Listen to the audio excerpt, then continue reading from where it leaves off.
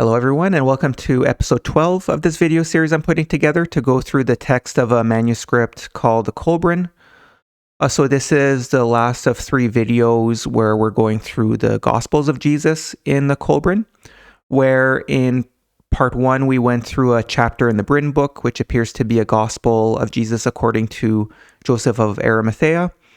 And we also started going through the Gospel of the Kailedy, where we read chapters 3 to 10. And then in the previous video, which was part 2, we read through chapters 11 to 19 of the Gospel of the Kailedy. And today we'll be finishing by reading the rest of the Kailedy, which is chapters 20 to 25. And it's in these chapters where we get to read, what exactly happened on the day of Jesus' crucifixion. So once we're finished reading through the Kailedy, we'll end the video with a little bit more discussion on, what exactly happened on that day and why it is that we today believe that he resurrected in body after death. So before reading through those chapters of the Kailedy, I just want to take a moment and talk about the song and those introduction passages that you saw at the beginning of this video, where, for those of you who've been watching these videos, I do like to start off with some music and some sample passages for you, the viewer, to read through. My intent is to help set the tone in terms of what it is we'll be covering today. So as you saw, and as I mentioned just before, we'll be covering some chapters that talk about what happened on the day of Jesus' crucifixion. So the song I chose is called Kakariko is Saved, where this version is from The Legend of Zelda Twilight Princess, which is a video game. So it included both the original as well as a remix by someone who goes by Retro Kid on his YouTube channel. So the reason why I chose this song is that Kakariko is the village in the Zelda games, where the image on the right here, this is from Ocarina of Time, which is one of my favorite games that I played when I was younger. And again, the reason why I chose it is that it does seem as though through the manuscript, like the text in the Kolbrin, it seems as though Jesus has returned to save us from dark times. And, so there's still quite a bit to go through in terms of discussing Jesus and things like that. But as we know, there's a little bit of a expectation or possible anticipation of Jesus somehow coming back. There's this idea of the second coming of Jesus, in particular due to books like the Book of Revelation in the Bible. And so what's quite interesting is that, as I've discussed in previous videos, especially in video 1, from the Book of Revelation, a lot of people are expecting Jesus to somehow magically return. But it seems as though what has happened is that Jesus knew that that his knowledge and wisdom was meant for future generations. So in the next video, in video 13, we'll be going through some chapters from the Brin book, from the Kolbrin, that describe how Joseph of Arimathea traveled to Britain and arrived there 3 years after Jesus was crucified, and he brought with him these manuscripts. And like I mentioned in the first video too, for those who may have watched it, that's the thing. It's not only are there these Gospels of Jesus that he brought, which in of itself, it's such a big treasure, where to have the most truthful recounting of what happened when Jesus was alive on earth 2,000 years ago. But that's the thing, the treasure or the Holy Grail that Joseph brought with him to Britain is, in addition to the Gospels of Jesus, there's also 3 books that are personal books from Jesus, where the Book of the Silver Bow, the Book of Lucius, and the Book of Wisdom, that's part of the 11 books with the Kolbrin. They really do appear to be personal books written by Jesus. So we'll be going through those in videos 15 and 16.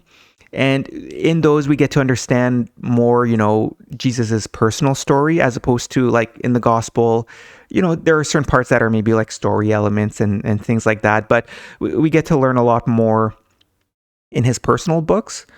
So like I said, we'll be going through those in later videos, but I did include a few passages here before we start reading through the last chapters of the Kailedy. So here's a passage from the Book of Lucius, where he says, "I fell and struggled upward. My feet hardened on the stony road of experience.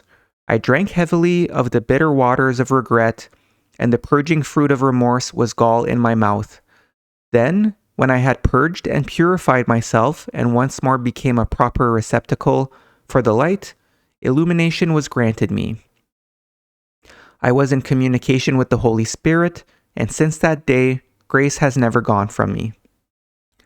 So one of the big things we get to learn about Jesus is that, unfortunately, and I do mean that when I say unfortunately, today and from what we read in the New Testament, there's this idea that Jesus was born, through through the virgin conception with Mary, and as though he's like the personal child from God.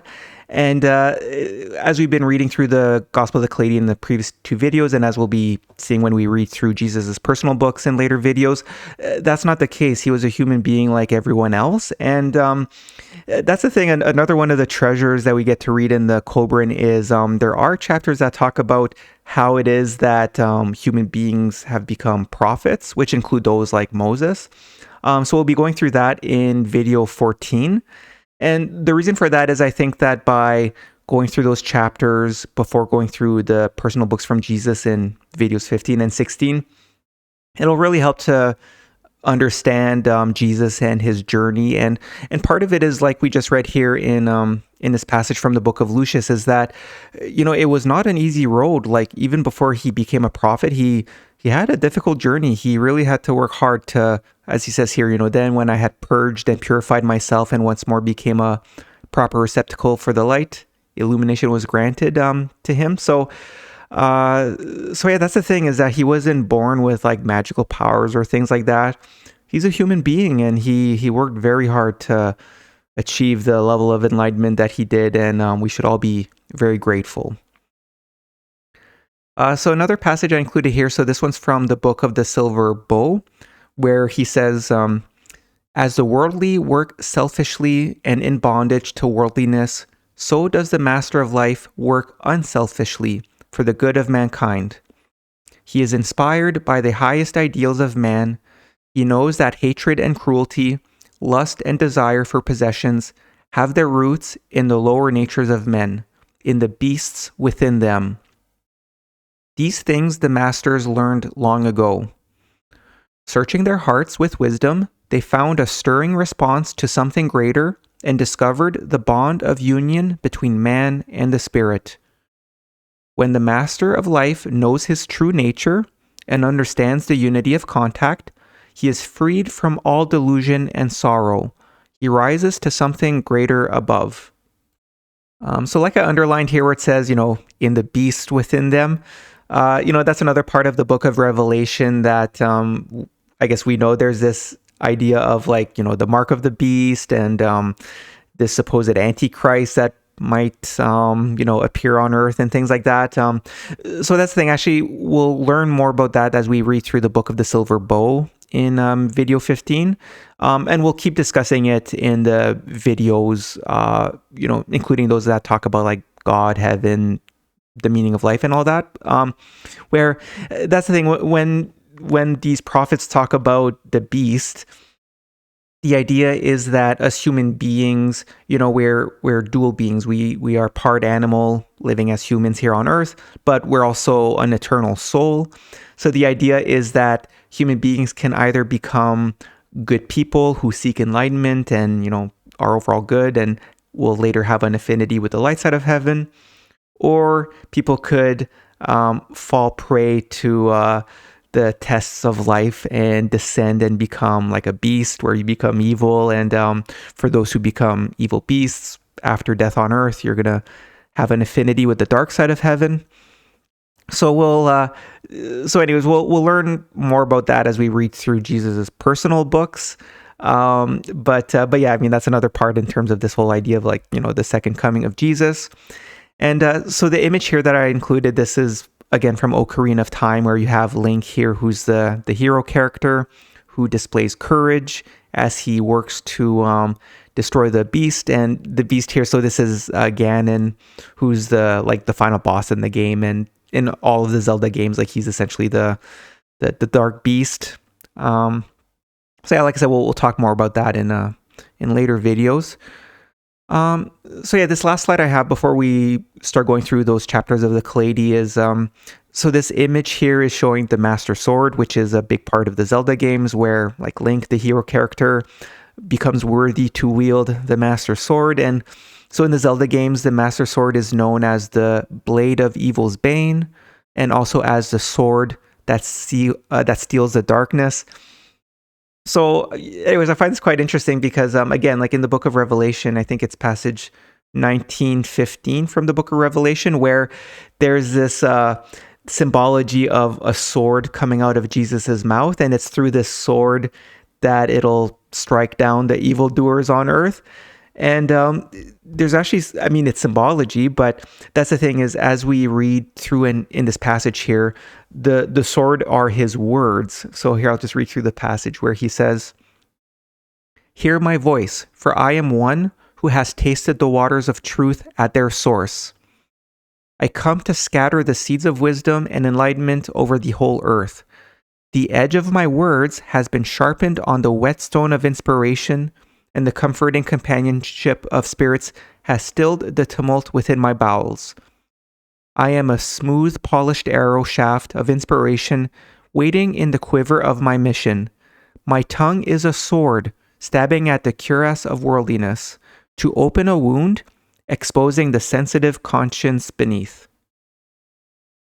So that's the thing. Like I said, that symbology of the sword coming out of his mouth, the sword is his words, and so we'll be discussing that in the videos where we go through these chapters of the Book of the Silver Bow. But yeah. So before we continue with the Kailedy, I just want to point out that like it's quite fascinating how this is a very practical way that this is manifesting, where somehow these secret books of Jesus remained hidden, where no one knew about it, and through a very strange way it appeared,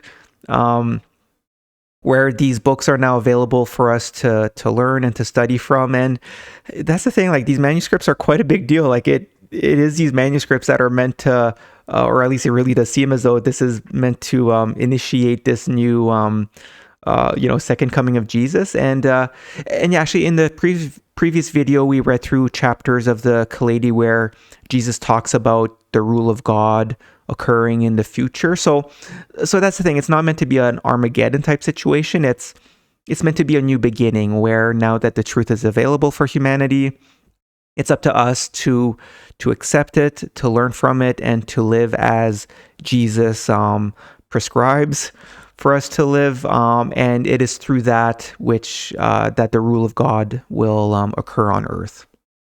So yeah, with that, we'll start reading through the Kailedy here. Okay, so we're going to start here with chapter 20 of the Kailedy. So this chapter begins with Jesus and his disciples traveling to another town.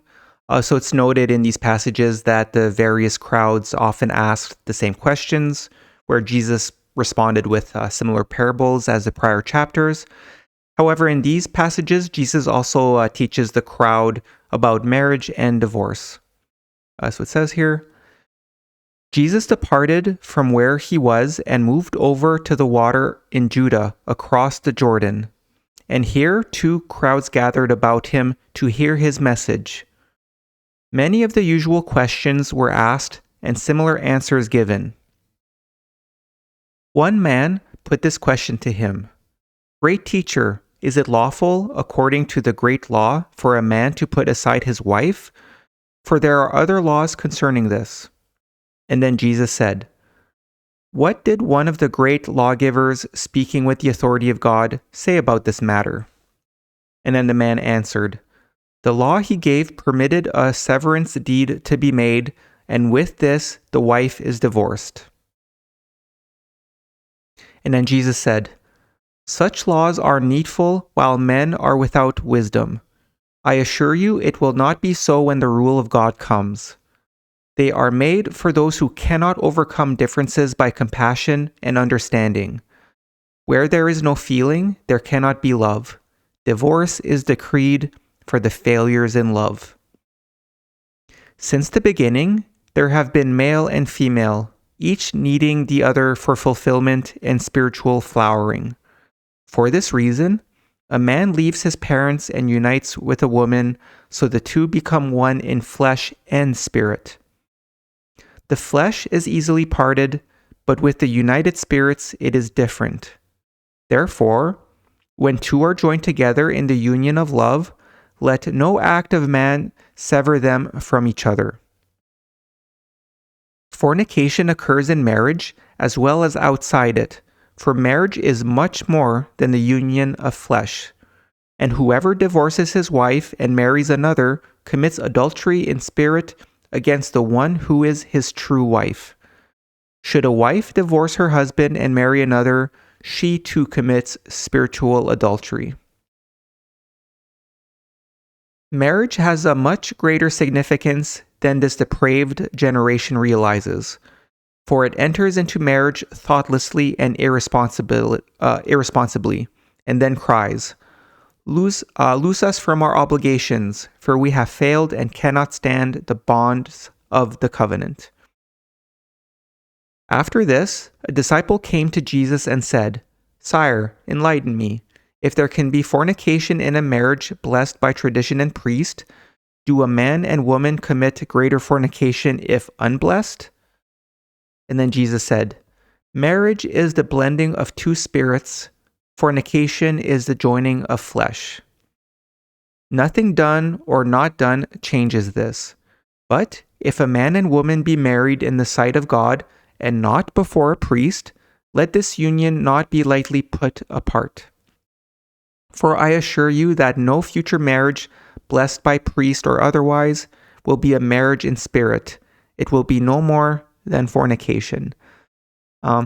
So I think we'll maybe discuss marriage later because there's there's a lot of considerations, including just kind of the truth of our spiritual nature and just heaven and things like that. So we'll probably talk in a later video. I might make a separate video to just talk about a little bit more about marriage and what Jesus teaches, but also just kind of the other wisdom from the other prophets in the Kolbrin. So because there's quite a bit, but ultimately, like I underlined here, where Jesus says, marriage is the blending of two spirits, fornication is the joining of flesh. So again, we have our, we're currently living in the material as human beings, but ultimately the goal is for two souls to form a union where it'll continue after death on earth, where it seems as though the two souls of a married couple can actually be united on the other side in the sphere of heaven.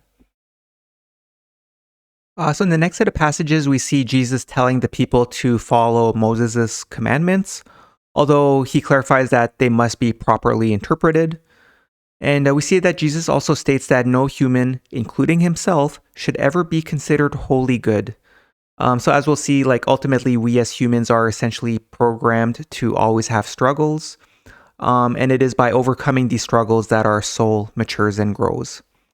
So it reads here, The following morning, Jesus and 5 disciples had not gone far along the road when a man came running after them, saying, Sire, what must I do to know the joys of immortality and glory? I know you teach goodness, but though I do my best, I find it difficult among so many pleasures. And then Jesus said, You have the commandments of Moses. Keep these faithfully as interpreted by the fullness of the law. But to these 2 more are now added, which shall be just as faithfully obeyed. Act towards others as you would have them act towards you, and love your neighbor as yourself. Again, there's quite a few passages in the Kailedy and also in the New Testament Gospels, where this is just one of the key lessons from Jesus is to, act towards others as you would have them act towards you, and love your neighbors as yourself. And by neighbor, it's not talking about just people in your immediate community.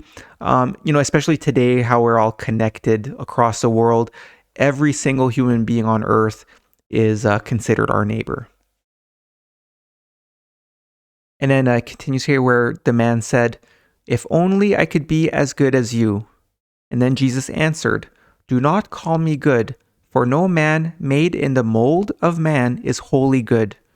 If I were not made in the same mold as man, I would not be subjected to his tests and trials, and, without overcoming these could not be wholly good either.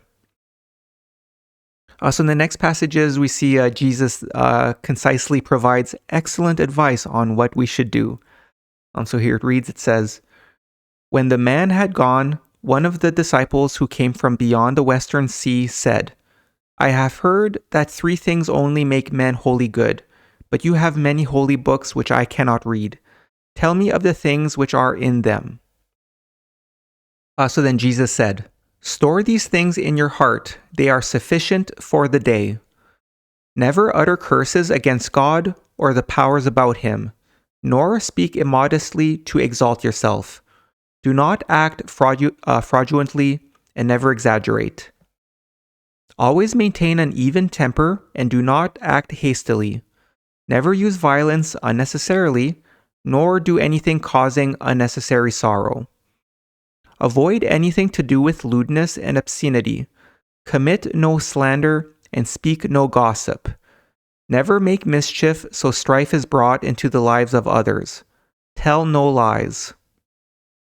Be humble without being servile, and be clean in all ways. Whatever you do to earn your bread, do to the best of your ability.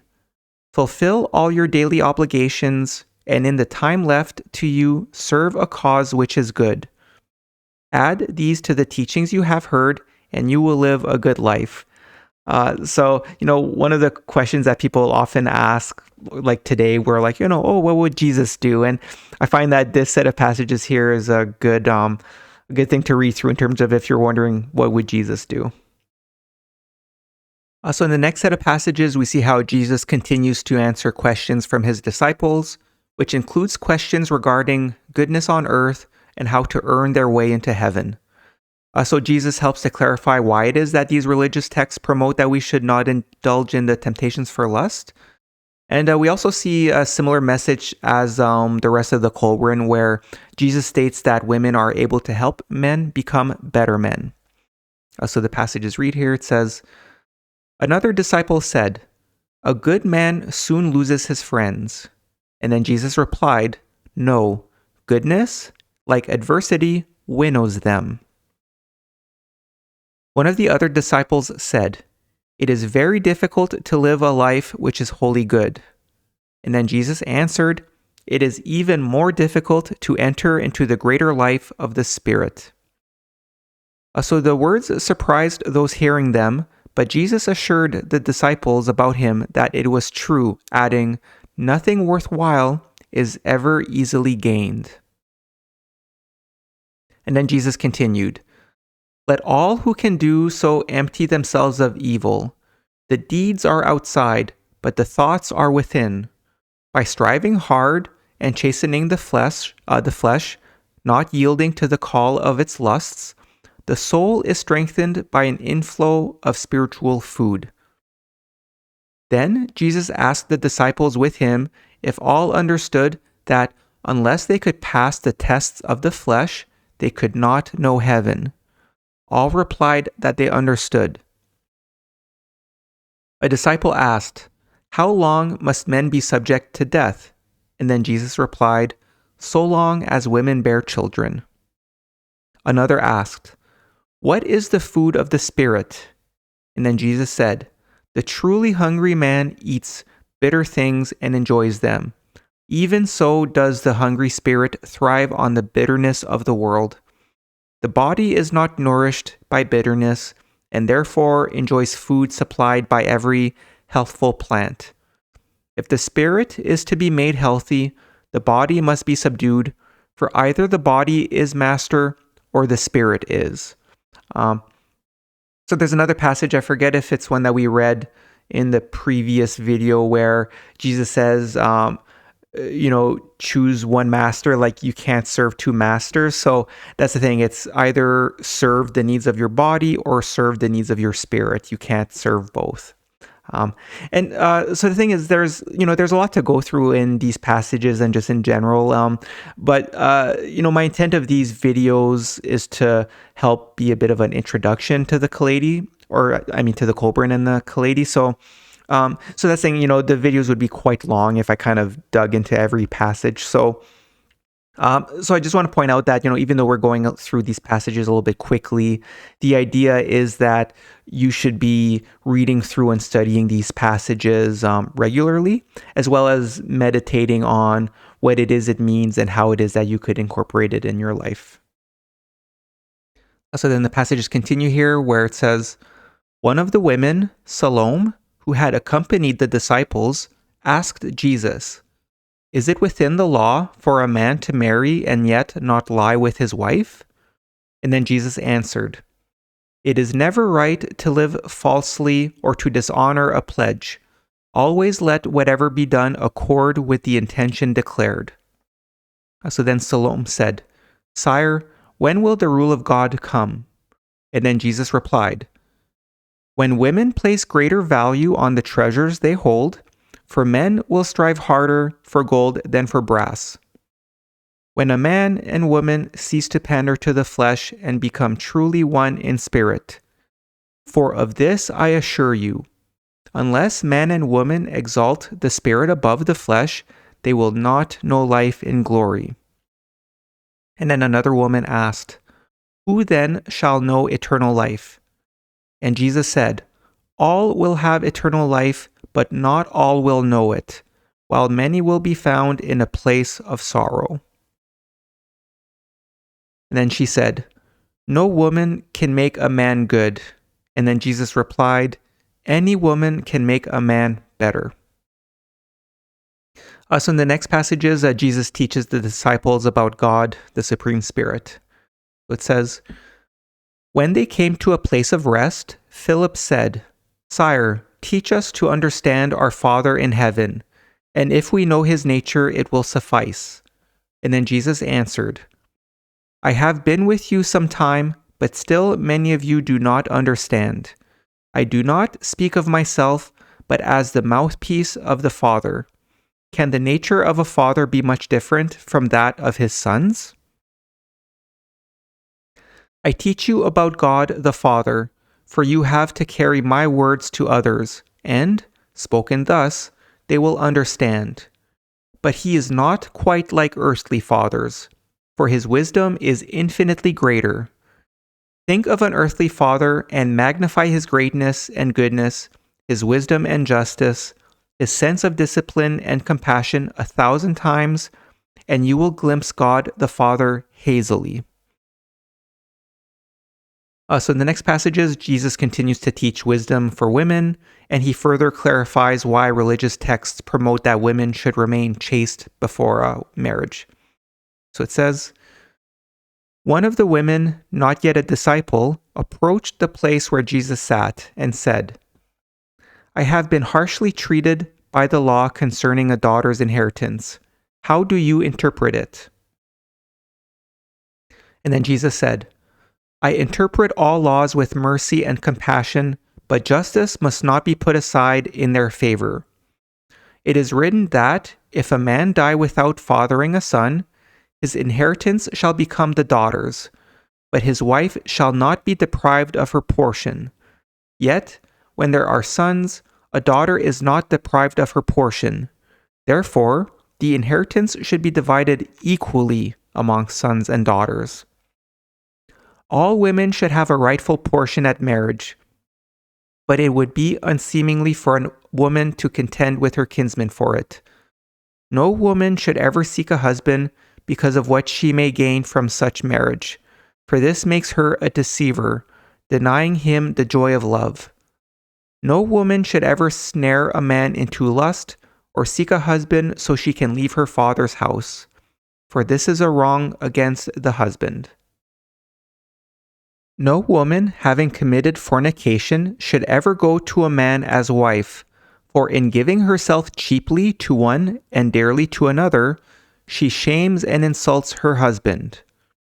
If she loved him, how could she say, give much for that which I freely bestowed on another?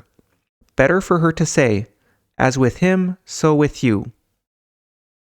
And then here's an analogy that Jesus gives where he says, a man built a house, taking care with the decorating and its furnishings. Then, going to a friend, he said, because of my affection for you, I will give this house to you as a gift. I know this is not usual, but I have so much affection for you that I willingly disregard the common custom of men." Later, he built another house and, taking the furnishings, which were no longer new from the first house, put them into the second. Going to another friend, he said, "I have a house which, because of my affection for you, I will sell at the usual price with a yearly rental for the furnishings." So that's the thing, and yeah, I think I'll maybe have a video later to discuss marriage in more detail. Because yeah, what's interesting is that one thing we really need to keep in mind is that society was quite different 2,000 years ago, where life was such that it was a lot easier for men to work and to labor to earn a living compared to women. In particular, because of just the nature of in ancient times where physical labor was absolutely required. So that's the thing, is that essentially in the analogy that Jesus is giving here regarding, why it is that a woman should remain chaste before marriage, I kind of like this analogy. It really helps to understand where, like it says, a man built a house and essentially decided to give it to someone who, he's saying, because of my affection for you, I give this house to you as a gift.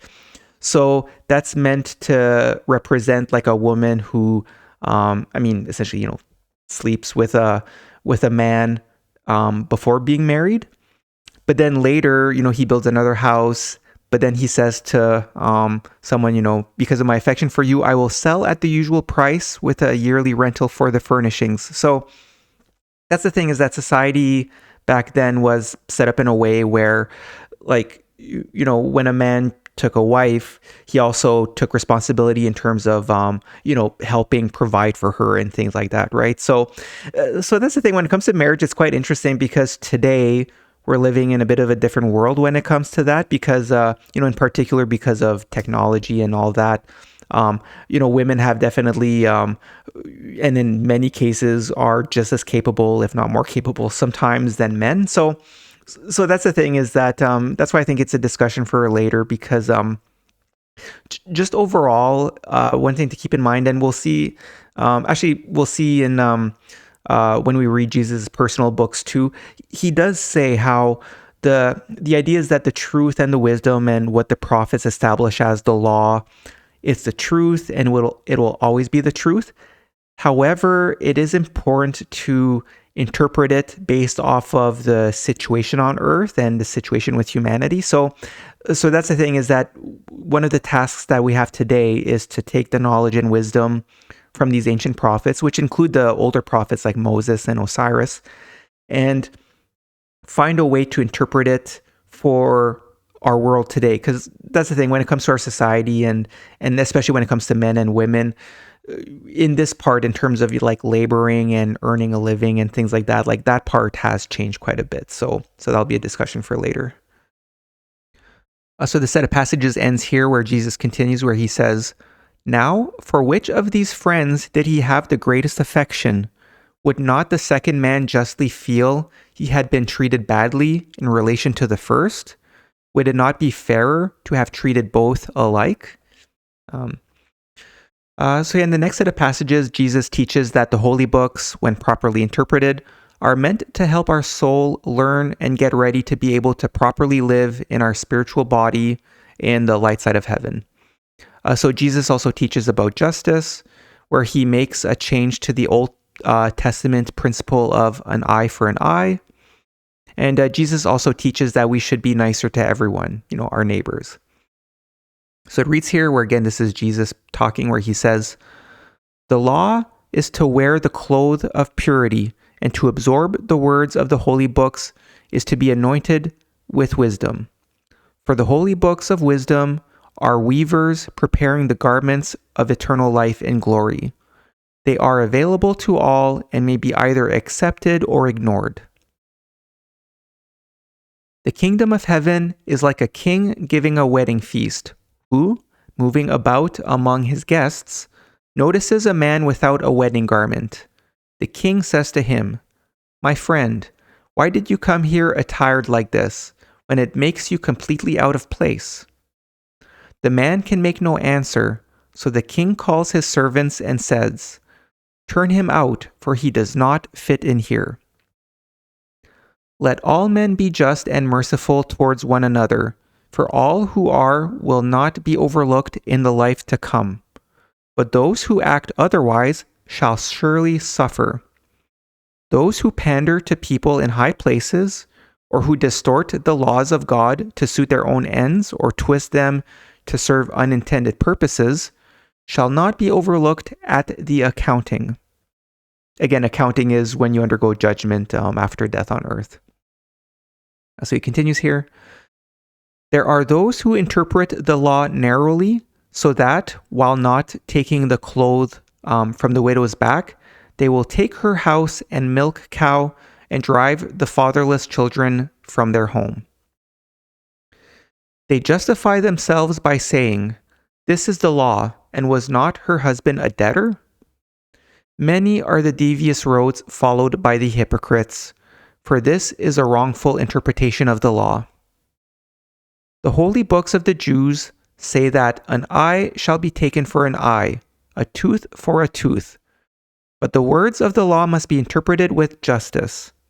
For if an eye be taken from he who put out another's, or a tooth from someone who has knocked out the tooth of another, is the loss made good in this manner?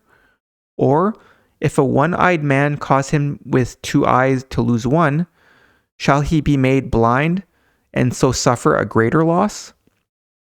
Or if a man with 2 eyes cause a man with 1 eye to be made blind, shall he lose both? Henceforth, let the loss be made good in silver or through labor, for now the law of revenge shall be overruled by the law of retribution. All laws shall now be administered under the rule of recompense. All these things I give you, that they may be established and added to the law, so that henceforth they be used in judgments among the just. I come to open the blind eyes of ignorance, to rescue the captives confined in dungeons of delusion, and to free men from the shackles of the flesh. I come to quicken the dead in spirit, to heal the wounds of worldly ones, and to comfort the despairing. So essentially here, like Jesus is saying that, it's kind of like an expression we have today where an eye for an eye and the whole world goes blind. It's just, that's the thing. I guess this is just a bit of a relic of, we've talked in previous videos where we talked about the laws of Moses and including those from Osiris and Amos in previous videos. And this is an example where you have to keep in mind the situation of humanity at the time where, especially when we went through the laws of Amos and the laws of Hosea in a previous video, the punishments were quite harsh. But at the same time, you had to understand that when Osiris established those laws and Amos, this was back in the Stone Age when humanity, there was actually some humans who acted as barbarians, right? So you always have to keep that in mind. So that's the thing, is that during Jesus's time, it was such that it's like, well, okay, that's quite cruel, right? Like if someone causes someone to lose an eye, that's the thing. It's, some of Moses's laws were maybe set in a way to really scare the people in the same way as the older laws. But we today can completely understand that, what good does that do, right? I'll just go to the previous page. So here where Jesus says, is the loss made good in this manner? And the truth is no, it's just cruel, right? So essentially what Jesus is saying, that if ever someone causes someone to get injured, to lose an eye or lose a finger or things like that, the idea is that you're meant to help recompense them, to mitigate against the loss that they have, right? So yeah, that's something for us to consider today. So actually I kind of wrote out a bit of an example here in terms of how we should learn how to take the essence of Jesus's wisdom here and apply it to today. So one thing kind of I wrote out here that we need to consider is how to interpret the ancient wisdom in our current society. So one example I like to use is that let's say if someone's given a fine of like $1,000, for someone who's poor, a fine of $1,000 will cause them significant harm in terms of, them not affording the bare necessities in today's society due to the fine, while a $1,000 fine for the wealthy is essentially but a drop in the bucket, where it does not prevent them from continuing to live in luxury. And so it would be hypocritical to say that both the poor and the wealthy should be treated the same when it comes to fines for breaking the law. And we also need to ensure that the justice system provides a similar level of fairness to the poor as the rich, since the rich seem to have advantages with being able to afford capable legal teams. And consideration should also be given to the fact that the poor often suffer from things like trauma and mental health issues for various reasons. And that's the thing, like society's goal should be to help them. And so we should not just carelessly send people to prison to get them, out of our backyard. So that's the thing. I think that there's a lot for us to learn today, in particularly when it comes to the wealthy, because the way that our justice system is set up today, it is absolutely hypocritical. I mean, that's not to say like we have a lot of good laws in terms of like don't do bad things and things like that. But the way that the wealthy people today, or those who are powerful, like politicians and things like that, is just well, and that's the thing, one thing to keep in mind is that there will always be a proper accounting after death on earth, right? So that's the thing. If someone who's poor does something bad and they get punished either by going to prison or even a fine that causes them harm, then the accounting is being done on earth, right? They're paying for their wrongs here on earth. So because of that, even though someone who's poor who pays $1,000 fine, then they're not necessarily going to get punished to the full degree after death on earth. Meanwhile, someone who's wealthy, even if they pay that $1,000 fine, that $1,000 fine, like I said, it's but a drop in the bucket. So it doesn't absolve them in any way. So they're going to suffer worse on the other side. So that's the thing. A lot of wealthy people today might be happy with the system, but it's like, no, it's actually for their own detriment. Like for all the wealthy people who avoid actual punishments and things like that, it's like, you don't want to do that. There will always be an accounting on the other side. So if you don't provide your recompense, or if you don't undergo some sort of punishment while here on earth, that's just going to bite you in the butt, like they say on the other side. So that's the thing. It's that the wealthy today might think that it's like, oh, this is good because the justice system serves them well. But it's like, yeah, by worldly standards, but by spiritual standards, they're actually like shooting themselves in the foot. It's like, because they're going to have to make recompense for that on the other side. And you don't want that, because that's how you end up in the dark side of heaven. So anyways, just a bit of an aside there. Okay, so chapter 20 ends with some passages that state that some of Herod's men were searching for Jesus. And we'll read how Jesus then went into the forest to teach his disciples some of the more hidden and secretive knowledge. It says, about this time, some of the Perusium who inclined towards Jesus came to warn him that certain men of Herod sought to do him harm, advising him to leave. And then Jesus said, if anyone intends to report my whereabouts to Herod, let him do so, but I will not leave until the third day, when my work here will be complete.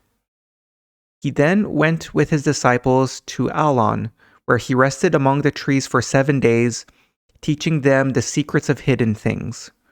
On the seventh day, men of Kadesh came out of Judah, and Jesus said, beware of these, for they betrayed their own fathers and pollute whatever is clean. Then Jesus and those with him departed. So I underlined both the third day and the 7 days here is because we'll be talking about it in video 14, where we go through the chapters that talk about what's known as the twice-born ritual, which is how those like Jesus and Moses became prophets. And that's the thing, like here, I'm not sure if this third day and 7 day, if it's meant like, if those are like factual or not, because we'll be going through in video 14 that like in the stories that we read about like Osiris and the previous videos, as well as Moses, there's a lot of references to 3 days and 7 days. And part of that is that the 3 days and 7 days is, there's some symbolism in terms of how it applies to the twice-born ritual. So, okay, so now we're going to read through chapter 21 of the Kailedy. So this chapter begins with Jesus making arrangements for his journey to Jerusalem. So along the way, he and his disciples are asked to give money to a collector of taxes.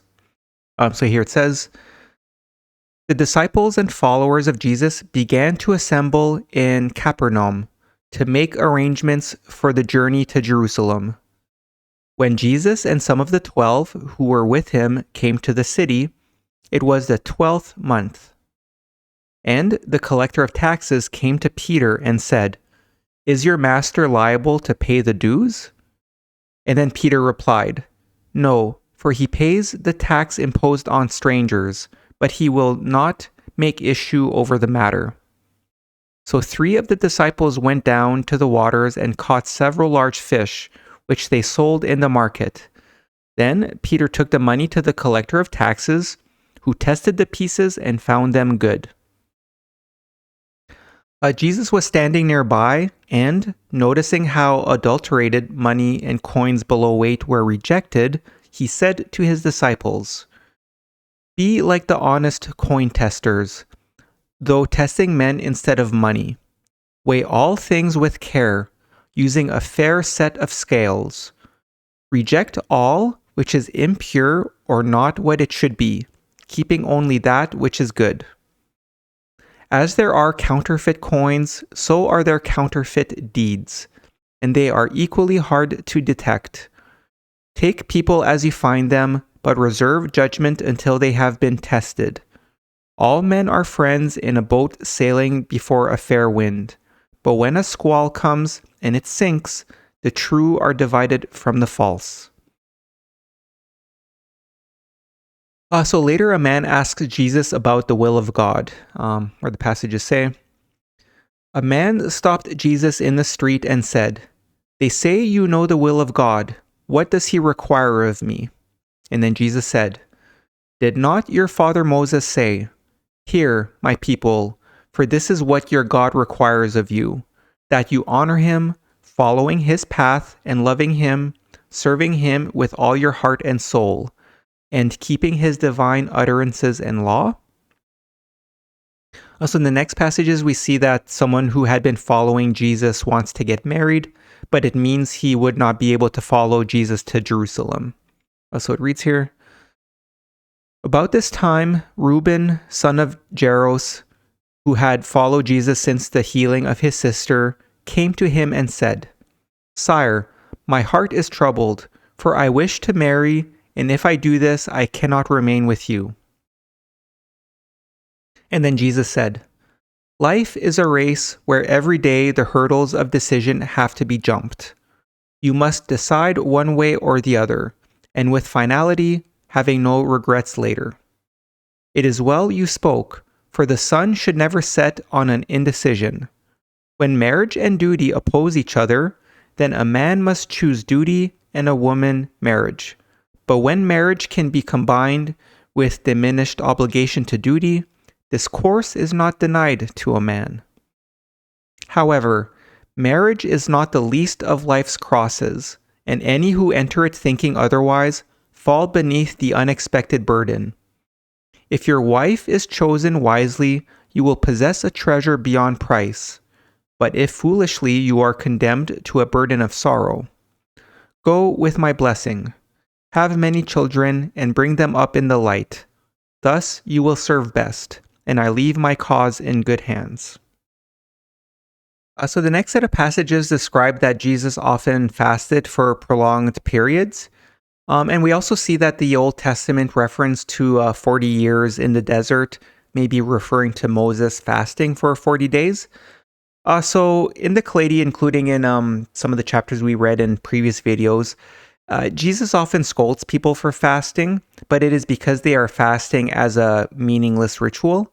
However, it does seem as though fasting the right way and for the right reasons could be quite beneficial in terms of connecting with the Holy Spirit.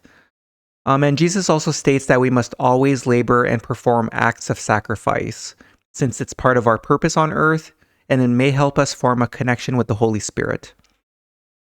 So the passages read here. Jesus said to some disciples later in the day, "In the holy books it is written, 'Bearer of good tidings, go into the mountains and lift up your voice with power, crying through all Judah and Jerusalem, hail your God and your deliverer.'" Jesus and his followers took a boat and came to the outlet of the waters, where the others stayed 7 days while Jesus fasted. After he returned, the disciples said, "Sire, we are concerned, for you spend too much time in solitude and fast too long. Surely this will harm you." And then Jesus replied, "When fasting is properly undertaken, it can do nothing except good. Also, the body is like a pitcher which, containing water, must be emptied before it will hold wine. So it is with the Holy Spirit. Did not Moses fast for 40 days, during which time the Holy Spirit flowed into him, so his face shone before the people like a great light? Such is the nature of the power, and because of its brightness, he had to veil it. Likewise with Elijah, who fasted 40 days. Do you think those two suffered harm, or did they benefit through a strengthening of the Spirit? This you must always remember. When the corn is ripe for cutting, the harvesters come and it is gathered in. But though it die, many ears have ripened on the stalk, and from these will spring other plants. You are the ripening grain.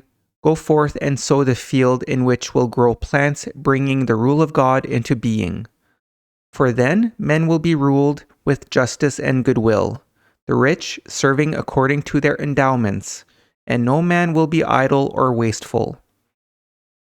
Now, the wickedness of men is like a canopy over a garden, shutting out the fertilizing rain, so it cannot nourish the plants beneath. Therefore, they wither away. If the canopy remains, the ground becomes bare and barren.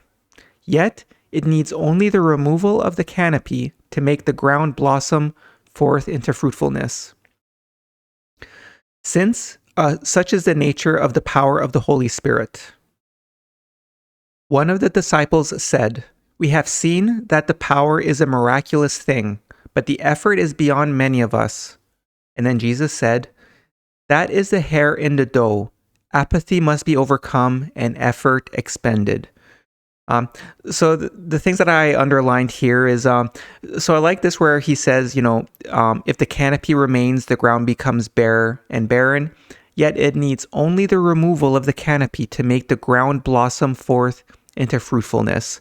So there's talking like spiritually, and that's the thing is that, as Jesus said in other passages of the Kailedy, and as we'll especially read in his personal books, he talks about how humanity is living in a dark night of ignorance, where there's a canopy preventing us from receiving the light, from heaven and the Holy Spirit. So that's the thing is that, for us today, it's quite simple in a way where essentially like to establish the rule of God on earth, it really is, there's more to it, but like it really is just like removing the veil, removing the darkness, and letting the light shine. But at the same time, like it's one thing for the light to shine, which is like the light provided by Jesus in his words and in his wisdom and things like that.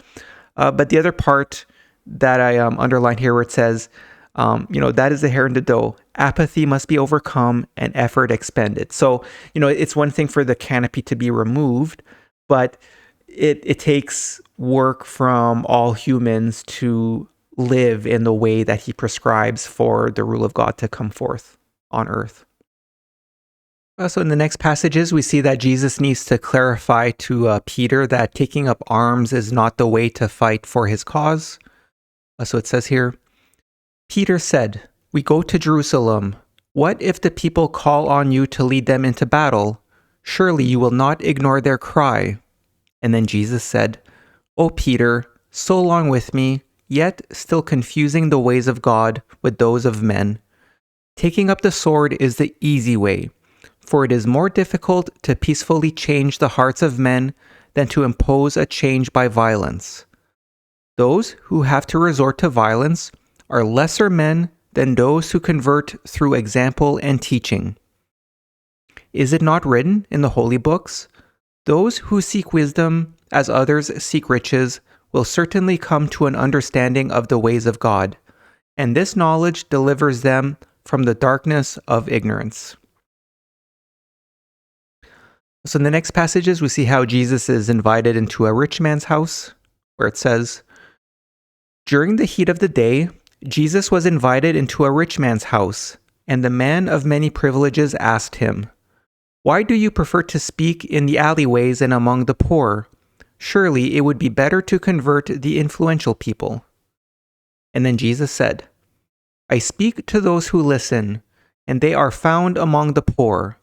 The rich are so busy acquiring worldly wealth and chasing fleeting pleasures that they have no time for important things. They are fattening geese, waddling through lush pastures, simply eating and sleeping in content, unconcerned for the coming day when they themselves will be consumed.' And then the rich man said, 'Where is the kingdom of heaven, and how do I get there?' And then Jesus said, 'The road starts within yourself, but to find it you must abide by the law as written in the books of wisdom. For knowledge of the law provides a true and clear picture of yourself. Just as a mirror reflects back a true image, so does the law when studied diligently. Let this be your guiding light. Take no thought for tomorrow, whether it bring good or bring evil. The cares of the day are sufficient, and the law will sustain you.' And then the man said, 'Would it not be more profitable if you showed how to extend our days?' And then Jesus said, 'What benefit would a longer life bestow? For the tyrants, it would mean more time to oppress the weak. For the evildoers, it would mean more time to indulge their wickedness, while the hypocrites would spawn more sorrow. The money seekers would have more time for exploitation, and the indolent more time to rest. A longer life could only add to the misery of the world. Life, as it is, suffices for those who wish to use it profitably. If men cannot find the road to righteousness during the time they have, then they never will.'" So in the next passages, we see Jesus and his disciples begin their journey to Jerusalem. And we see that Jesus is going to Jerusalem with a purpose, and he believes that he will need to undergo an ordeal for the sake of humankind. So the passages say, "After this, Jesus and the disciples set out for Jerusalem, passing through the borders of Judah and over the Jordan by way of Perea. Jesus led the way with 6 of the 12, but as they proceeded, many of those who followed became afraid and held back. Noticing what was happening, Jesus called all the 12 to him and said, 'We will soon be arriving in Jerusalem, and there I must undergo the ordeal I am taking upon myself for the sake of mankind. I am the sacrifice to their apathy, but I depend upon you to play your parts, spreading the message of hope and the coming rule of God among men. For now I come as promised. Surely the people will no longer doubt.' Then the brothers James and John requested a favor of Jesus, saying, 'Permit us to sit one on either side of you when you reach the state of glory.' And then Jesus said, 'You do not understand what you ask or the consequences. You cannot drink from my cup of sorrow or undergo my ordeal. I must carry my cross alone, for there is none with whom I can share the burden of my heart.' When they insisted that they would be ready for anything, Jesus said to them, 'If you remain steadfast in the cause, you will drink from the same cup and undergo much suffering. But whether you share my future state is something over which I have no control. Not all are drawn into the same companionship.'" So next are passages that might be the event described in Luke 19, 1-10, which is known as Zacchaeus the tax collector. Although Zacchaeus is named Micah in these passages, and he's not a tax collector.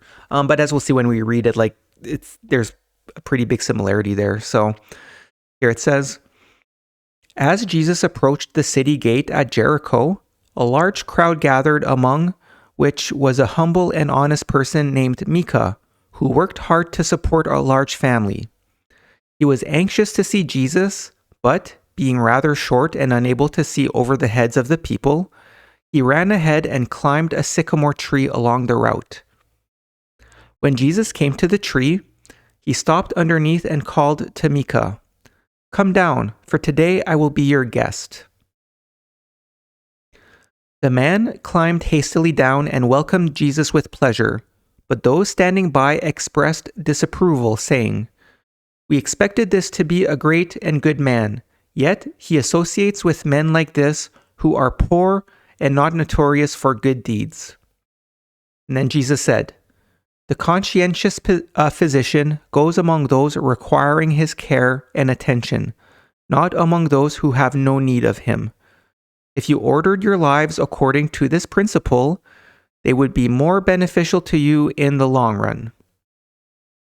So next we see that as Jesus continues his journey to Jerusalem, he heals a blind man, where it says, "After resting in the city during the heat of the day, Jesus left Jericho with his disciples, followed by many people. Outside the gate of departure, a blind beggar sat in the dust by the roadside. And hearing the name Jesus on the tongues of the people, he cried out as Jesus went by, 'Son of David, have pity on me.' Many of the people, hearing this, tried to silence him, but the beggar would not stop and continued shouting and oft repeating the words, 'Son of David.' Though he had passed, Jesus stopped and sent a disciple back to bring the beggar to him. When they came back, the disciple leading the beggar, Jesus said to the one who had been shouting out, 'What do you expect of me to do for you?' And then the beggar replied, 'Great healer, if you would only help me to see again, I would be happy.' So then Jesus said, 'Unfruitful happiness cannot be made an end in life, but your affliction has served its purpose.'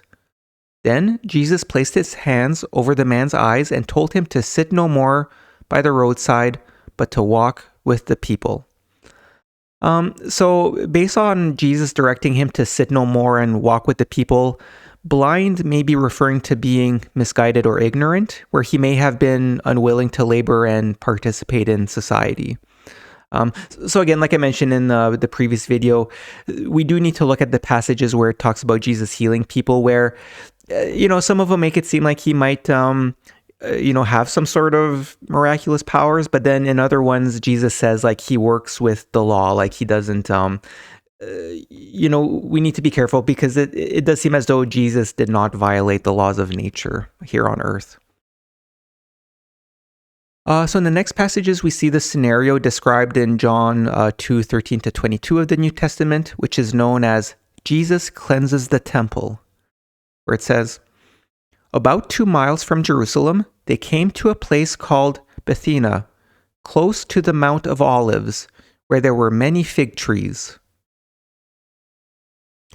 Calling 2 of his disciples to him, Jesus said, 'Go into the village just ahead, and there, at the first house, you will see a man standing by his doorway with a pitcher beside him. Go and ask him for a drink of water, and say, "The Master comes." He will then give you a colt which is tethered nearby, and 2 men will ask you who it is for, and you must answer, "It is for Jesus." When the colt was brought to Jesus, some cloaks were laid over its back, and Jesus mounted. Then some men, having gone before the people, strewed the road with flowers and brushwood. And many shouted, "The chosen one comes! Hail to he who represents God! Hail to the day that witnesses the one who will rule in the name of our father David!" And then many others cried, "Behold the deliverer! while other people shouted, "Come and see the vindicated king." So essentially here, well, I guess a few things. So one thing to keep in mind, and we'll discuss it more at the end of the video when we talk about what actually happened on the day of Jesus' crucifixion. Keep in mind here that here Jesus is telling two of his disciples to, go to a certain village, to a house, and say, "The master comes." And for those of you who've watched the videos about Moses, they make a reference to Moses as the master. And it seems like there's a bit of a tradition where for the great prophets, or if one was like the leader of the secret society of saints or the sons of fire, that they would sometimes refer to them as the master. So this is a bit of a hint that like the disciples may not have been privy to the secretive information, and that maybe this person who was in the house in the village was part of the secret society, or at least maybe knew a little bit more, because that's the thing. It'll become more apparent as we keep going, but I just want to highlight this is one of those clues where it's like, oh, maybe the 12 disciples or apostles weren't part of the secret society. And it continues here saying, "Among the crowd were some who said, 'This is not a fighting man mounted on a war horse, but a humble man on a female colt.' Many mocked, while some said, 'It is only a sorcerer on a mare.' That was the manner in which Jesus came to Jerusalem. But night being close, he sought shelter at a house just outside the city. The following day, Jesus went to the great temple of the Jews and, going around it, came to the part where a fire was always maintained for the burnt offerings, and payment was made for its use. Here was the place where the father of John had been slain. Outside this was a hall where money was changed for those going in, the Perusium not permitting this to be done within the courtyard. Seeing some men carrying vessels, Jesus said to them, 'Surely you know it is written that the temple shall not be made a thoroughfare.' They turned on him, saying, 'Where have you been, and who are you to rebuke us?' Whereupon there was an outbreak of fighting between those with Jesus and others. Jesus also overturned the tables of the money changers, saying, 'You are just as bad, for you turned the house of God into a marketplace.' When the temple guards came to restore order, they said to Jesus, 'We should kill you for this.' And then Jesus replied, 'Destroy this temple, and in 3 days it will rise again.' They, not understanding, answered, 'The temple has stood for long and took 46 years to build. If you say it could be built in 3 days, you are a fool.' And then it ends here by saying, 'They did not know Jesus referred to a temple not made by hands.'" This is like also one of those kind of more well-known parts of the New Testament where, Jesus goes in the temples and flips the tables and things like that on the, the money lenders and things like that. So based off of those passages, raising a temple in 3 days seems to be referring to being reborn after performing the 3-day twice-born ritual. Because as we'll go through the chapters talking about the twice-born ritual in video 14, like it's a very definitive thing where it's a 3-day process where they, for the ritual where they become a prophet. Because here, I'll just go back here, because here it says, they did not know Jesus referred to a temple not made by hands.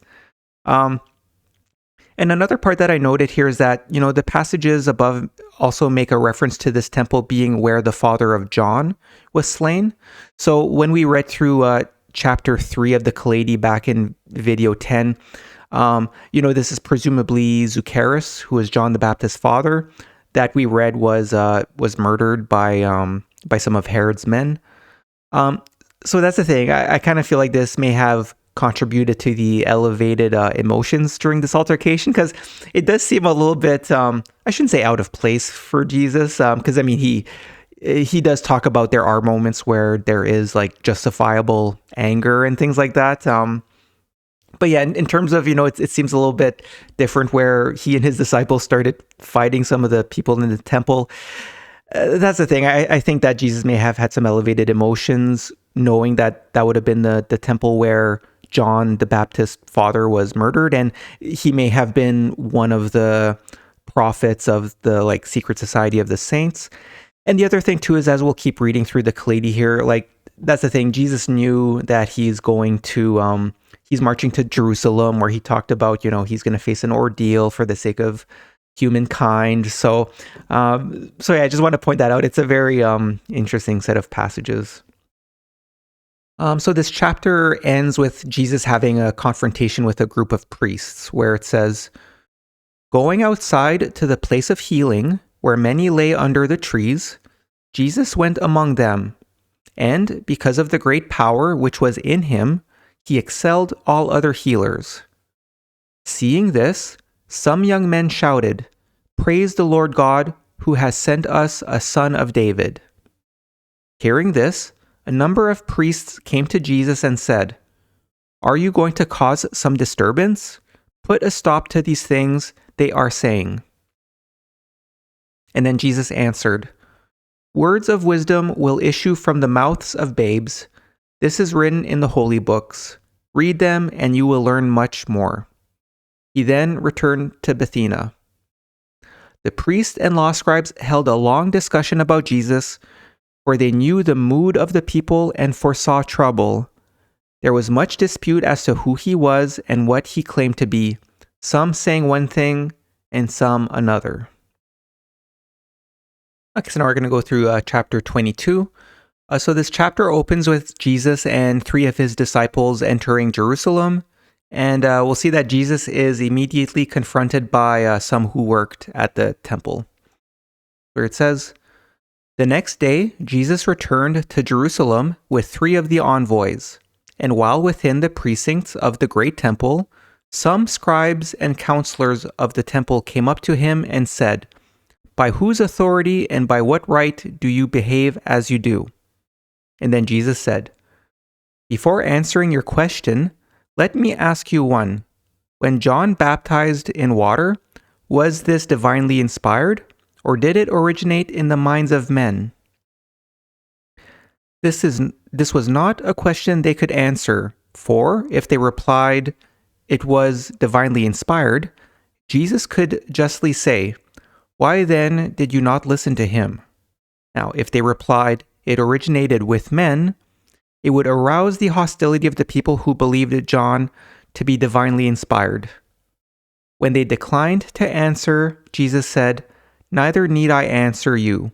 So I find this quite interesting, where it's one of those confrontations with Jesus and people from the temple, but it's interesting that it includes a bit of a description in terms of like how Jesus set them in a bit of a trap, where it's like by asking him this question, they really couldn't give a proper answer because of the circumstances and the interpretation of the holy books and things like that. So,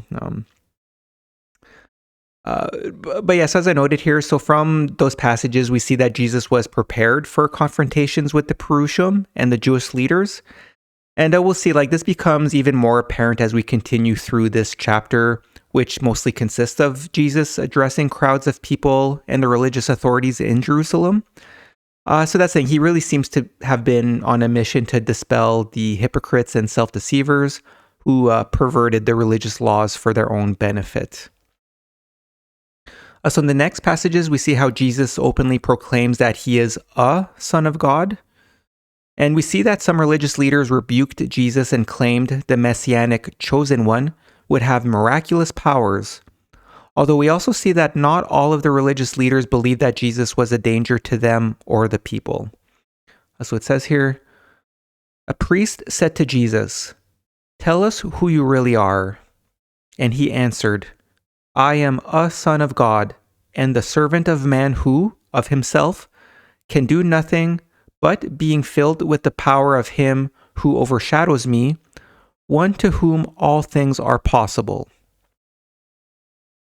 And then the priest said, 'The Son of God is not unknown to us, and the servant of man will not come as you have done, though we cannot understand this name. Some of the people say you are the chosen one who will deliver us and reign over us, but he will come with manifest power.' And then Jesus said, "This is a night of ignorance, and I come declaring the way of light. Whoever believes in me does not serve me, but serves with me. He is my brother in the cause of God. He who sees me sees the reflection of he who inspires me. I am the light of the world. If anyone hears my words, but chooses to ignore them, I am not his judge, for I am not come to judge men, but to guide them. The light will not be with you for long, so hasten to it, lest you be left in darkness." And then the priests said among themselves, "Perhaps he is harmless." So one thing to keep in mind as we keep reading through these passages is, that's the thing, today one of the, and I'll say, like, one of the mistakes of the Catholic Church and Christians and things like that is believing that, like, Jesus is God. Because especially when we read Jesus's personal books and when we discuss in videos 20 to 22 about, like, we go through the chapters about God, heaven, our souls, and the meaning of life and all that.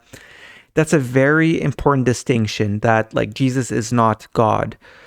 At the same time, I don't want to be too critical of the Catholic Church, because as we see through these passages, Jesus did kind of thread the needle, as you can say, where, as we'll see, and this is why I want to point it out, to keep in mind as we keep going through these last few chapters of the Gospel of the Kailedy, is that Jesus was kind of walking a bit of a fine line where, we'll see, like, he understood that he, like we can see, the people of the time, including the priests and all that, they were anticipating some sort of, like, chosen one or some sort of messianic person. So Jesus understood that and kind of took advantage of that. So it's just something to keep in mind. But at the same time, when you really read through these passages, you see that Jesus is very careful in his wording, where, like, here where it says the priest said, "The Son of God is not unknown to us." But then if I go to the previous page here, Jesus answered, "I am a Son of God." He's not saying he's the Son of God, he's a Son of God. And ultimately, Jesus' message is that, he advises for all of us to become true sons of God in terms of following the ways of God and being good humans and things like that. So just something to keep in mind when you really look through the wording. Like, you got to pay attention to those sorts of details. And the other thing too is, Jesus is talking about how, like, he's filled with the power of God, like, being filled with the power of him who overshadows me. That's the thing. Again, we'll go through the details in the later videos where, like, there's a difference between God, there's a difference between the Holy Spirit, and then humans. So that's the thing, is that, as we saw in previous passages in the Kailedy, and we'll also see this in the personal books of Jesus, it's true that he's containing within himself the powers of the Holy Spirit. So that's the thing, like, Jesus isn't lying or anything like that when he's saying that he's a reflection in the words he's proclaiming. Like, he's saying it with some level of authority. But that's the thing, right? He did have the authority because he did become a genuine prophet. And not only did he become a genuine prophet, he became possibly the greatest prophet that ever was, in terms of, I mean, each prophet has an important role during their generation and things like that. But where Jesus really shines is he became, like, I don't think anyone saw the truth of our existence and things like that as clearly as Jesus. So again, I guess, I just wanted to say that, like, keep in mind as we keep reading these sorts of distinctions. Because, like I said, Jesus does walk a bit of a fine line between, saying that he's the Messiah, but choosing his words wisely, kind of thing. So in the next passages, we see how Jesus enters a courtyard and recites a parable, which is similar to the Gospel of Thomas 65, where it says, "Going into the courtyard where many people were gathered, Jesus stood in a corner and spoke to any who would listen. And it was here he told this parable. A man planted a vineyard, equipping it with all things necessary for winemaking. Then he leased it and left to live elsewhere. After the vintage season, the owner sent a servant to the tenants to collect the rent, but they laid hands on him and, after beating him up, sent him on his way empty-handed. The owner sent another, who was treated even worse, while the third man was killed. When no one else would go, the owner decided to send his eldest son, reasoning that the tenants would respect his authority. However, when the eldest son came, the tenants decided that if he were dead, no one else would dare to come. So they killed him and threw the body into a pit. Now, do you think the tenants' reasoning was sound?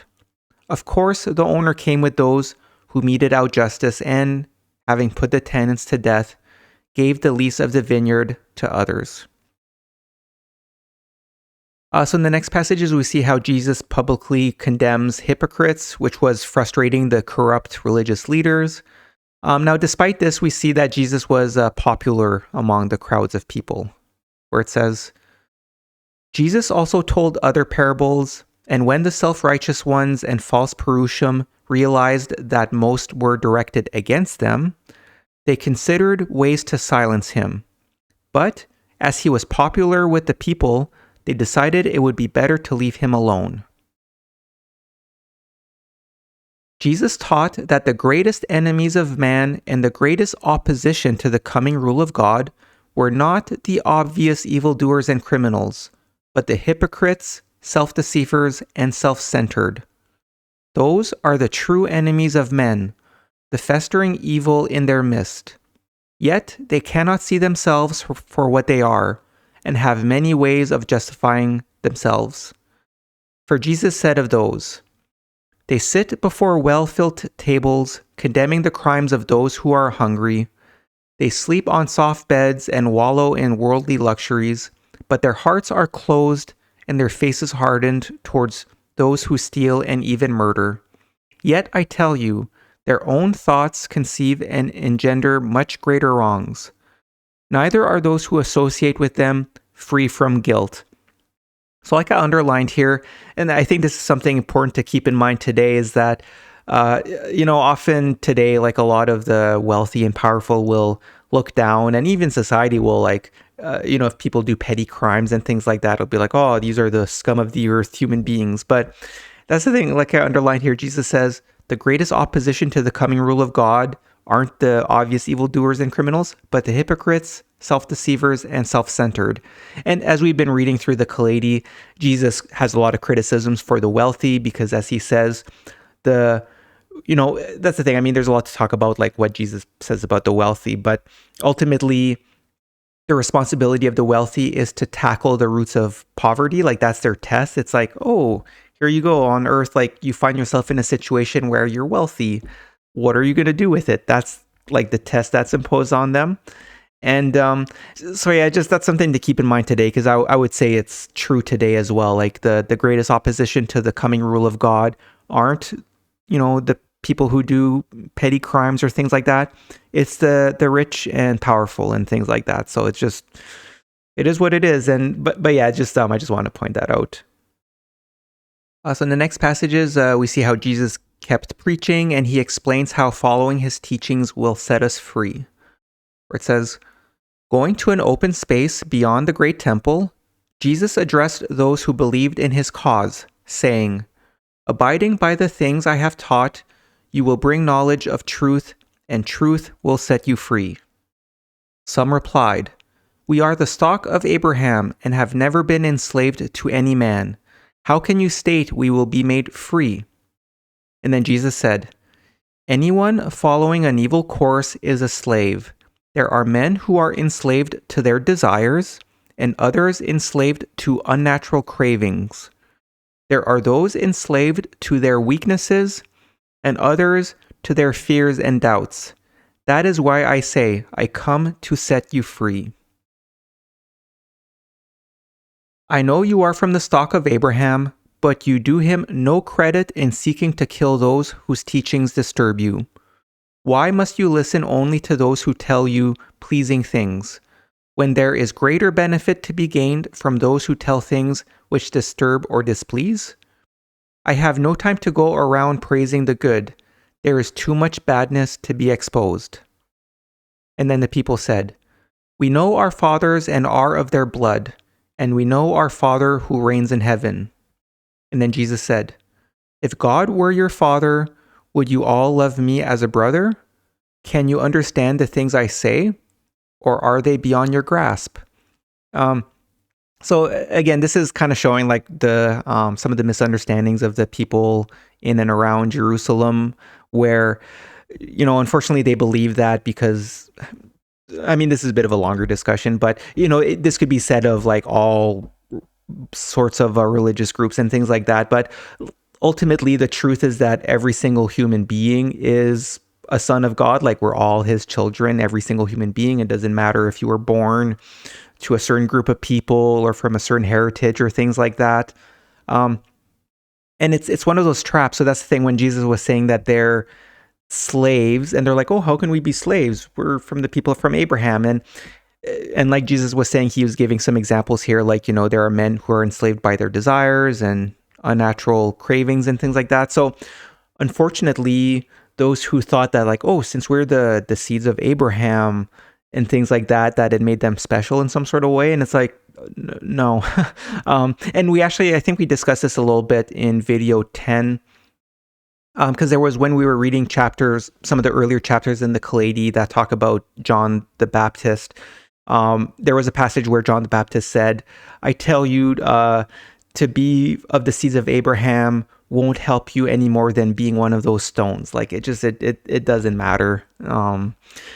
Again, so it's just one of those things that I think is going to be one of those big lessons for today as well. Again, so like in this case, this is when Jesus was in Jerusalem 2,000 years ago. The same could be said, I think, of people in Jerusalem today. But at the same time, the same can be said about all sorts of religious groups, including Christians and even Hindu people and things like that. So in the next set of passages, we see Jesus teach what is meant from the "render under Caesar" passage from the New Testament. And Jesus also teaches a lesson regarding how married couples will only be united in spirit if they form a spiritual connection. So it says, "Not all the Perusium were opposed to Jesus, only a few allying themselves with the Herodians because of him. One of the latter came to Jesus trying to trap him by asking, 'Sire, your sincerity is established and your impartiality known. Help us, for this is the time of taxing. Shall the temple tax be paid to God or to Caesar?' And then Jesus said, 'Show me the coins you use to pay the tax.' And one was given to him. Jesus held it up and asked, 'Whose likeness and inscription appears on the coin?' And they said, 'It is Caesar's.' So then Jesus said, 'Do not give to God the things which are rightly Caesar's, nor to Caesar the things which are rightly God's.'" The next question was asked by one who believed in bodily renewal after death, and he said, "Master of the law, Moses handed down laws to govern our lives, and one states that when a man dies, his brother should marry his wife, providing she is without child. Now, if there are 7 brothers, the first marries and dies, and so his brother marries the widow, she being childless. The same happens down through all 7. So, when the last dies, she is still left childless until she too dies. Now, when all rise to life, at the resurrection, which one can be rightfully claim the woman as wife, when she has been legally married to all 7? So essentially here, someone's creating a bit of a hypothetical scenario, saying like, okay, someone's got like 7 brothers, and following the laws of Moses at the time, it seemed like, if the wife of someone died, like if the man died and the woman was without child, then the brother of the man should marry her, kind of thing. And I think that's in part just to, I think the intent behind laws like that was established by Moses is, again, like the concern was to make sure that the women were taken care of, because at the time they couldn't really work for a living in the way that men could. But anyways, the man here created a bit of a hypothetical scenario where it's like, okay, let's say there were 7 brothers and the woman ended up marrying all 7 of them. and was without child, saying like, okay, so in heaven, who will be like, which of the 7 brothers will the woman be with? So then Jesus responds here by saying, by believing in bodily renewal, you start with a false premise and have no understanding of the nature of the spirit. Where death is overcome, marriage does not confirm or conform to earthly laws, which are made to mitigate the weaknesses of men. Tell me, with which one did the woman's spirit blend? And with which was there only a union of flesh? So again, in part here where he says, with which one did the woman's spirit blend? So the idea is that everything in the sphere of heaven is drawn by affinity. So that's the thing. It's all about who had a spiritual connection, as opposed to being together just for like practical reasons on earth or for fornication or lust or things like that. So the next set of passages, Jesus refers to himself as a shepherd trying to protect his flock, where it says, Jesus went and rested among the columns of Solomon, and, while there, some people came and asked why he did not declare himself and reveal he was the chosen one and God's anointed, the promised one from the stock of David. And then Jesus said, my works and words declare me and establish my title. Those who heed my message enter the proper fold, and a good shepherd protects his flock, seeing none goes astray or is taken by wolves. Though these are my first care, I seek to bring all men into the fold best suited for them. And I am prepared to die, if thereby I can bring men into the fold, leading to the fields of everlasting life. The deeds whereby men save their lives on earth may cost them a life in glory, but whoever lays down his life in the cause of God shall surely know eternal life. I come to sow strife among men, so that they may be roused from the sleep of apathy. I come to strengthen the poor, so they may take heart and throw off the yoke imposed by the privileged. So here there's a bit of an interesting statement by Jesus where he says, again, he's like a shepherd. He's here to help guide like all human beings. And where he says, I am prepared to die if thereby I can bring men into the fold, leading to the fields of everlasting life. So again, that's a bit of a hint again that, as we'll see as we keep reading through these last chapters of the Kailedy, where Jesus did have a bit of a plan as he, marched to Jerusalem. So in the next passages, we see how Jesus continues by condemning the wealthy, warning them that those who do not live according to his teachings will be escorted to the dark side of heaven after death. It is then noted that the priest did not appreciate Jesus condemning the wealthy, since the temple depended on rich patrons. And we'll also see that Jesus makes it clear that he teaches things of a spiritual nature and not that of materialistic or worldly matters. So here it says, and again, this is from Jesus, where he says, this is my message for the wealthy. Enjoy your ill-gotten goods, console yourselves with comfort, and buy the fickle goodwill of men. Make merry while you may, close your eyes to the harshness of reality. For the day will surely come when your body weakens, the pleasures pall, and you glimpse the dark doorway ahead. Be certain that the only welcome you will get on the other side is from spirits of darkness who will escort you to a proper place in their dismal abode. So here that's thing we'll see in video 15 when we read through the book of the silver bow, where Jesus has, there's quite a few passages where Jesus has a similar message to this. So it continues here where it says, because of his condemnation of the rich who misused their wealth, and nearly all of them did, the priests were angry with Jesus, for they depended on rich patrons. They said, who are you to revile your betters when you are no more than a loud-tongued beggar? And then Jesus said, is it not written in the holy books, disregard outward appearances, for these may conceal either treasure or garbage. Only God knows what really lies within. The body is only the outer covering shed at death. What matters is the likeness of the spirit it clothes. So then one of the priests said, You claim to save through baptism, a cleansing by fire and water. But while these are both great purifiers, how can they deliver man from sin?" And then Jesus said, "Water and fire are purifiers of earthly things. But I tell you that unless men be cleansed in the waters of contrition and tested in the fires of adversity, they cannot enter the kingdom of heaven." So then the priest said, "Where then is the kingdom of heaven?" And then Jesus answered, "Beyond earth lie the dominions of spirit, and therein are the kingdom of heaven and the principality of evil, places of light and glory, and of darkness and despair." Then another priest said, "Tell us about the spirit." And Jesus said, "A vintner asking for wine. Does mine so much excel yours?" And then he continued, "Men understand the things wherein they place their hearts. If it be in worldliness, they know worldly things. But if it be in spirituality, they know things of the Spirit.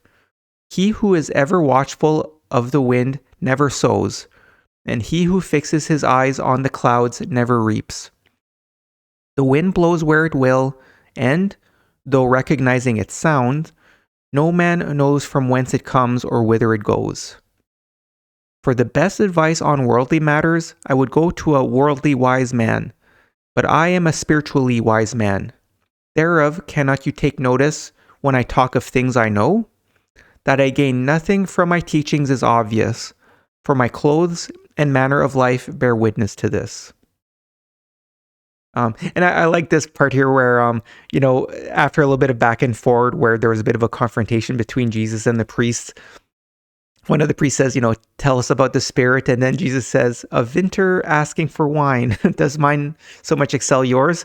I think he was maybe a little bit surprised that one of the priests were like, "Oh, okay, well, tell us more about this kingdom of heaven." So in the next passages, we see how a seemingly noble rich man who stood by asked Jesus questions regarding earning wealth. And then we see how Jesus explains that God and his creation add or contribute to the fruits of our labor. And so any surplus above our modest needs should be used to help the underprivileged. It says, "Nearby, a rich man stood listening, and now he said, 'Have you never bought a tree for silver and, having worked it, sold the product of your hands for gold? If a man has seed, should he let it rot? Is it not better to plant the seed so it yields an increase? And is not the sower entitled to this?' And then Jesus said, 'The laborer is worthy of his hire, and he who sows is entitled to reap the increase. But remember, the sown seed does not grow through human effort alone. It requires rain and sun, and the soil must give up its goodness. These things come from God as gifts to man. Why, then, should man deny God's participation? God says, 'As my share is above my needs, give it to my little ones.' And should not the sower do the same?" So here, and I think this is a very important lesson for us today as well, is, essentially here Jesus is saying that, while it's true that people deserve to reap the fruits of their labor, the thing is that in the case here, in the analogy he's giving, where it's like, okay, well, if you plant seeds, and even though you're laboring to make sure that you get the crop and you're able to then sell it and things like that, God does part of the work as well, right? Like, there's the rain, the sun, and there's things happening in the soil that help things grow. So essentially what Jesus is saying and that's the thing here, Jesus is saying, like, this is what God says: "As my share is above my needs, give it to my little ones." So that's the thing. The reason why I want to bring this up and kind of highlight it is that, one of the big mess that we've created today, especially in a capitalist society, I think, is that, if someone discovers a new technology or things like that, all of a sudden this company is like, oh, they're able to patent it and make millions, or if anything, billions of dollars. And for whatever reason, they think, oh, well, I came up with this, I deserve all the wealth that comes from it. But the thing is, like everything, all the technology, everything in life has been conceived by God. And actually, in video 19, we'll be going through the chapters that talk about creation, like of the universe and of heaven and things like that. So it's just like everything that exists has been conceived by God. So it is absolutely hypocritical to say that, like, oh, someone discovered this and they get to patent it. It's like, well, it's true that they might be the first human who discovered it, but that's totally not fair to say, oh, because this human being or this company discovered it, they get to reap all the rewards from it. It's like, no, like you're entitled to your fair share, take your fair share. But again, the consistent message when it comes to wealth is that, keep enough for your modest needs and pass the rest to help the poor, right? Where this is where he says, give it to my little ones and things like that. So anyways, I mean, this is a bit of a longer discussion. I think I'll talk more about it in video 24 when I go through after we go through most of the chapters in the Kolbrin, it'll be like, okay, what does it all mean for us today? And this is an important one where, like I said, everything's been conceived by God. So there's just a lot of people take too much advantage of things that just exist, and they're like, oh, I deserve everything from it. And no, you're not meant to become incredibly wealthy because of things like that. Like, it just take your fair share and acknowledge that the reason why these things exist, or there's certain technologies possible and things like that, like, it's God conceived those, like you didn't. God did part of it. So yeah. So then the passages continue here, where again, this is still Jesus talking, where he says, therefore I say, he who fails to support the underprivileged in obedience to God's wishes defrauds God of his rightful due for what he has done. For cannot even an earthly partner decree what shall be done with the profit from this participation? I assure you, no man has ever yet made a profit wholly through his own efforts, and fraud perpetrated on the divine partner will not be overlooked.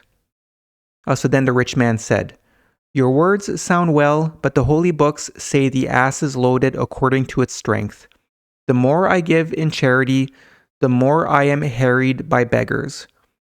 Even if I gave all I have, it would fail to satisfy.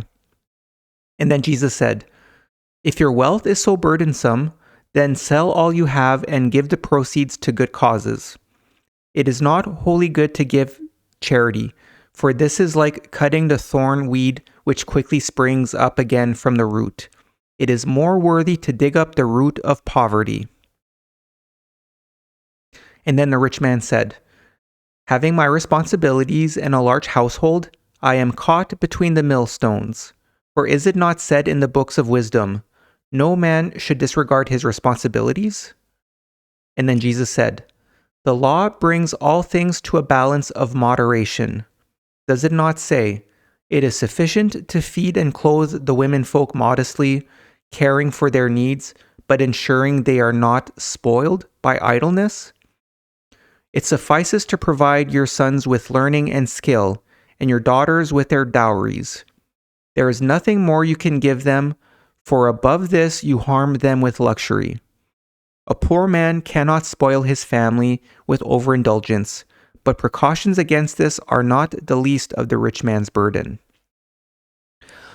So Jesus' reference about how it is not good enough to give to charity and that the wealthy must tackle the roots of poverty is similar to another passage in the Kolbrin, where it's passage in the book of Gleanings from chapter 15, passage 5. And actually, so this passage here, it's, I think that chapter 15 of the book of Gleanings, I would argue, is the most important chapter in all of the Kolbrin. It's called The Voice of God, where we'll be going through it in video 20.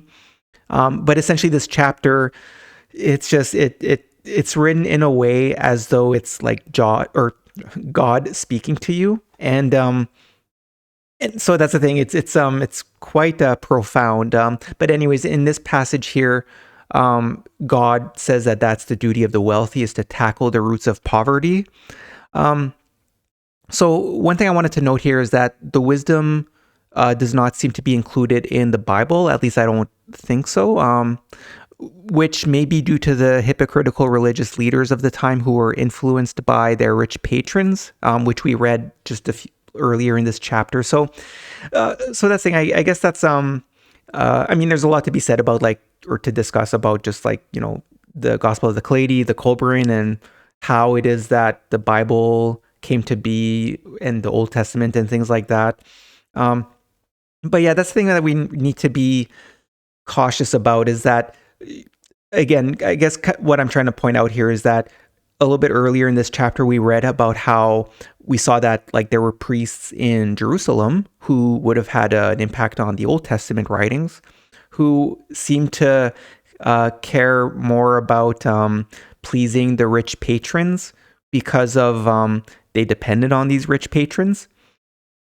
So since this particular part of the wisdom where it talks about it's the duty of the wealthy to tackle the roots of poverty, if ever that part's not really explicitly explained in the Bible, then to me that's an example of how that might be the sort of detail that got lost in the writings over the years because the rich patrons would not like that kind of wisdom, right? So it's just one of those things we need to be careful, and it's unfortunate, but that's the thing. It's unfortunately a lot of people today, be it Christians with the New Testament or the Jewish people with the Old Testament or the Torah, and or the Hindu with their own scriptures, just all religions. I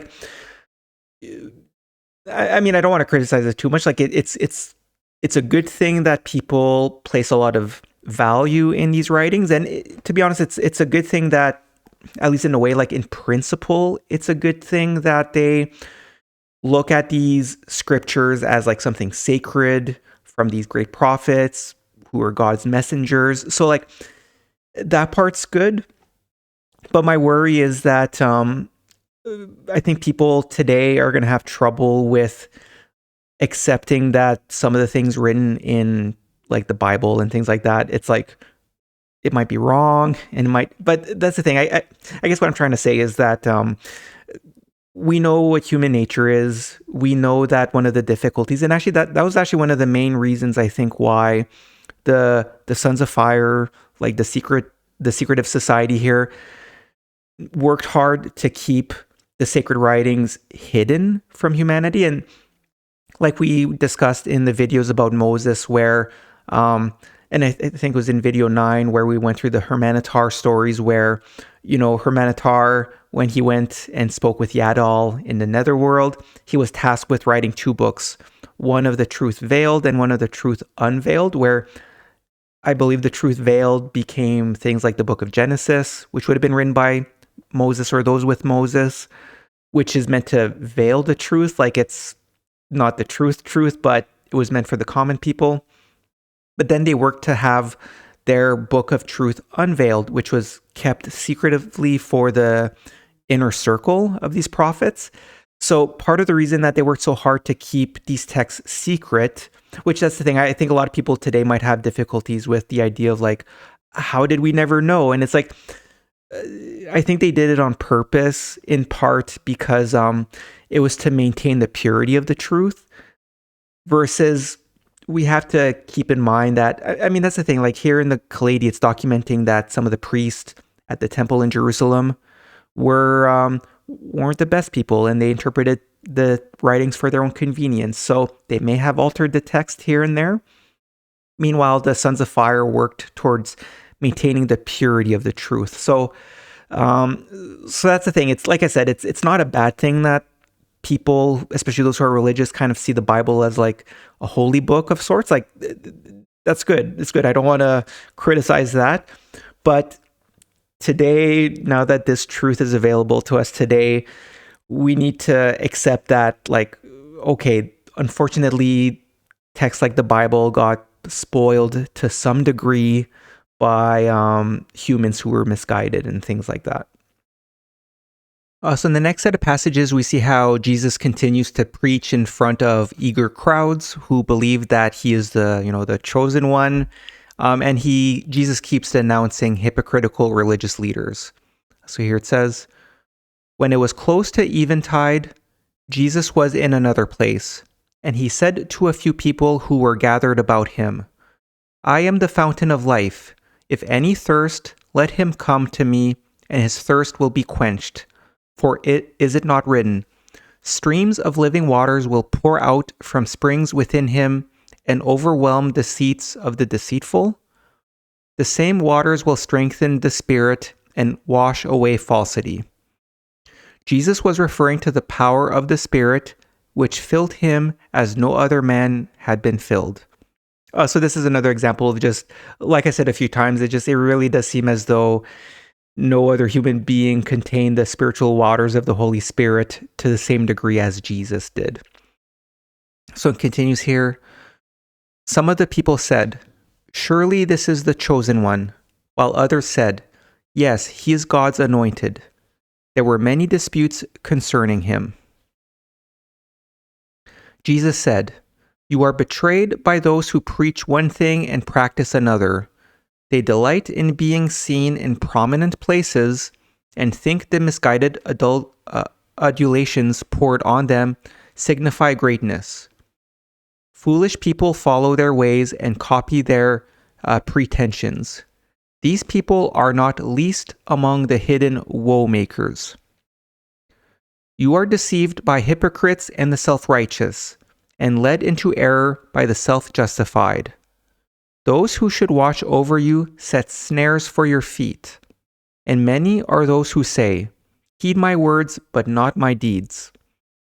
Those who set themselves up over the people or who attain positions of authority freely eat the fruits of success, but avoid the responsibility of setting an example of goodness. I tell you, cast these people out.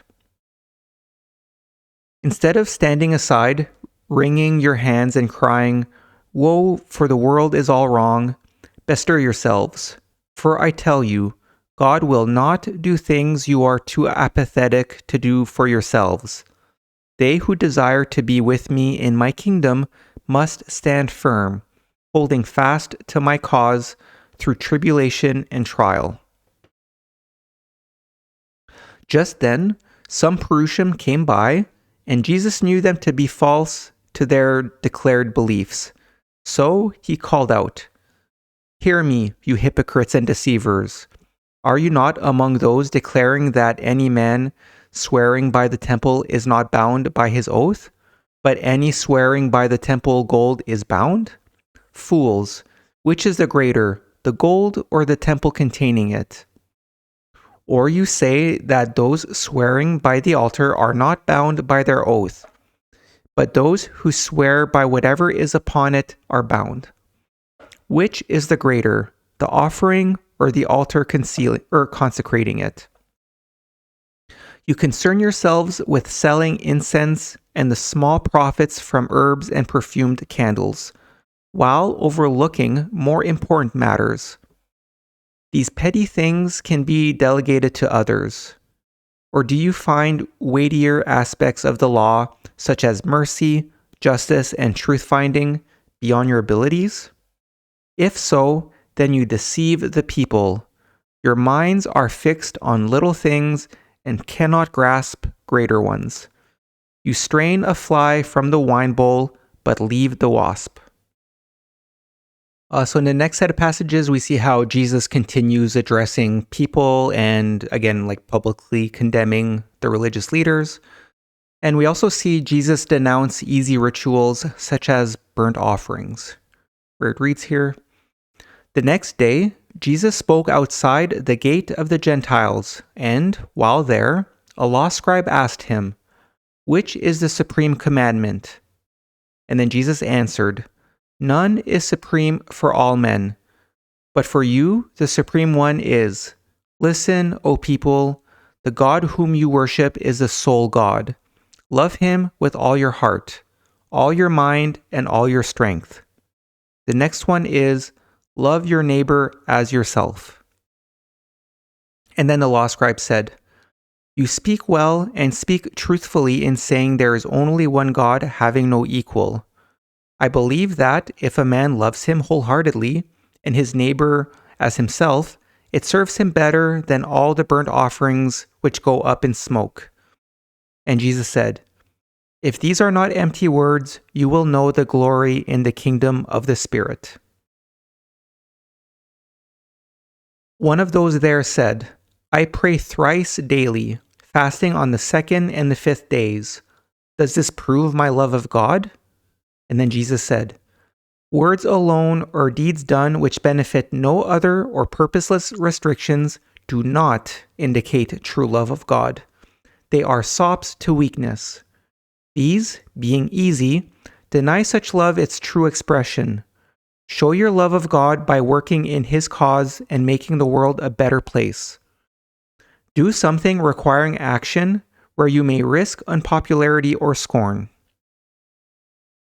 And then 2 dignitaries of the temple stopped to listen, and Jesus, pointing to them, said, beware of those who ostentatiously display themselves, seeking the acclaim or homage of others. From whence does their wealth come? They prey on widows and enrich themselves at the expense of others. Misfortune, providing it passes their door, is their friend. Yet these hypocrites put on a great show of righteousness, but one day they will be seen for what they really are inside. So next is the situation known as the widow's offering from the Gospel of Mark 12:41-44, where it says, entering the temple, Jesus stood near one of the offering chests, watching as people dropped money into the chest of their choice. Many rich people contributed large amounts, but most did this so all can see. Then a poor widow came, and she gave only 2 small brass coins. Seeing this, Jesus said to one of the disciples beside him, did you see what the poor widow gave? Surely there is a lesson here. I can assure you that the offering of this woman is more acceptable than any of the others, for she gave all she had, while others gave only a fraction of their wealth. Tonight they will eat well, but she will go hungry. Giving is meaningless unless it entails some real sacrifice. What the rich gave were only sops to their conscience. When arriving in a town hungry, weary, and travel-stained, do we seek food and shelter from the rich or from the poor? Is it not the rich who have so much to give, who turn us from their doors, while the poor, who have little, who provide hospitality? These passages help to explain why it is that the widow's offering was considered more significant when compared to the rich who donated more. Because that's the thing, the idea that labor and self-sacrifice for the benefit of those in need being beneficial for our soul is often spoken of in the Kolbrin and the Kailedy. And that's the thing. And I think this is a very good lesson for today because, and that's the thing. I think people are going to struggle with that, especially the wealthy, where let's say if someone who's incredibly wealthy donates $10,000 to charity. The thing is that, they still have so much money that they get to keep living in luxury. Like the fact that they gave that $10,000, it doesn't even make a difference in terms of how, their lifestyle and things like that, right? So I think there's some other passages in the previous video from the Kailedy that we read where, I forget exactly what Jesus said, but essentially that's the thing, like true charity is when you actually make some level of sacrifice. So that's the thing. And again, like part of the reason why I think the wealthy today are going to have trouble with understanding that is the fact that they're incredibly wealthy. The expectation, like that's the bare minimum that's expected for them, is to tackle the roots of poverty. And that's the thing. If you keep living in luxury, even though you're like, it's better that you're giving some money to charitable causes than not, right? Like that's true. But at the same time, I one thing I like to laugh is, or one thing that makes me laugh, I guess, is a lot of the very wealthy people today, they've come up with a different word for their charity where they call themselves philanthropists. And I think it's very interesting how that happened because, to be honest, like all those billionaires who do philanthropy, it's like, okay, it's a good thing they came up with a different word because that, according to Jesus, is not charity. And the other part too is that even though some of them, sign up to where they're going to give all their wealth after they die, like, their estate's going to give all their money to charity. Like, again, it's better to do that than to do otherwise. But the thing is, once someone dies, like once you're dead, well, whether or not you gave your money away or not, it doesn't matter because you're dead. Like, you're not making any sacrifice. You have, like, it doesn't make an impact on your life, right? And again, it's the idea where it's like, oh, well, it's true that it's better to, have it so that your estate gives all the wealth to charitable causes as opposed to, let's say, your children and things like that. But at the same time, like we read through the Kailedy here, is that if you give all this wealth to your children, well, then you're being a bad parent because you're giving them a bunch of temptation where they're not going to work, and they too will probably end up in hell. Like, it is what it is, right? So it's one of those things I think a lot of the wealthy people are going to have trouble with today. And even a lot of people who aren't wealthy, that's the thing I notice sometimes where if, like, it happens today where if someone who's wealthy donates $10,000, but then if someone who's a lot, poorer gives $100 or $10 even, people who aren't wealthy will have trouble, and they'll be like, oh no, the wealthy person's doing more charity, they gave more money. But that's the whole point of this widow's offering that Jesus highlights, like the widow who gave just a few bronze coins as opposed to the wealthy who made a display and gave a lot of money at the temple. It's just, this is Jesus pointing it out. So I probably didn't do the best job in terms of explaining it, but that's the thing. It's like I said, I find it funny that there's a different word for the incredibly wealthy where they consider themselves philanthropists. It's like, okay, that's a word, but that does not mean you're a charitable human being. In fact, I would say to the very wealthy, it's like you haven't done one act of charity in your life if you keep living in luxury. So it just, anyways, it's something to maybe talk more about in video 24. But it's just, yeah, I think it's gonna be people are gonna be in for a rude awakening. All these people who consider themselves philanthropists. It's like, okay, like according to Jesus, that's the thing. The expectation of you having all this wealth is that that's your responsibility. Like, that's what you're meant to do. So to call it charity, it's like, well, no, you're just doing what you're meant to do, what God expects out of you. So anyways. So in the next passages, Jesus reminds everyone that God will not intervene, and it is up to humanity to labor and make sacrifices to bring upon the rule of God. And Jesus also warns of how humanity will continue to descend spiritually, and that unprofitable doctrines will corrupt and falsify his teachings.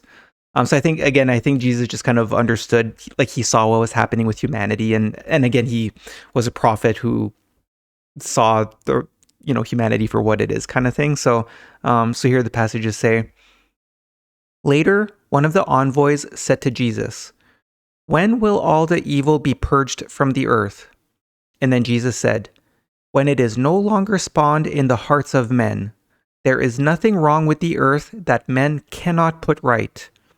Do not expect help from God, but be men enough to fight your own battles. No easy time lies ahead of you. For wherever you go, your loyalty to my cause will bring the hatred of men upon you. Nevertheless, remain steadfast through all the trials and tribulations lying ahead, and you will be glorified in immortality." And then the envoys said, "Sire, can such things indeed happen to us?" And then Jesus said, "Be sure they will." They said, "Surely our tree of suffering will not bear bitter fruit or even prove fruitless." And then Jesus answered, "No, the sapling will grow strongly. From the tree will arise another teaching, and, out of this, a confusion of beliefs, each striving for its own advantage. There will be unprofitable doctrines and viciousness, cruelties and intolerance, and many persecutions, all done in my name. They will corrupt and falsify my teachings to serve their own ends. Hypocrisy will rule the hearts of men, and few will follow even the beliefs of their own hearts. These things must be, for they reside in the natures of men, but under the rule of God, they will be changed.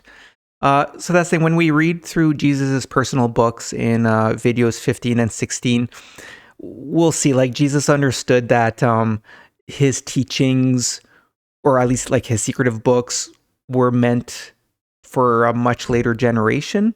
And it seems like he understood that, like he says here, all these like unprofitable doctrines, all done in my name, like in Jesus's name. So it seems as though Jesus understood what was going on, what his mission was. And I don't know if he knew that it would be like 2,000 years later when his secretive books would appear or not. But it seems as though he knew that, at least to some degree, that, humanity's living in a dark night of ignorance, and that it's just due to the nature of humanity, there would be more false priests who would, take his teachings and corrupt them and things like that. So this chapter ends with Jesus again foreshadowing his death. So here it says, Jesus said to those with him, I will be slain, as were John and his father, for I am feared because I may claim a right to rule from the kings who were before David. The burden of my death lies heavily, but it is undertaken with purpose, so men can be saved from evil. And what I do will speed the day of their deliverance. I do not ride the wind spirits, but have mapped the road ahead. No man can ever enter heaven unless wearing the clothes of heaven. The world knows the ways of the world and welcomes worldly things. But the Spirit knows the ways of the Spirit and welcomes spiritual things. Serve one or the other. No man can serve both.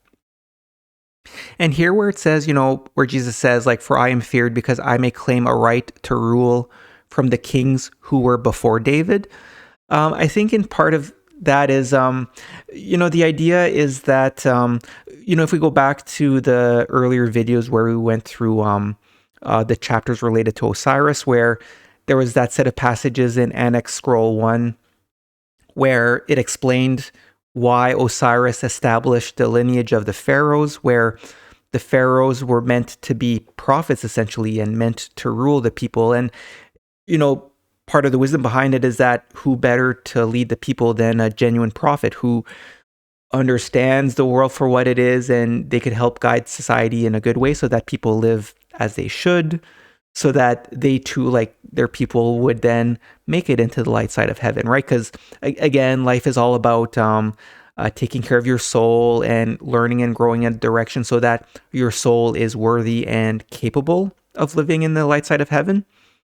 So, and I think that's the same idea too, is that, for the people around Jerusalem, where there was like King David and then Solomon, like these were meant to be prophets. So I think that's why Jesus is saying, like, I may claim a right to rule from the kings who were before David, is because that's the thing, like Jesus being the prophet and the leader of the secret society of prophets. Like, it's just, I think that's what it means, is that, technically speaking, he would have been the one, according to the old ways, to rule the people, and for good reason. And we would, that's like,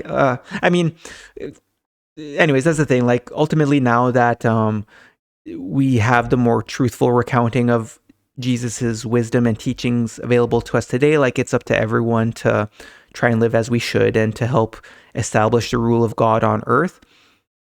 But sometimes it's too bad. I can't imagine how good of a nation would be if someone like Jesus was the leader, just because like he would know best when it came to everything, essentially, right? So, but anyways, this is the end of the chapter here. Okay, so now we're going to go through chapter 23. So this chapter opens with Jesus visiting a house where some of his followers were living. And here we see that these particular followers did not know or necessarily trust Jesus's disciples, like the 12 apostles. And we also get to meet Mary Magdalene in these next few passages, and her discussion with Jesus helps us to understand why it is that the ancient texts promote that women remain chaste before marriage. And we'll also see how some of Jesus's disciples critique Mary's gift to Jesus. So it reads here, when Jesus spent the days in Jerusalem, the nights were spent on the slopes of Mount Olive, and the disciples built shelters close to a place where there was an oil press. However, one day at eventide, Jesus went to the house of Simon the Pure, where some women who were followers of his were living. Though the disciples were given food, little was said to them, for they, being strangers, the people in the house were suspicious, and Simon lay on a cushion across from Jesus. After they had eaten and were talking together, a woman came from a house nearby. She was veiled and carried an alabaster jar. Now, this was Mary of Magdala, whose father had been a merchant, but he disowned her, for she had lived with a centurion serving in the army of Rome. When he returned to his lawful wife, Mary had kept herself by singing in the taverns of Galilee. So essentially here what it's explaining is that Mary Magdalene had lived with a centurion from Rome, but this centurion had another wife, so like Mary wasn't his true wife. So because of that, her father, I guess disowned her, and it seems as though Mary was, taking care of herself by singing in the taverns of Galilee. So it continues here saying, the woman unsealed the jar and poured a sweet scented oil over the head of Jesus, seeing which some of those present were indignant, saying, what a waste, when this could have been sold for a lot of money, which would have benefited the poor. But then Jesus said, leave her alone. There is little point in being angry with her when all she has done is to honor me. You can help the poor whenever you like, but I will not be here much longer. So again, here there's a bit of foreshadowing where, Jesus says, but I will not be here much longer. So it continues here. Turning to Mary of Magdala, he said, why do you pay me this honor? For the cost to you must have been great. And then someone said, the price was easily obtained. And then Mary said to Jesus, Sire, I am she whom you saw in Peneus. For when women reviled me, I came to you and said, forgive my sins. When you asked wherein I had sinned, I said, by loving while unwed. Thereupon you said, that of itself is no wrongdoing and demonstrates greater love than that of many who say, the price of my love is marriage. You said I gave the greatest form of love any woman can give, for, being virgin, I went to my love without the security of marriage, seeking in no way to bind the man. And then Jesus said, with this man you did no wrong, and though your love was unblessed in the eyes of men, providing you loved truly, it was pure and sanctified in the sight of God. The man, however, is not without sin in this manner, and will surely be called to a proper accounting. And though since leaving him you have done wrong, he bears his portion of the guilt. You choose freely not to be a woman reserved for marriage, a choice you could rightly make. Only should you now seek marriage, saying, though I love you too, now I have my price, would you be doing wrong, this being committed against God, love, and your husband. So this has a bit of a similarity to, we read a little bit earlier in this video, passages where Jesus gave an analogy where, there's a man who built a house and then gave it for free to someone, and then later built another house, and then said, to this second person, I really like you. You can have this house at fair market value and paying the appropriate rent kind of thing. Again, it's this thing with virginity where, and that's where it might be a little bit different today. And that's a discussion, I guess, for maybe later. But overall, that's the thing, is that there's a sense here where Jesus is saying that, it's okay that you gave yourself to this man. If anything, in a way, it was almost like a more pure love, because instead of giving herself where there's an expectation of I'm a chaste woman, who's a virgin, where there's a bit of a deal that's made between the husband and wife where it's like, I'm giving myself to you, but then the man is expected to take care of her. In this case with the centurion, she gave herself to him without any obligation on the centurion's side of things. So it's kind of similar to that analogy with the like I just said, with the house, where it's like it means more. That's the thing. It's like if you give yourself while a virgin to someone, and then later go to a man and have this expectation of like, oh well, I'm not a virgin, but still you have to take care of me and all that stuff. So that's essentially what Jesus is explaining here. So the interaction between Jesus and Mary continues here, where Mary said, "Sire, I have been a sinner, but have not sinned this last year, nor shall I again. Should I love once more, I will not now claim the rights of marriage, which I once repudiated." And then Jesus said, "Love is a blending of spirits, and not a union of flesh. Woe to those whose love compounds discord in the place where love is fulfilled. If these things confound you, read the books of wisdom." So in the next passages, we see Judas Iscariot betray Jesus by informing the Jewish council of where Jesus is staying. Where it says, "During this time, those in positions of power were taking counsel as to how they might take Jesus by guile and deliver him to the Romans, for they feared a rising of the people during the great festival of the Jews. Now, Judas Iscariot, son of Simon, who had followed Joseph the Just before coming to Jesus and becoming one of the 12 envoys, sought for the chosen one who would deliver the Jews. This he now believed to be another, not Jesus, and he therefore sought to have Jesus held during the festival. Judas, unlike the other envoys, was a Judean, therefore he was unrestricted. Judas went to the council and said, "My master performs signs and fulfills prophecies which speak to the hearts of the people. Therefore, might they not proclaim him in the coming days?" And then the council said, "The people are ripe for revolt, and troublemakers are many. We will take this one also. Reveal him to us, and we will hold him. And for the service you will be paid in silver." And then one who sat in the council sent a warning to Jesus, saying, "Leave Bethsaida and go to Ephraim."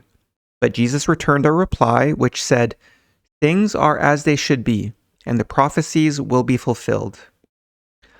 So those passages that we just read explain how Judas began believing that someone else and not Jesus was this chosen one.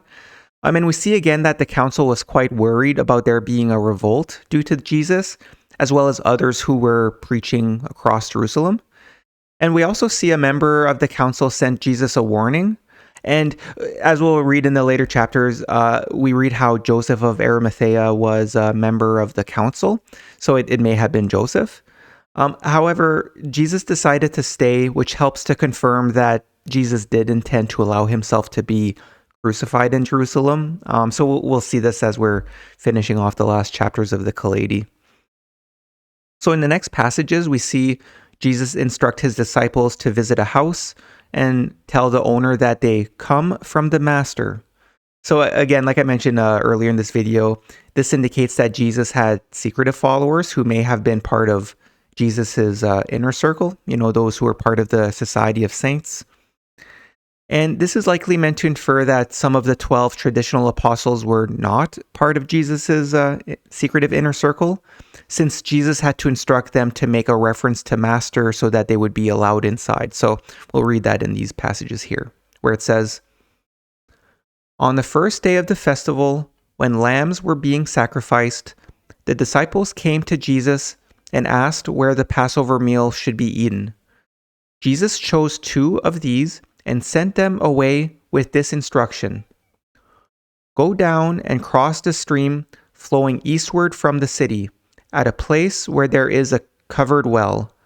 There you will see a man seated with a water pitcher beside him. Say to this man, 'We thirst,' but need more than water. He will then arise, saying nothing, and you must follow him at a distance. And when you see him enter a house, go in also, giving this message to the owner. We come from the master. He will then show you a room where you must make preparations. So again, this is just, these instructions really seem kind of odd in a way. And that's the thing, like I said, as we'll keep reading, it's just, it seems as though, Jesus did have some secretive followers who the disciples didn't know of. So in the next passages, we read of what is known as Jesus' Last Supper with the 12 apostles, where it says, Now the house belonged to Obed, who was nigh 80 years of age, whose brother was Barnabas the elder. In an upper room, the disciples prepared the Passover meal. And when it was evening, Jesus came with the 12 envoys and 3 others, but only 13 ate with him. After he had taken his place at the table and all were seated, Jesus said, I have very much wanted to keep this Passover with you because it is the last before my ordeal. And I tell you, I will not share another with you until my purpose is fulfilled. Then he took the cup before him and drank, saying, Blood is the life of men, while this is the life of the grape sacrificed for men. So it is a fitting and worthy symbol of he who offers his life for men. I will not taste wine again until the rule of God is established.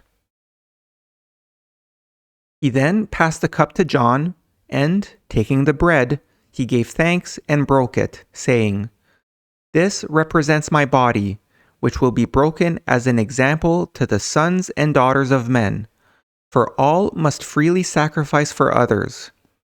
As you eat of the bread, which is sacrifice, so shall you eat the bread of eternal life.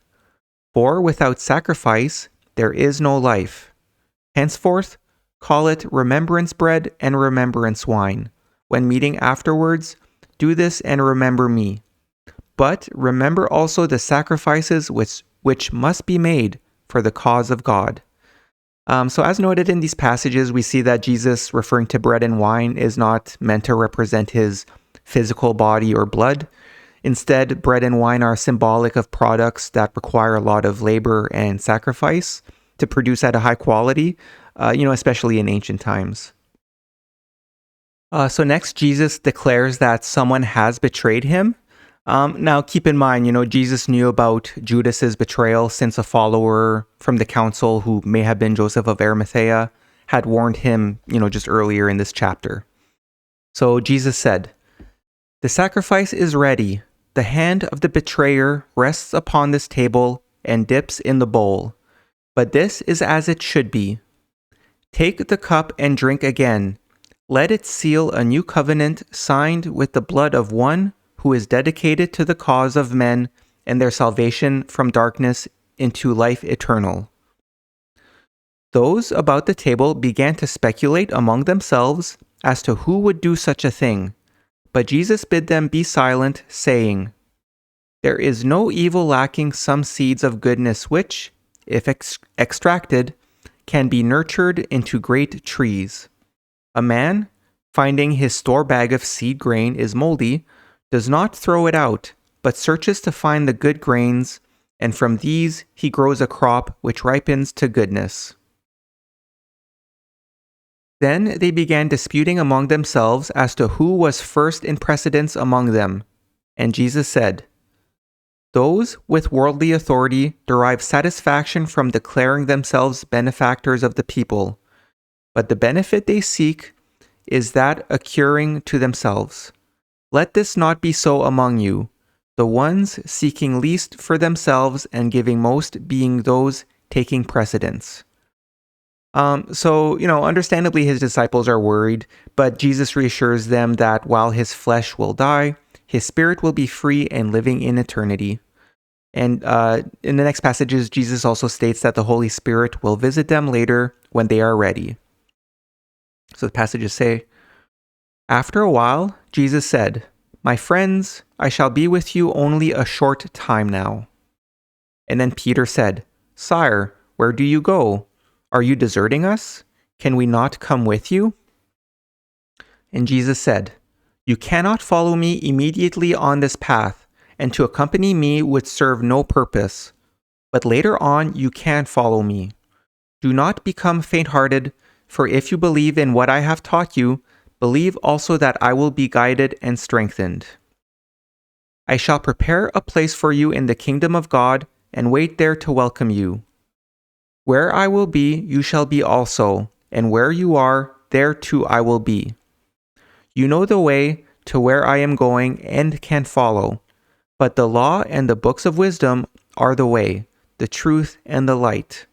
I have brought you a light to show the way. Follow it, and you will not go astray. Later, you will understand that I am united with the Father, and as I am united with him, so you are united with me. Though we are many, let us stand as one, and those who serve I will serve. To he who believes in my teachings I will manifest. For what I do is done to prove to men my own convictions, that they will come to accept my teachings and follow the road of salvation. The people yearn for the fulfillment of the prophecies and will surely follow one who fulfills them." So then Thomas said, "Are you going to manifest only to us?" And then Jesus answered, "If anyone care for me and my cause, I will speak to him through the power of the Holy Spirit, and it will come to him also. Those who do not care for me or my cause will ignore my teachings, but do not fear them. Be on guard against those who pay lip service only. While I am with you, I can speak as men speak, but when I am gone, the Holy Spirit will bear messages in my name, clarifying your minds so you recall all I have taught you." In the kingdom of the Spirit, there are many splendid places, and I assure those who remain steadfast that they will be in the best of these. For when men die, each is drawn to the place whereof he is worthy. Even to each one is prepared a place for his soul. I will go down in the flesh to arise again in the spirit with power to manifest to men. I will demonstrate what man can do, and as I do, so can all men. I am a sacrifice to the misguided beliefs of men, that, in the fulfillment of those beliefs, they might turn to the path of their salvation. I am the vine, and he who is above me is the cultivator. You are the branches, and the sap in me flows out to you. The sap is my teachings, severed from which you will be like a branch cut from the vine, only suitable for burning. I am the vine, and you are its fruit, and if the vine is sound, surely its fruit will be sound also. This is my last instruction to you.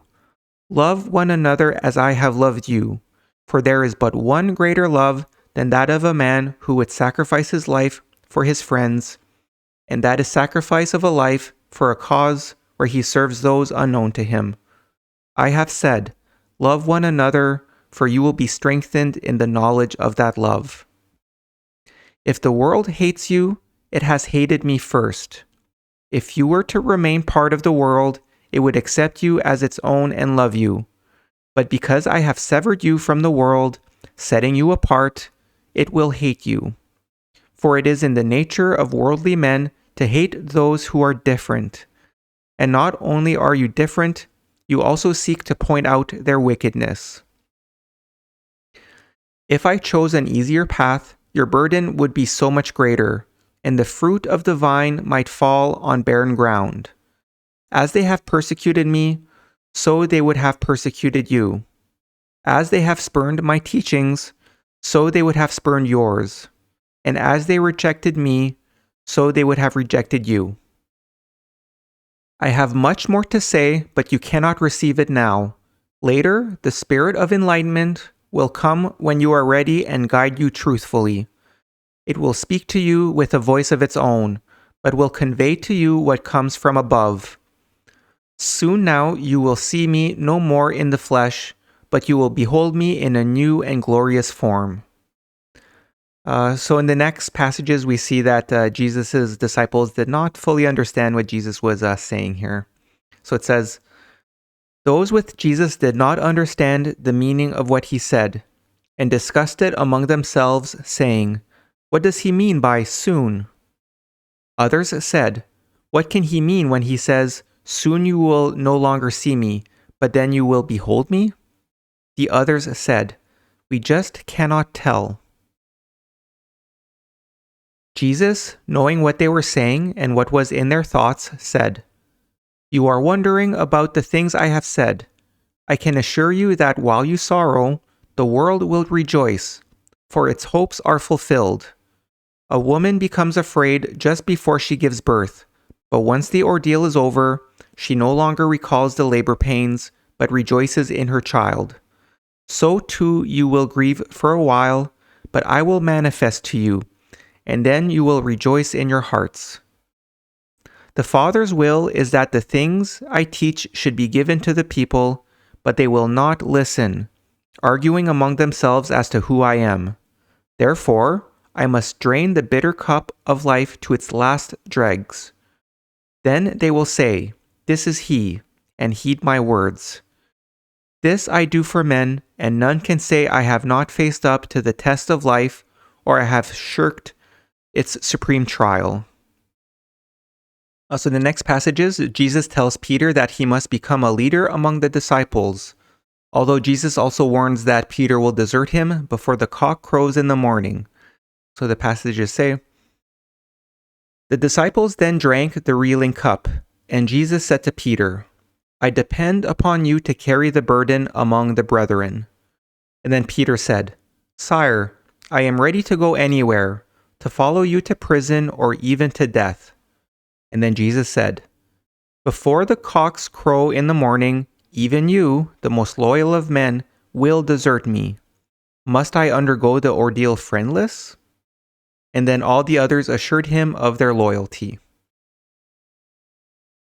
So next we see how Jesus also warns his disciples that they must become more prepared for their road to come after he is no longer with them.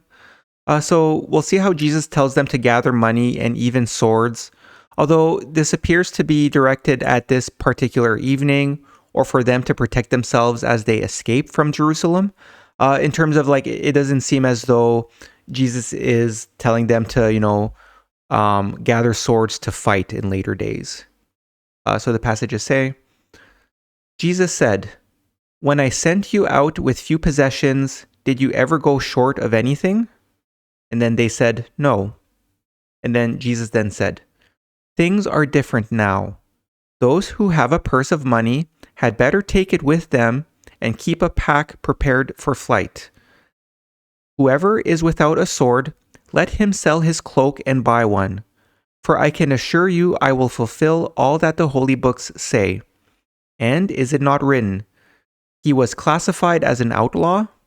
Yes, truly all that is written will be fulfilled in me, and men will find salvation through this fulfillment." One of the disciples said, "Look, sire, we have 2 swords among us." And then Jesus said, "That is sufficient." And then Peter said, "Sire, are you going to lead us against the kingdom of evil in arms?" And then Jesus said, "The battle is for the immortal souls of men. Feast your eyes on me, for the hour draws near when I shall no longer be with you in body." Then he said to Judas, "Go, spend whatever money is needful, but make haste." No man there understood the meaning of this saying. And I think that's in part because, again, Jesus knew that Judas had already betrayed him. So in the next passages, we see that after Judas leaves to inform the temple guards, Jesus addresses the remaining disciples. And we also see how one of Jesus's followers did not follow further, since Peter was jealous of him, and his name is Marcus. Now, as we'll read, Marcus does catch up with them to warn Jesus of the guards who were on their way. So it says, "When Judas had gone, Jesus said, 'Upon me has fallen the obligation for fulfilling the hopes of men. Now I give you a last command. Stand by one another. For if you remain loyal to my cause and to each other, all will know you are true men of God. Do not worry over much. Have faith in the goodness of God and in me. In the kingdom of heaven there are many places, and had it been otherwise, I would have told you. I go first and will prepare a compatible place for all who are with us. Do not fear because of the destruction of the body. Remember all I have told you, but be staunch and steadfast, for as they have persecuted me, so will they persecute you. Remember, I have overcome the fears of the flesh. This is my conquest. I will now reveal the secret of my glory. It is dedication to service, and that glory is the heritage of all men.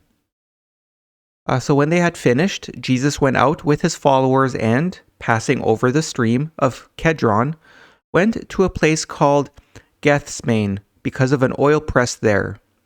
He took 11, as Marcus the Judean, who was a priest, did not go, Peter being jealous of him. This Marcus had been a follower of John of the Wilderness and was a friend of Judas. So here it says Marcus was a follower of John of the Wilderness. I guess there's a chance that he may have been one of the secret followers of the Society of Saints, right? Because that's the thing, when Jesus joined John of the Wilderness, it's, he went and he joined the Society of Saints. So it continues here. When Jesus departed with the 11, Marcus did not return to his mother's house in Ophel, but stayed with Lazarus and the others. After Jesus had gone, men came to take him, and Marcus, snatching a cloak, dashed out to warn Jesus. Though knowing what should be done for the chosen one, Judas went to the captain of the temple guard and said, I am one of those who follow Jesus the Galilean, but I fear what he intends to bring about. Therefore, let him be held as the council has decreed. So in the next passages, it helps to illustrate that despite being one of humanity's greatest prophets to have ever lived on earth, Jesus was still a human being. And we see that he was anxious to some degree since he knew that he would face an extremely challenging situation once captured. So it says, when Jesus reached the chosen spot in Gethsemane, he turned and said to those with him, Pray that you may be spared the test. He then took Peter, James, and John and withdrew with them about a stone's throw away. Jesus was depressed and filled with foreboding, and he said to the three, I am going apart to pray for strength to do what must be done. You stay here and keep watch. Perhaps the cup of bitterness will pass me by, for with the Father all things are possible. But I fear there is no other way for me but to abide my destiny. Jesus went just a short distance and lifted his face to the stars and red glowing moon above. James heard him pray, Father, everything is in your hand. Let it not be as I would have it, but according to your will. I leave it in your hand, but let not the ordeal be too much for me. The hour is at hand. Strengthen the Son, whom you have glorified, with the power of your Spirit, that he may bring to fruition the task you have set him, leading men to the path of eternal life. Is there no other way? He then came back to the three, and the sweat stood out readily on his brow. And finding two asleep, for they were heavy with wine, he said to Peter, Simon, could you not stay awake even at a time such as this? Be vigilant and watch, praying you may be spared a greater test.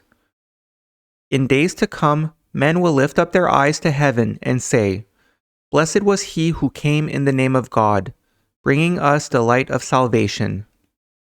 My soul is very sorrowful because of the things I must endure and accomplish, that the aspirations of men shall not be denied our response. Tarry, therefore, a while longer, keeping me company, so I do not weaken. The spirit is willing, but the flesh is weak. It is a dreadful thing I have to do. Then he went away again, but what he prayed no man knows. So as noted in the passages that we just read, we see that some of the disciples did not take the situation seriously since they drank and fell asleep. And we actually see this again in the passages that we'll read below here, which end the chapter with Jesus being apprehended by the temple guards. So as we'll read, despite being initially anxious, Jesus had composed himself through prayer prior to the arrival of the temple guards. So it says, "When he returned, all three were asleep, for the wine had befuddled them. Jesus said, 'Still sleeping? Now it is enough, for the hour has come, and the servant of man is betrayed into the hands of his enemies. Let us wait no longer, for here they come.' Jesus was now quite calm and strengthened. Now, the place where Jesus had gone was known to Judas, who arrived accompanied by the temple guards carrying torches, staves, and cudgels. Seeing them, Jesus stood up and said, 'Whom do you seek?' And then Judas went up to him and said, 'Sire, I am here.' He kissed Jesus to let him know he came with friendly intentions, but it also identified him. For though those who came knew Jesus by sight, the law required that some other identify him. But he was not taken according to the law, but by the temple guards. Jesus said, 'So the chosen one has been selected for sacrifice by a kiss.' But Judas said, 'No, sire, there will be no sacrifice.' When the temple guards seized hold of Jesus, one with him drew a sword and wounded one of them. Another said, 'Shall we smite with our swords?' But Jesus forbade this, saying to the captain of the guard, 'Were my kingdom of this world, I would order my followers to take up arms. But my kingdom is not of this world, and evil cannot be vanquished by evil.' He rebuked them with the words, 'Did you expect to find a dangerous criminal who had to be overcome with weapons? I have been among you many days, and you left me alone. Still, what has to be done will be done, so do as you must.' And then the captain of the guard said, 'If this were left until tomorrow, many would die.'" So again, right earlier in the chapter, it talked about how the council were worried that there would be a riot with the people in Jerusalem. So this is why the captain of the guard says, if this were left until tomorrow, many would die, is because they feared that there would be a revolt of some sort where people would die. So now we're going to read through chapter 24. And this chapter begins with Jesus being brought to the Supreme Council of the Jewish Temple, where it says, "Jesus was brought privately before Annas, son of Seth, who, after questioning Jesus, sent him to the Supreme Council of Jewry, which was assembled. He also sent a message saying, 'This man is deluded, but nonetheless dangerous, and these are troubled times.'" So before continuing with Jesus' interactions with the Supreme Council, we see that Jesus orchestrated a test for Peter to see if he was worthy of being invited into his inner circle. So here it reads, "When Jesus was taken away, Simon Peter followed at a distance, and after Jesus was brought from the residence of Annas, he followed and came to the forecourt of the temple, but could not go beyond because of the disturbance. Servants lit a brazier of charcoal and stood warming themselves, for the night was cold, and Peter stood with them. While he stood there, a relative of the high priest, named Joseph, but called John, a follower of Jesus in secret, came and spoke to the woman at the door and went into the chamber hall. He also spoke to Peter. Then a maidservant came and spoke with the woman at the door, who came over to Peter and said, "You are one of the Galileans' followers." But then Peter said, "I am no friend of his. You must be mistaken." However, the woman persisted, saying, "Your speech betrays you." Then she cried out to those about the brazier, "Beware, here is one of the Galilean sorcerer's followers." Then the men clustered about Peter and said, "Certainly you are a Galilean." And some said, "We have seen him with this rebel." Then they said to Peter, "Did you not cause trouble in the temple? We have seen you there." Then the men said, "The woman is right. You are a Galilean. Your speech witnesses against you." And then others said, "He is just a Galilean." And they laughed. Peter then became angry and shouted, "Why do you pester me? I do not know the man. I have heard about him, but not seen him." Then the other disciple came out and told the men to leave Peter alone. He took him by the arm and went out through the gateway. As they went, a cock crew, for the fowls were in the city. And Peter wept bitterly, for he had failed the test. The other had compassion on Peter because of the weakness of the flesh. And Peter said, "I will make amends." Then the disciple took Peter to a safe place nearby. So that's the thing, and we'll talk a little bit more about this near the end of the video about Peter and things like that. But as we see in this interaction where this is where Peter denies Jesus, I'll just go to the previous page here where it's quite apparent that the reason why Jesus had told him the night before that he was going to be tested and that he would deny him before the cock crew in the morning, it's because it really does seem as though Jesus orchestrated this test where, like it says here, how someone named who was called John, a follower of Jesus in secret, came and started this interaction here. So again, I know that's probably quite the controversial thing considering the impact that Peter has had, in particular with the Roman Catholic Church. But like I said, we'll talk a little bit more about that near the end of this video. So now the passages return to Jesus, and as we'll read, we see that those from the Supreme Council really were afraid that Jesus was stirring up the people to the point that there would be an uprising. So these passages begin what was several hours where those from the Supreme Council in Jerusalem questioned Jesus before they decided that he should be crucified. Where it says, "The Supreme Council had assembled that night in the chamber of hewn stone within the great temple. Though the Roman law did not permit men to sit in judgment during the night hours, the Supreme Council was afraid because of the mood of the people. When Jesus stood before the council, he was asked, 'Are you the chosen one, God's anointed, who will deliver us?' And then Jesus replied, 'I could deliver the people if you would let me do so.' The high priest, son-in-law of Annas, sat with the council, and he said to Jesus, 'Are you a Galilean?' When Jesus replied that he was, the high priest said, 'Surely you, being a learned man, know that no prophet will come from that place.' And Jesus made no reply. Then a man named Nachimdan said to Jesus, 'The law does not condemn any man without trying to understand his motives. Tell us why you do these things.' And Jesus answered, 'Is it not written that if the people are to be saved, there must be a suffering deliverer who will also be the anointed of God?'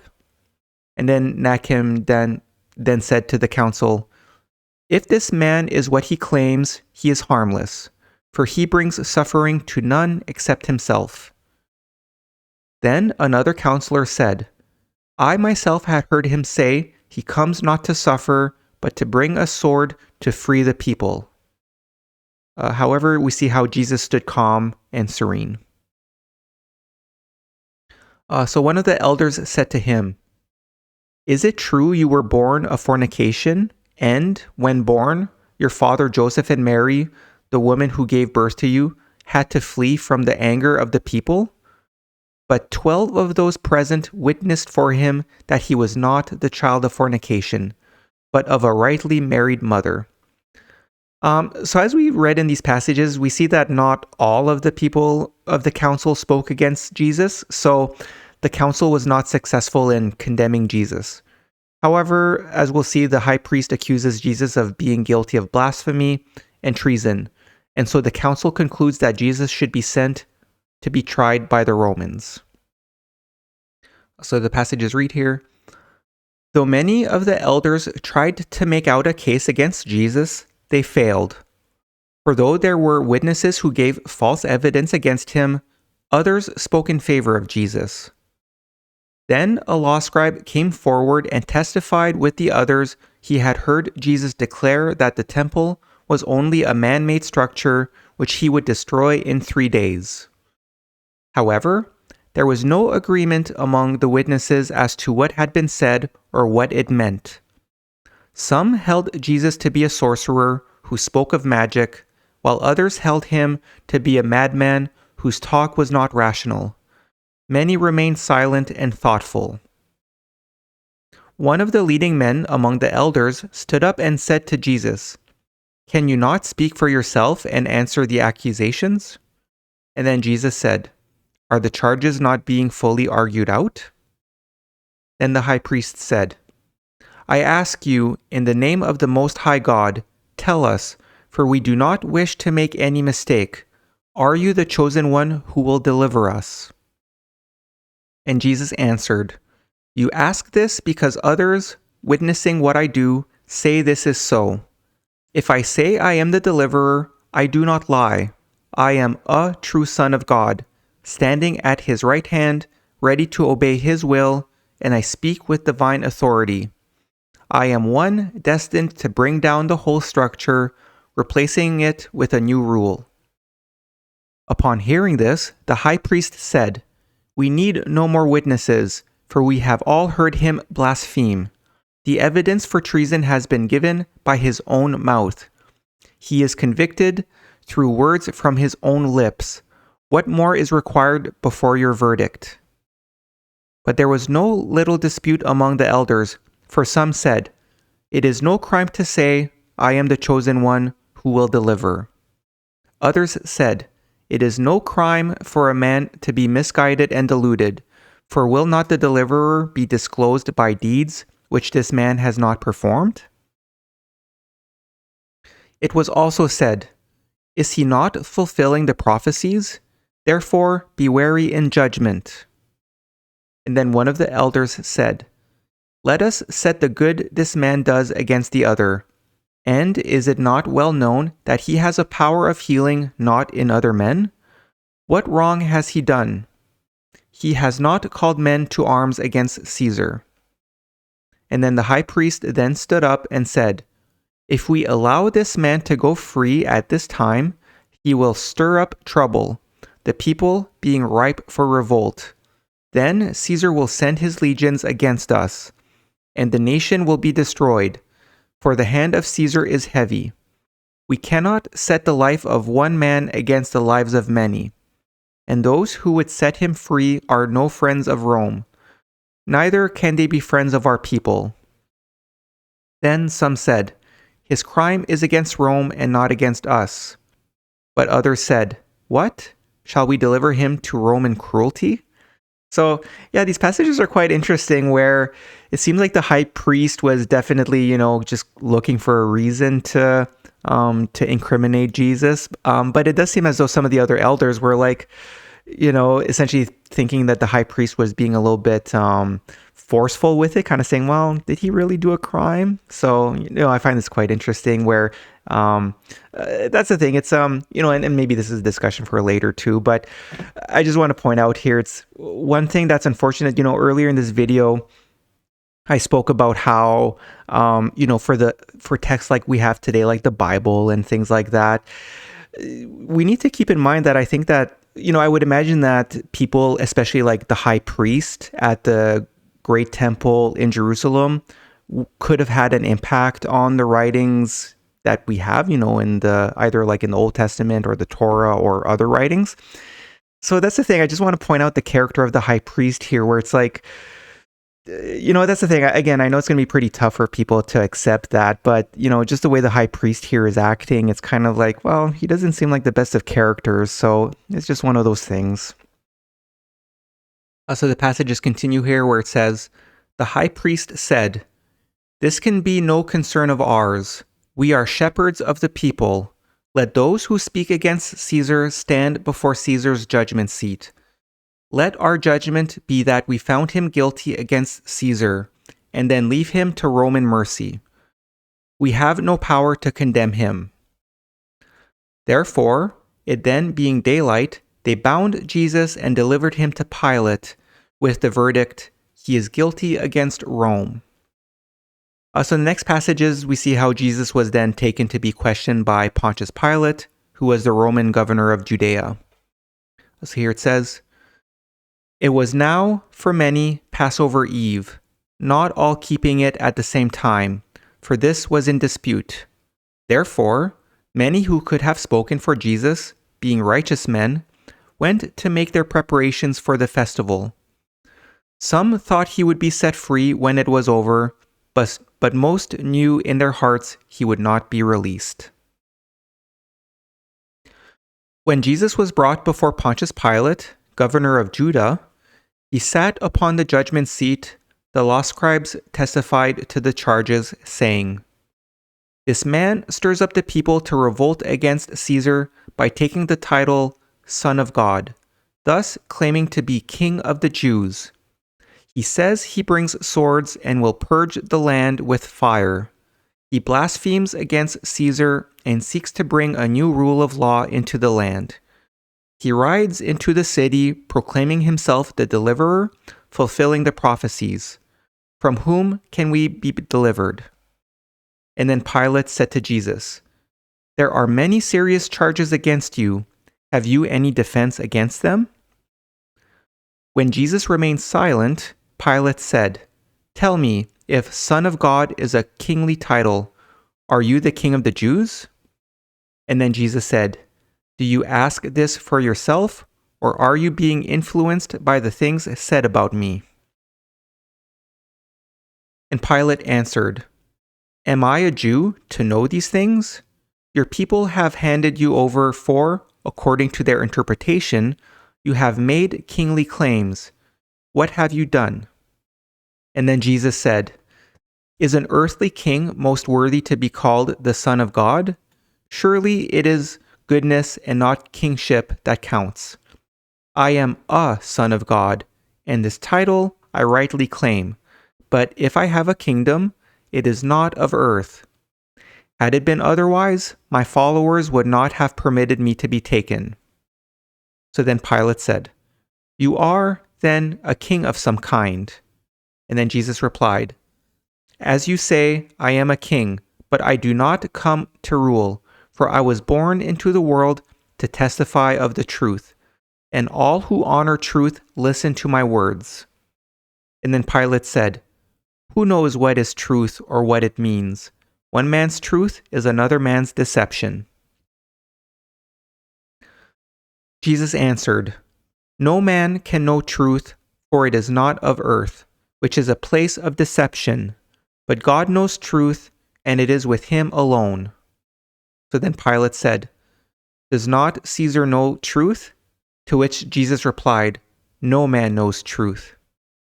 And then Pilate said, "Is the truth with you or with Caesar?" And then Jesus said, "Caesar's heart is in fornication, not in truth. And this you know to be true. Would you condemn me for speaking truth?" And then Pilate said, "Say no more." Then Jesus said, "See how those who uphold truth are judged by those holding authority?" So yeah, I kind of like this rebuttal from Jesus where he says, Caesar's heart is in fornication, not in truth. And then Pilate, I guess, understanding was like, say no more. But yeah, so Pilate, not finding any crimes committed by Jesus, is pressured by a member of the temple. So Pilate sends Jesus to be questioned by Herod.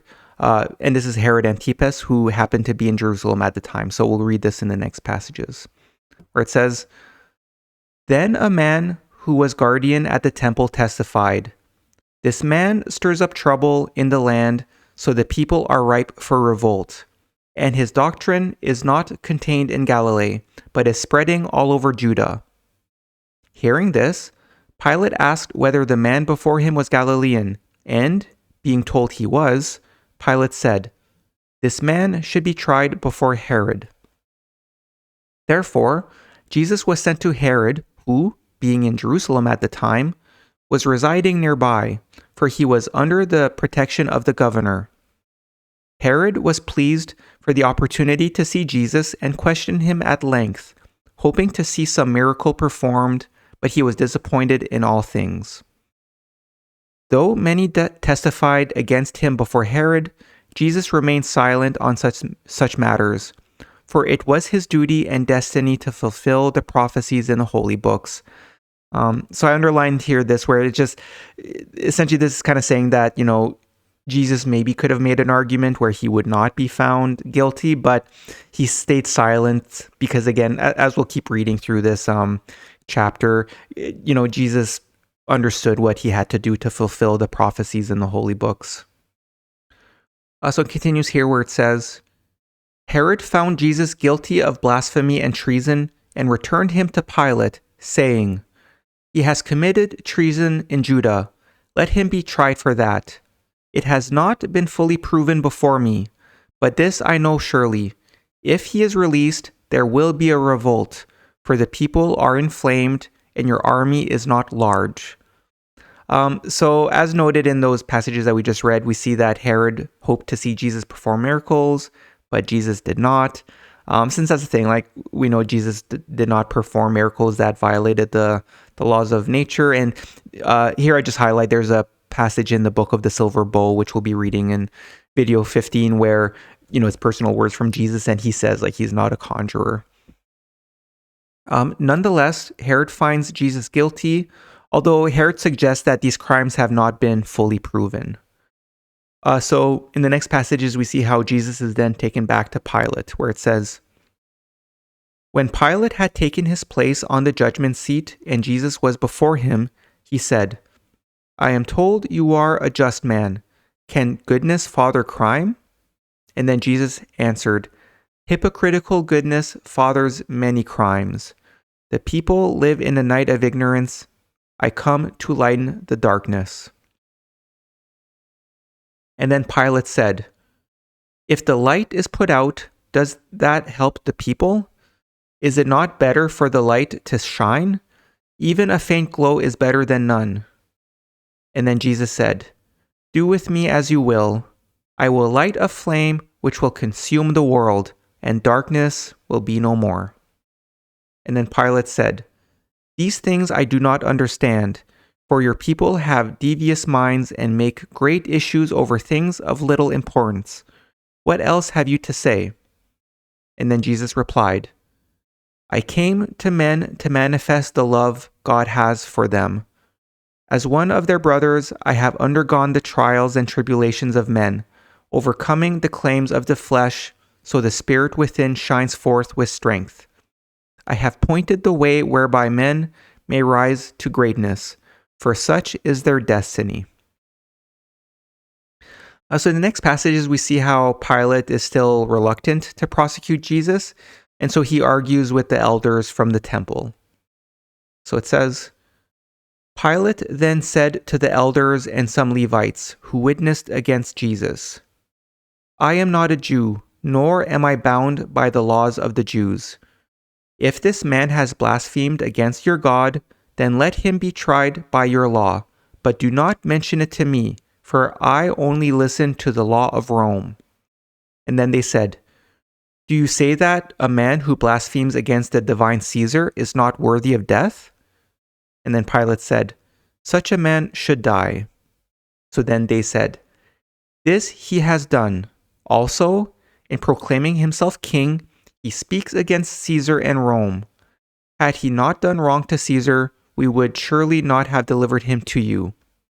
And then Pilate said, You are a troublesome people and tire me with these things. What would you have me do with your king? And then they answered, These are his words. We have no king except Caesar. Someone said, And acknowledge no other God. Then one of the elders stood up and said, Many have testified concerning his offenses. We know what should be done, but the power is with you. It is not lawful for us to put this man to death. Therefore, deal with him as seems best in your eyes. And then Pilate said, Why have you been spared the wrath of your God? Then Pilate said to those in the chamber of judgment, Who else wishes to testify against this man?" And then one of the elders, a law scribe of the council, said, "This man has claimed before the people that he is heir to the throne of David, but he is an impostor. He blasphemes the Holy One of our people by saying he is his son. If these things inflame the people so they revolt, then Rome pays the price. He comes forth from among the poor and disinherited, arousing the people so they seek to overthrow the stability of established authority. If his intentions are put into effect, we are all lost. He proclaims himself king and declares he will pull down the temple. He blasphemes against Caesar and says he will supersede Caesar's rule. He slanders Caesar and calls him a fornicator and liar. Under our laws, which you must also uphold, he deserves to die, and, if you are not against Caesar, also under the laws of Rome." So, as we'll see in the next passages, Pilate does press Jesus to defend himself, but as we know from the prior passages, it really does appear as though Jesus had the intention of being crucified to further the message of his cause, and in hopes to one day dispel humanity's dark night of ignorance. And so, as we'll see, Jesus does not defend himself, but he also assures Pilate that he is not to blame. So it says here, Pilate said to Jesus, "The balance weighs against you. Have you anything to say?" When Jesus did not reply, Pilate asked him where he really came from, but Jesus remained silent. Pilate then said, "Have you nothing to say to me, who have the power to condemn or release you? What shall I do with one such as you?" Jesus then said, "The power of Rome rests in your hands, but it gives you power over nothing except my body. Do with that as you will. It is not you, but those distorting the face of truth who are to blame." And then Pilate said, "If I deal with you one way, the people will say the authority of Rome supports your teachings and is not against the things you declare. They will say your claim to kingship is upheld and may even say you are preferred to Caesar. If I do this, I will certainly be called to account, for am I not the hand of Caesar whom you blaspheme and decry?" And then Jesus said, "I call men to a kingdom which is not yet of earth." Also in the next passages, we see how Pilate makes one last call, asking if anyone wishes to defend Jesus. And we read of how someone from the Perusium actually stands up and defends Jesus. So it says, Pilate said to Jesus, "No one is compelled to speak on his own behalf." Then to the others there he said, "Clearly this man is not guiltless concerning Caesar, but will any here speak for him?" And then one of the Perusium stood up and said, "Many could speak for this just man, but have decided their duty lies elsewhere. We are an unbending people, sometimes overconcerned with righteousness, but mercy and justice are not least among the things we uphold." What wrong has this man done to Caesar? He has uttered words which are no more than a breeze from the lips. And surely one so great as Caesar can withstand even the greatest tempest. If Caesar be man, then words would hurt him, but we are a people knowing nothing man can do will harm the highest divinities. Therefore, we could be less cautious than others. The greater they are, the more they tend to overlook the many weaknesses of failings of men. You, who know the greatness or smallness of he for whom you are the mouthpiece, can incline towards one less knowledgeable in such matters. If you are a worthy representative of Caesar, you will uphold his greatness and reveal his indulgence on us. As to whether this man be the chosen one or the deliverer, such questions can only be meaningless to Rome, for even we in Jewry are not in accord as to who they are or what they will do. And then Pilate said, "You are a perverse race, over-concerned with unworldly things, and ensnaring yourselves in your own net of goodness. You cannot even agree on the dates of your own festivals or the nature of your gods. Instead of heroes, you have saints, yet your saintliness makes you unsaintly. You all agree to seek the truth, but dispute which path to follow, and so get nowhere. You agree to follow your God, but some say, "We go this way," and others say, "We go another." What you say today about this man, you said yesterday about another. Your laws are a maze, which I will not attempt to negotiate. Your thoughts are devious, and your hearts an unreadable scroll. I am unfortunate in my governorship. So in these passages, despite a Perusium defending Jesus, we see that there must have been a large divide between the Roman governor, Pilate, and religious leaders, since Pilate was clearly frustrated, which is likely due to past interactions with the Perusium. Also, in the next passages, we see that Barabbas was also being tried, and so Pilate told the Jewish elders that it is up to them to decide between Jesus and Barabbas on who is to be found guilty and crucified. So it says, "Now, a man named Barabbas had also been brought forth to be judged, and Pilate continued, 'I know not one man from the other.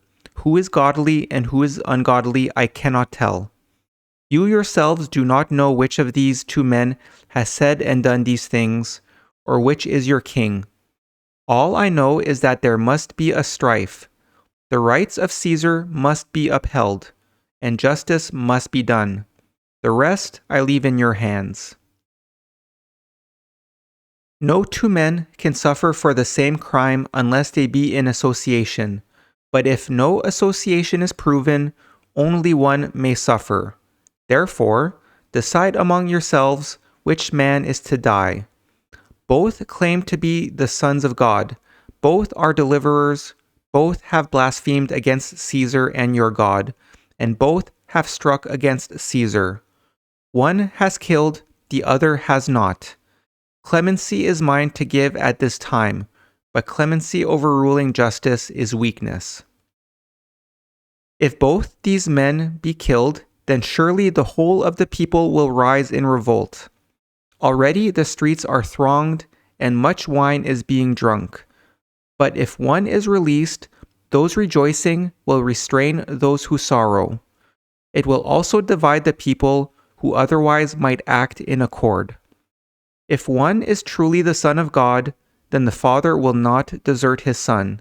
So it would not be wrong to condemn him, for thus two will be saved. Responsibility for restraining bloodshed now lies with you, and already the people outside are in a riotous mood. Therefore, choose between the two men. Both have the same name, but one is called Barabbas and the other Barabbas. Choose which shall be condemned for these crimes and which shall be released. Then announce it to the people." And then Pilate said, "I will condemn the one claiming to be king of the Jews, for this is a crime against the peace of Caesar. You tell me which he is." So essentially what Pilate was saying is that if both Jesus and Barabbas were crucified, then it is more than likely that a lot of people would riot in the streets and things like that. But essentially, he almost kind of strategized, saying if we kill one but not the other, then, for example, like we know it's Jesus who is crucified. Essentially what they're saying is that, the people might want to revolt because of Jesus being crucified, but that those who are happy that Barabbas was spared would help to mitigate against the riot in the streets of Jerusalem. So they came up with a bit of a strategy there. So in the next passages, we see how the elders from the temple discuss the matter and they make a decision, where it says, "So all the elders of Jewry went out and consulted among themselves and sent heralds among the people. Jesus remained calm and unshaken, though he had been 3 hours in the judgment chamber. When consulting among themselves, one of the elders said, 'One dies and one is saved. Let us be sure we save the one who will deliver us.' And a Perusian said, It is not for us to choose which of these is the chosen one of God, for both are equally deluded. Neither should we choose according to their goodness or their teachings, or even by what they have done. This is a time of turmoil. Therefore, what is the life of one man against the lives of thousands? For surely this number will die if there is a revolt. Which will appease the people by his release, and which will cause less strife if he dies? May the Most High God help us to choose wisely, and may he show compassion on the one who must die. Whichever dies is the Savior of many, and so who are we to condemn him otherwise? Let the other be the bearer of our sins, and we will cast him out from among us. Then some Levites went and addressed the people thronging about, and they shouted, "Crucify the king, save the deliverer." But all were not in accord, and there were many disputes. Then the elders went back to Pilate and said, "Release Barabbas." So overall, we saw that the people from the council were essentially rationalizing, saying that, like, oh, by killing one of them, we'll save thousands because, they expected that, potentially up to 1,000 people would die if there were riots in the streets. In terms of judging the character of these in the temple, it's just, the fact that it notes that Barabbas had murdered someone, whereas Jesus didn't. It really says something about them that they chose to crucify Jesus. So in the next passages, we learn of what Judas Iscariot did when he learned of the council's decision. So it says, "Now, when Judas saw what had happened, he was exceedingly troubled, for he had hoped neither Jesus nor the other would suffer more than confinement over the festival period. He was therefore filled with remorse. He sought to return the silver to the temple treasurers, throwing it before them, saying, 'I have betrayed the innocent.' And then they said, 'It means nothing to us. Be it on your head, not ours.' When they told the high priest about the matter, he said, 'This money is tainted and cannot be put into the temple coffers.'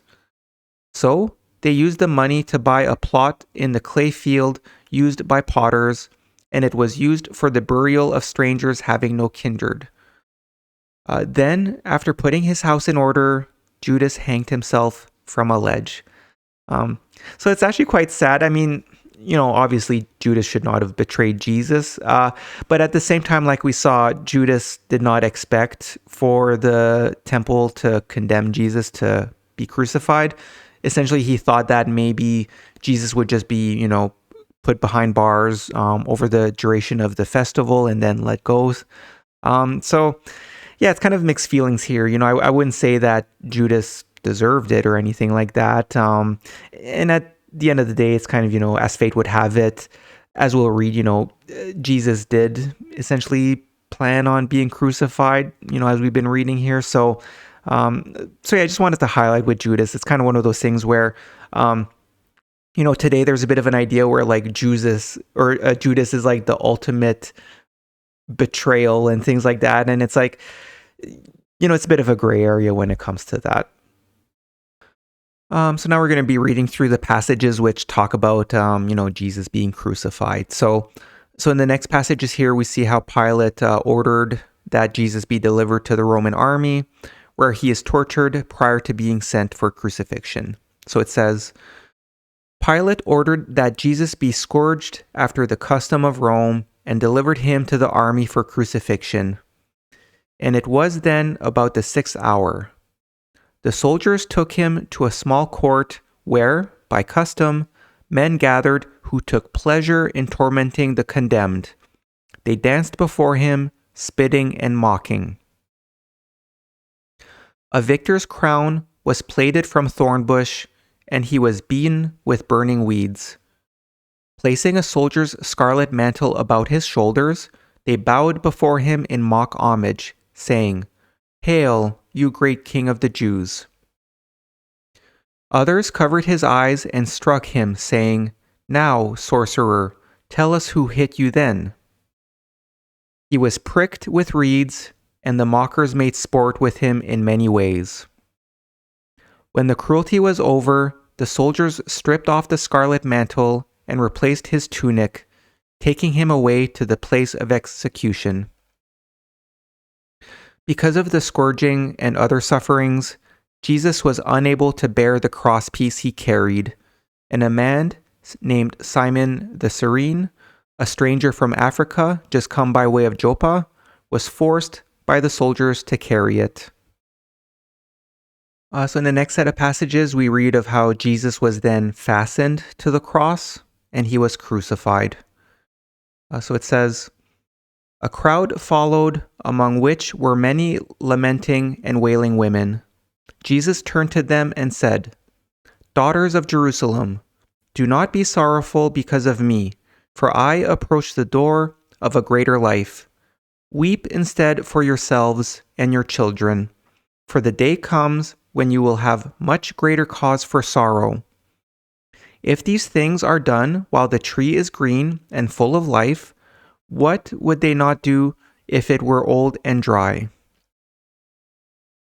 Coming to the place of execution, which was where the skull of Adam lay buried, the soldiers fastened Jesus to the crosspiece and raised it up into its slot. Then his feet were fastened to the rest. After this, they divided his clothes among them, but the mantle, being woven without a seam, was given to one selected by lot. About his neck was hung a plaque written in Latin, which read, 'Jesus Barahetz, King of the Jews.' The Jews protested to Pilate about this, but he said, 'This is written by my authority.' 2 others were crucified with Jesus, one on his right and one on his left. People passing along the road mocked and abused him, shouting, 'Come down and rule over your kingdom.' And then some said, 'Where is your all-powerful Father now?'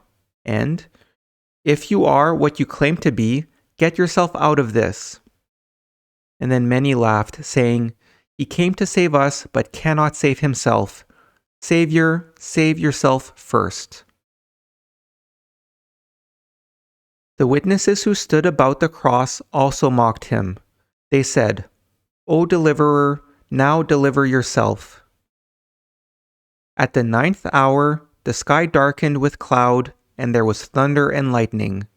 Thus the prophecy was fulfilled, which said, 'In the valley of decision, on the day of the deliverer, the sun and the earth will be darkened.' Then Jesus began to speak the words of David and later said, 'My God, do not let your power drain away from me.' Some standing nearby said, 'Listen, he is calling on Elijah.'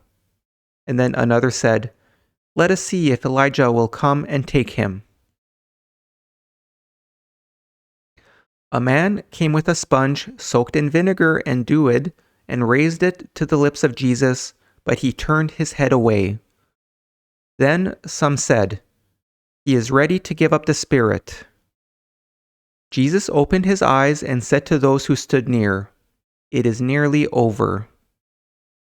Manlius, the centurion who stood facing Jesus, said, 'Truly, this is a man.' Then someone shouted, 'It is over,' and there was an outbreak of wailing from the women. So now we're going to read through chapter 25, which is the last chapter of the Gospel of the Kailedy. So this chapter begins with many of Jesus' followers being filled with sorrow, and some were being sought by the Romans or the temple guards. So many of them were brought to a safe home by members of Jesus' inner circle. And I say that because it mentions Marcus, who was the one that Peter was jealous of in chapter 23. And it also mentions Joseph, who may have been the relative of the high priest who helped test Peter in chapter 24. So it says, "A number of women stood off watching from a distance, among them being Mary of Magdala, also called Mary of Bethina, Miriam, and Mary, the mother of James the younger and Joseph, and Salome, who had followed Jesus, administering to his needs in Galilee. There were also others who had come to Jerusalem with him, but the only disciple there was James. When the women wept with pity, he said to them, "I see now what I was blind to before. Let us not waste tears in futile pity, but strengthen our hearts so his sacrifice is not in vain. He did this to change the hearts of the people. Let us be worthy of him." Then James left, for he received word that the disciples were being sought, it being feared they would set fire to the great temple, or arouse the people, so there was a revolt. There had been disturbances in the city, but because of Barabbas, only 3 were killed. Mary, the mother of Jesus, was taken to the house of John, and Marcus and Joseph also came there.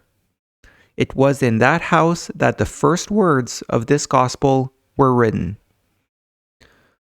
Many of the disciples had deserted Jesus and were in hiding.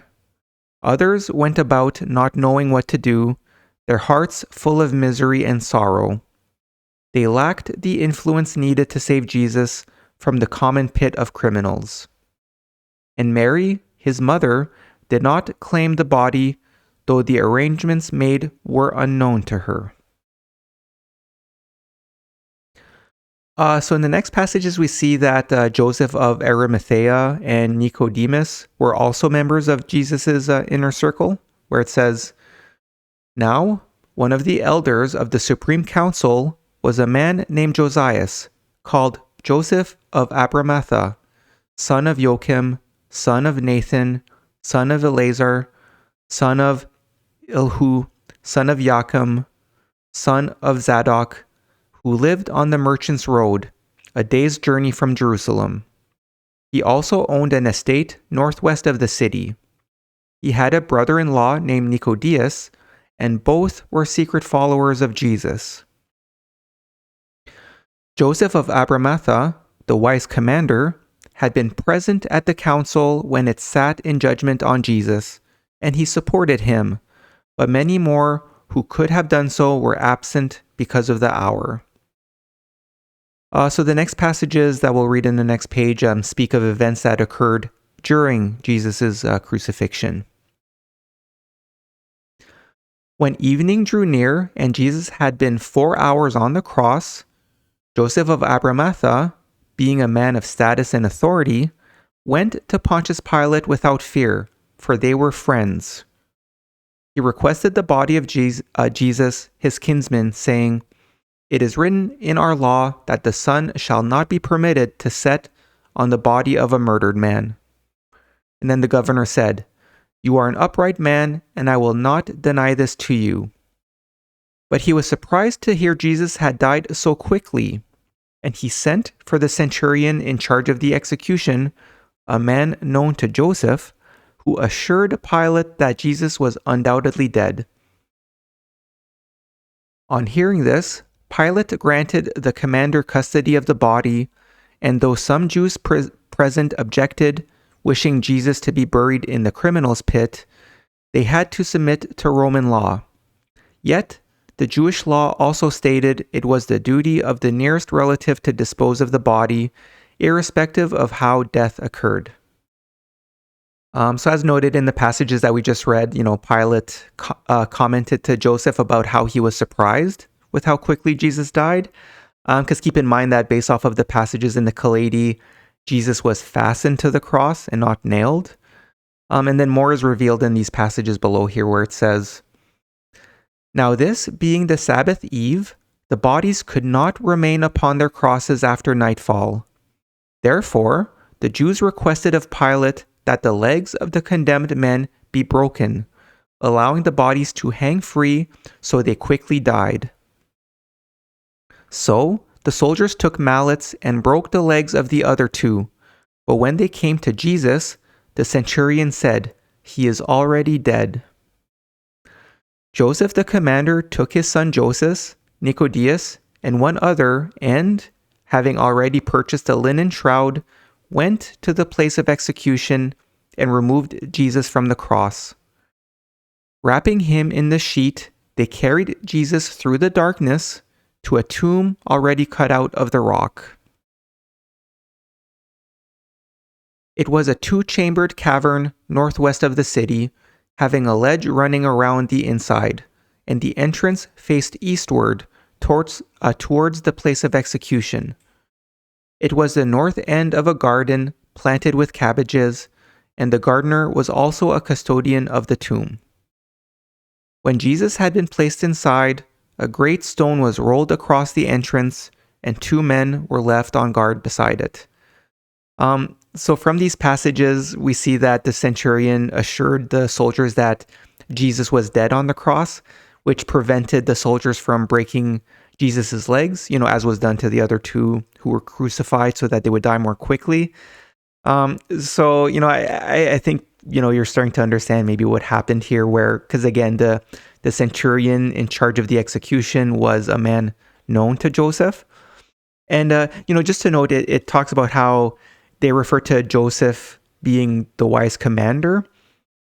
So just to keep in mind, for those who might think that this is a little bit like, oh, how could this be? Keep in mind that the centurion in charge of the execution, but also Pilate, they were part of the Roman army.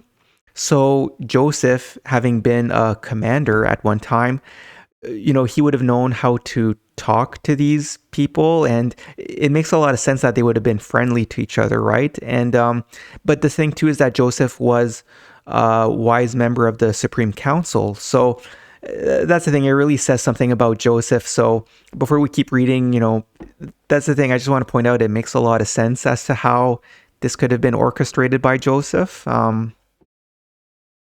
In the next passage, it's stated that some things happened on the Sabbath which were not meant to be written, since it was only meant to be known by those within Jesus's inner circle. So it says here, now things happened on the Sabbath which may not be written, for they are in the secret of the Lord, known only to the elect of the house of God, which is in the Isle of Departure.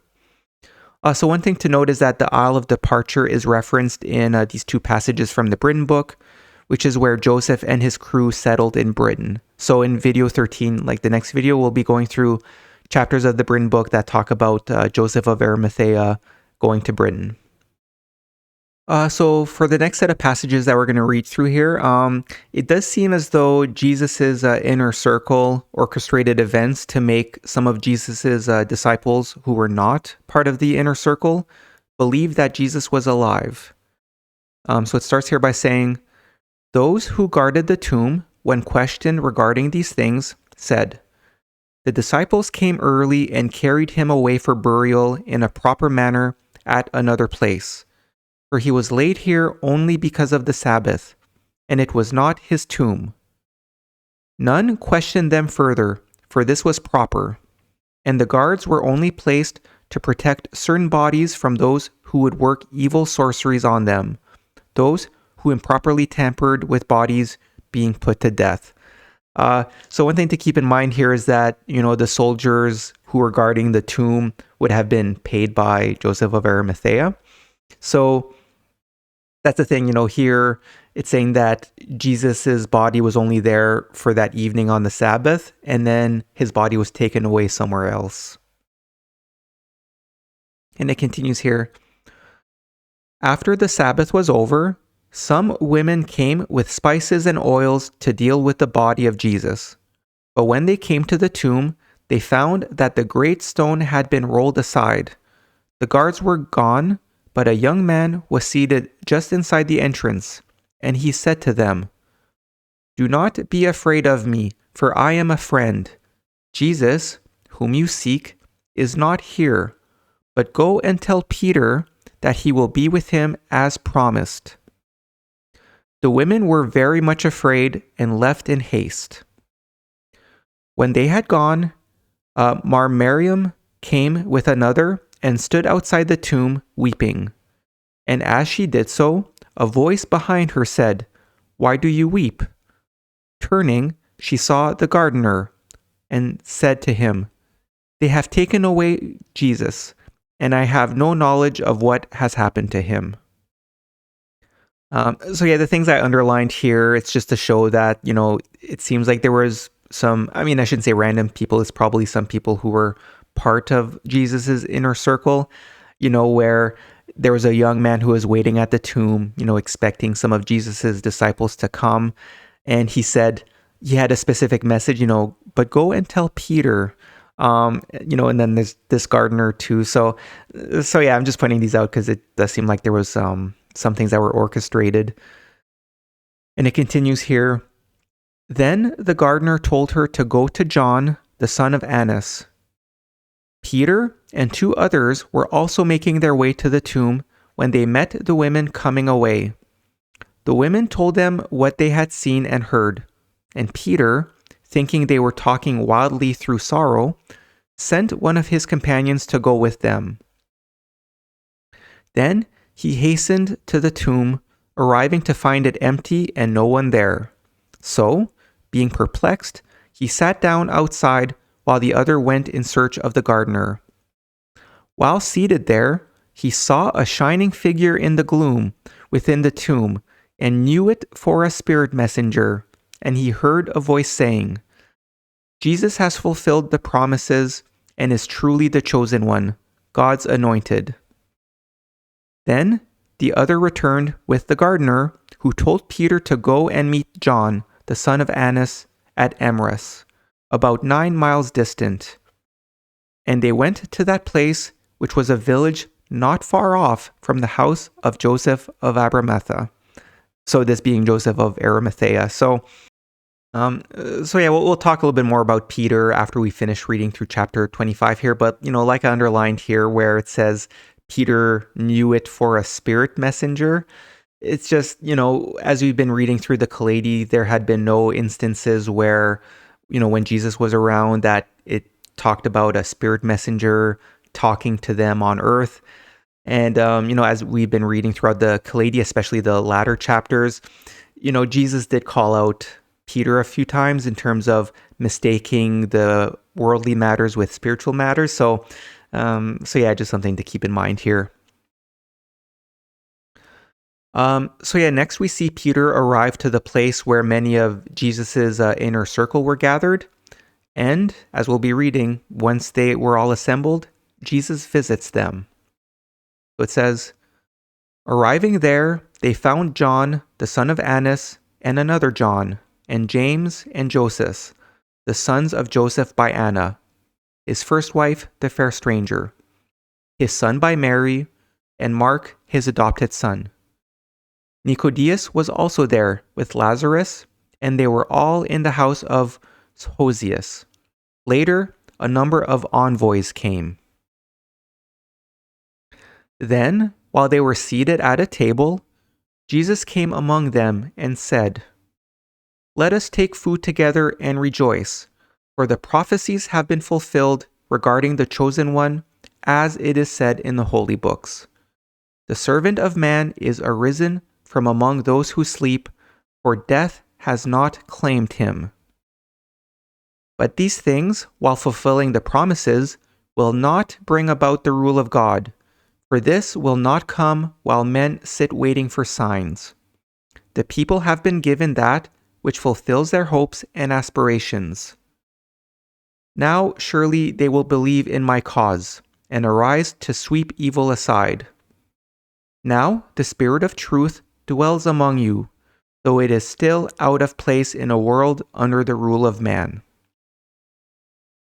Then Jesus told of all the things which had been written in the holy books concerning these things, and how the chosen one, God's anointed, would be disowned by men, would suffer for their willfulness, and arise from among the dead to appear on the 3rd day. Then he said, are not all these things fulfilled in me? Then he departed. So in the next passage, we'll see how a few days later, Jesus visits some of the 12 disciples. So one thing to keep in mind is that Peter was the only one of the 12 disciples who was present when Jesus visited those from Jesus's inner circle, like in the passages that we just read. And as we'll see, the other disciples appear to have doubted Peter's claims regarding seeing Jesus alive. So here it says, Some days later, all the disciples who were the chosen of Jesus met in a secret place, and Jesus joined them and proved himself to those who still disbelieved. And they said, "Sire, forgive our disbelief, and forgive us for doubting the things you taught concerning yourself." And then Jesus said, "This is the day of the coming of the Lord, who will rule the earth. Yet is it not written, 'This will be a day of darkness and not of light'?" Then Jesus spoke these words, "I go to a place far away beyond the world, where you may not follow. For I fulfilled the hopes of all men. Now you go out, carrying the message that the prophecies have been fulfilled, and the time is at hand when the rule of God should be established among men. For, the promises having been fulfilled for the people, surely they will now believe and rally to the cause of good, sweeping wickedness and evil from the face of the earth. Say to them, 'That has been done, that had to be done.'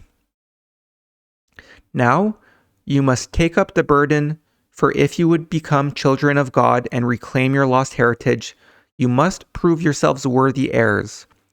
Let not all the sufferings be in vain."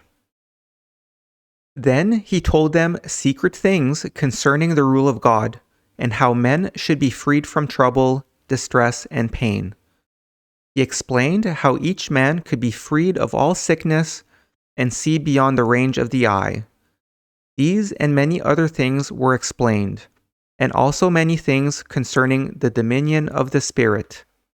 He said, "Follow my teachings, and the power of the Holy Spirit will come to you, enabling you to do many great things, causing wonder among others. Yet all these are the rightful possessions of men, if they will but establish their worthiness. Think not that God will descend from heaven to do the work of men. The world is yours, but life is with God. In the end, there is the accounting. Man must be responsible for his own destiny, so seek no divine intervention while men remain apathetic. God comes to the aid only of those who strive, who surmount the difficulties and obstacles of life." Having said these things, Jesus revealed himself to them in his form of glory, so they might know truth had been established in him. Then they were all bedazzled and astonished at what man could become and the extent of his powers awaiting development. Then they knew Jesus was all he claimed to be and hailed him as Christ, the anointed by God. For in him the Spirit of Christ was manifested as in no other. After this, Jesus left. So I just make a note here in terms of how, it talks about that, Jesus revealed himself to them in his form of glory. So I think we had discussed this in the previous video, where this is from chapter 6 of the Kailedy, where it says, "Then John took Jesus down to the river and baptized him, and he was overshadowed by the Holy Spirit and became fully filled with its power, so his face glowed. And the people wondered and were bewildered, for they did not understand. Yet the face of their forefather Moses had also glowed, after he had been in the presence of the Holy Spirit of God." So I just wanted to mention this, where maybe the same thing happened here, where, again, like, the reason I want to point that out is because, this might suggest that, Jesus had, appeared in a special way, where maybe, like, did he die and get resurrected? But it does seem like there's something with maybe at times when, with the Holy Spirit, that, even on earth, like a human being who's alive, like Jesus here, could have displayed some sort of, shining or something like that. So I just wanted to make that note. So the last passages of this gospel of Jesus within the Kailedy ends with describing what happened to Joseph of Arimathea. We see that he was imprisoned, but he also had a seemingly miraculous escape. And then afterwards, Joseph began his journey to Britain. So it says, "Now, rumors of strange events came to the ears of certain Jews who were Herodians, and Sadducees. Then they were exceedingly angry with those in power who had inclined towards Joseph, the wise commander. He said to those who raised their voices against him, "Why do you seek to stir up trouble? Those in high places, holding positions of power, did only what they thought best and complied with the law. What else could they do? I received the body of my kinsman because this was my duty, and I dealt with it decently, letting it rest in my private tomb over the Sabbath." Despite his authority, there was evidence against Joseph, and he was imprisoned, being kept under constant guard. One Sabbath, during the night hours, the spirit of Jesus was projected to Joseph, so he was comforted. But the guards, seeing it, fainted with fear. Then Joseph was brought before Pontius Pilate, but the governor found no fault in him, and he was released.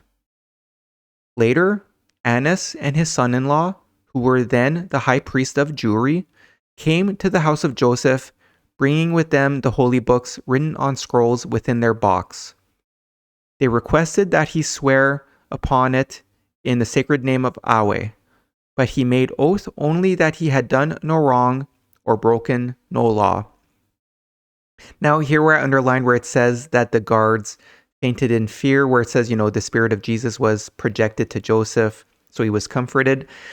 So that's the thing, as we read before where it said, some things are not to be written. I would imagine that, if Joseph and the secret followers of Jesus had orchestrated the events that happened, when he was crucified, with the centurion in charge being known to Joseph, I would imagine that they would have been able to orchestrate something where they, subdued the guards so that Joseph could escape. So that's the thing. I think that this thing where it says that the spirit of Jesus was projected to Joseph, so he's comforted, but the guards, seeing it, fainted with fear. Like, I think that's kind of a bit of a story element, or at least that was a story. But that in reality, there was a practical thing that happened to subdue them. So these are the last passages of chapter 25, where it says, "The wise commander remained in his house for many days, after which he went about unmolested. Then, when Pontius Pilate returned to Rome, Joseph departed from his home shores, coming to Setnadoin, from whence he moved to a well at the foot of a hill. He brought with him a clay cup, which had been set in silver by a silversmith, and this was that cup used by Jesus.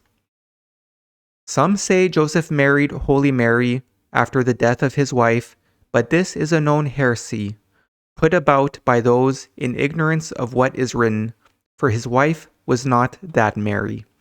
So I underlined here where, so Joseph went to Britain and brought a cup used by Jesus. So here, it would have been a clay cup, but Joseph made it, brought it to a silversmith and set it in silver. So we'll talk about that in the next video, like in video 13, where we'll be going through the chapters of the Britain book. But there is these legends of a Holy Grail, in Britain and things like that. So yeah, we'll be talking about that in the next video. But yeah, so these were the last passages of the Gospel of the Kailedy.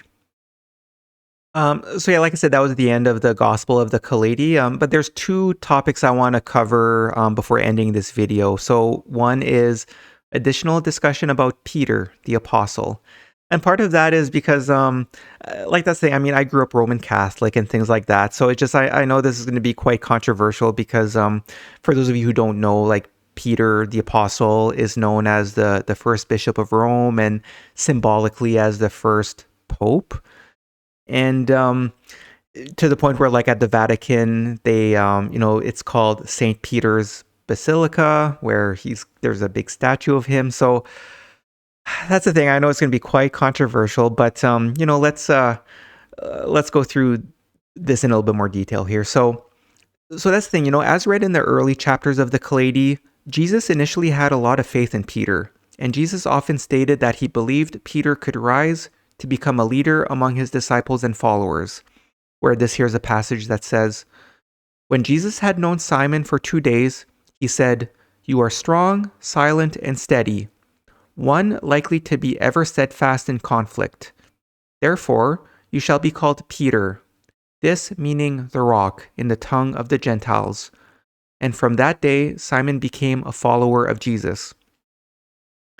However, in the later chapters, we see how Peter had difficulties with understanding Jesus' spiritual teachings.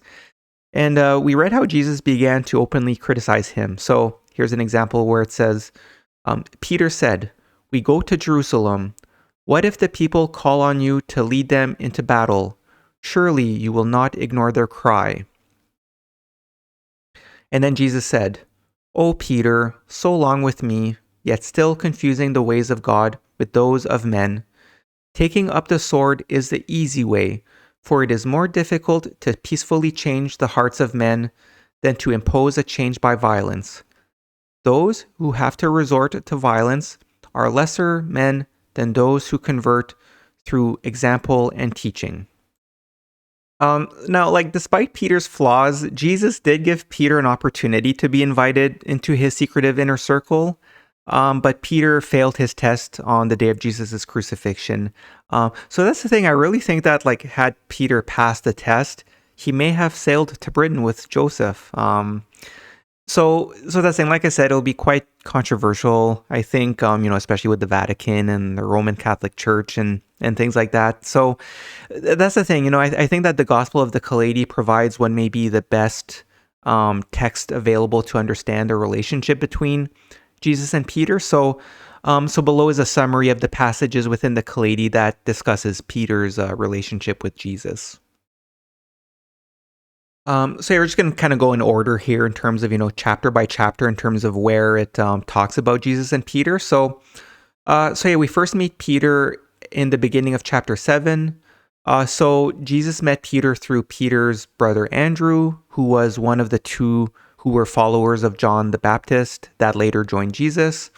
And again, here we read that Jesus was quite happy to have Peter join him on his mission.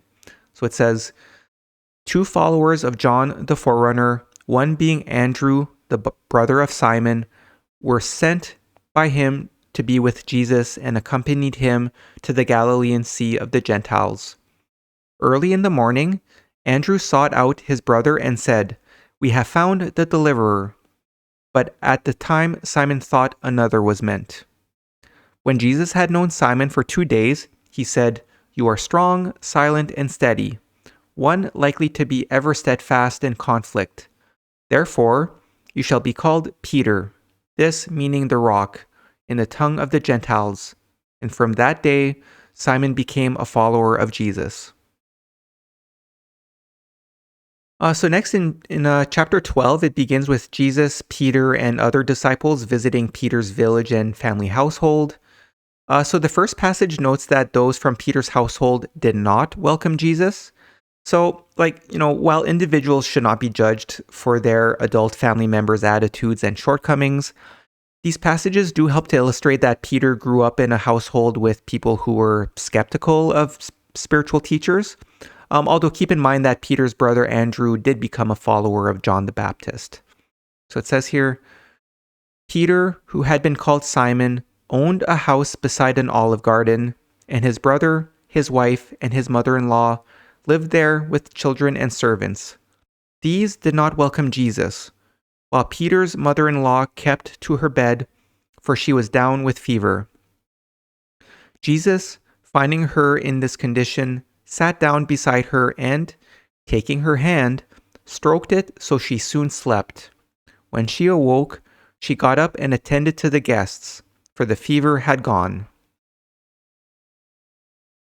The brother of Peter said to Jesus, "This place already supports sufficient priests and expounders of religion, and you bring others with you to swell their numbers. How will you all live?" And then Jesus said, "I will tell you a parable. An inconsiderate man once owned a cat, which he sometimes neglected to feed. One day, he came home with a dog found wandering and lost. The cat said to the dog, 'Now I shall surely starve, for you are much bigger than I am, and the food for you will be often forgotten. so you will devour mine." And then the dog said, "This will not be so, for when we are hungry, I can bark and whine, which you cannot do. This will show the master we are hungry, and we will both be fed." So in chapter 14, we see that many followers began to leave Jesus since they could not understand Jesus's spiritual teachings. However, Peter decided to stay committed to Jesus, and we see that Jesus was still happy to have Peter among his disciples. So it says, "Peter answered for all, 'Sire, your teachings excel those of others, for they carry the hope of eternal life. We believe you to be the chosen messenger of God, who speaks with his voice. We accept what you say because it responds to the yearnings of our hearts.'" And then Jesus said, "We all make mistakes, and though I have chosen unwisely with others, I have not been mistaken with you." So later in this chapter, like in chapter 14 of the Kailedy, we read of the situation described in the Gospel of Matthew 16, 13 to 20, where Jesus hands over a key to Peter as a metaphor. So in these passages, we see how Jesus acknowledges that Peter has his flaws, but that it is not necessarily his fault, since he, like the rest of humanity, did not have access to the undiluted truth contained in the ancient sacred writings. So here the passages say, "Peter said, 'Let us partake of your strength so we can withstand whatever is sent to test us.' And then Jesus said, 'When the test comes, it is never as expected.' He also said, 'The man who says I may be wrong is always right. The man who says I am certainly right is always wrong. To avoid a fight is not cowardice, and to fight with the assurance of victory is not courage. Weak men often fight, and strong men often run. Motive is all that matters. To judge anyone by their actions is to judge unfairly.' Then, while they were gathered about him, Jesus said, 'Now, who do you think I am?' And then Simon Peter answered, 'You are surely God's anointed.' And then Jesus said, 'You are rather rash, but as no mortal disclosure has been or was made to you, fortunate also. Since your name means a rock, and you live up to it, I will establish foundations for the city of my cause upon you, and neither death nor evil shall overthrow it. To you I give the keys of this city, and the kingdom to which it is the gateway shall welcome you as a prince. Inasmuch as I am the way, the truth, and the light, I bring you salvation from ignorance. I am the Savior of all who wander in darkness, but who, seeing my light, follow my lead.' And then one of the 12 said, 'Sire, you are truly our salvation, our hope, and our life.' And then Jesus said, 'Many will flock to my cause, but few will be chosen to serve. Many will follow my way, but turn aside at the obstacles. For if any man believe but fail to put his belief into practice, it will be profitless to him. If anyone take one part of my teachings, shunning the sterner and more inconvenient, the rest will serve no purpose. For it is in the nature of men to accept the easy path, and to turn aside from the harder one. But there is something in each which tells him this is wrong. Everyone has a spark within which, fanned by the wind of dedication, will kindle the flame of glory.'" From these passages, it seems that Jesus noticed that Peter had a strong will and was a man of action, so he had the potential to be a strong foundation for Jesus's cause.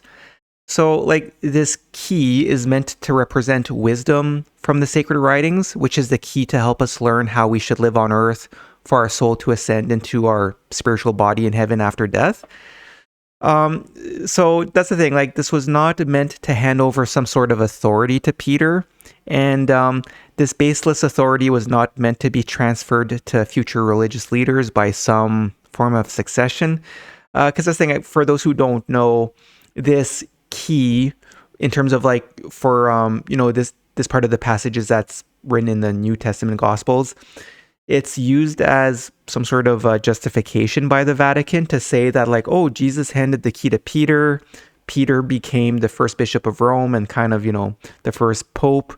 And so that's the thing. It's just, that's absurd. Now, like, I do want to say, as we read, in the last chapters of the Kailedy, like, Jesus purposely led Peter to believe that he resurrected in body and things like that. So it's just like, I don't want to be too harsh on the Vatican and the Roman Catholic Church, but that's the thing. It's just, now that the truth is available, there's no disputing it. Like, that's just such a baseless thing that they do, where it's like, oh, because Jesus handed this key of heaven to Peter, by virtue, all of the popes in succession are some sort of voice of God on earth. Like, that is absurd. And I would say it's actually blasphemous. Like, it's a practice that has to stop. Like, it's a non-negotiable thing. Like, it is what it is. And another thing I want to point out in these passages here, where, look, these are words from Jesus, where he says, "For if any man believe but fail to put his belief into practice, it will be profitless to him. If anyone take one part of my teachings, shunning the sterner and more inconvenient, the rest will serve no purpose."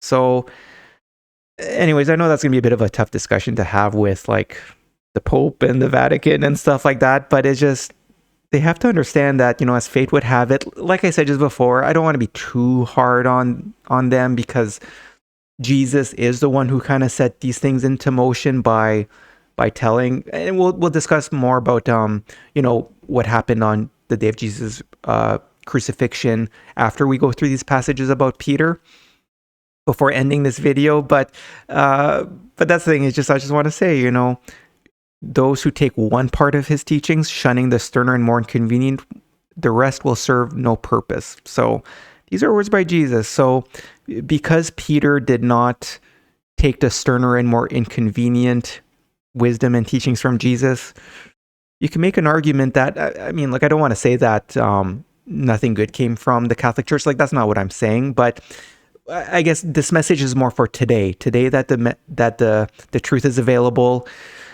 We really have to come down pretty hard on the Vatican, like the way that they claim that the Pope is the voice of God. Like I said, that is actually blasphemous. It has to stop. And if the Pope decides to, or if the cardinals and all that decide to keep this up, well, I would not want to be their soul on the day of their judgment, because it's really something that has to stop. And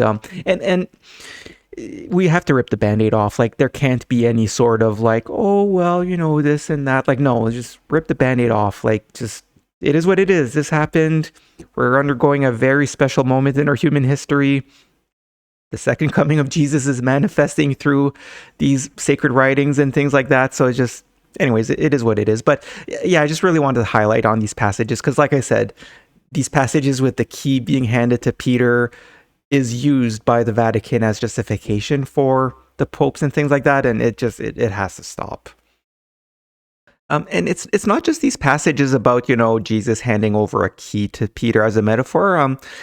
So like I said, there's still quite a bit to go through about Jesus, especially as, we still haven't really covered his personal books, which we'll be going through in videos 15 and 16. But I included a few examples here. So here's a passage from the Book of Wisdom, where, again, this is personal writings from Jesus, where he says, "Incense, fire, candles, and ritual cannot increase the glory of the divine. Certainly they may benefit man and increase his sensitivity, but he should not be hypocritical about their effect or insulting. The sacrifice of bird or beast, the offering of gold and jewels, may assist men, but in no way do they benefit the divine. All the divine asks from man is wholehearted self-dedication to the fulfillment of the divine design. The worshipful ritual and devotional acts are the manifestation of man's desire to take an easy path.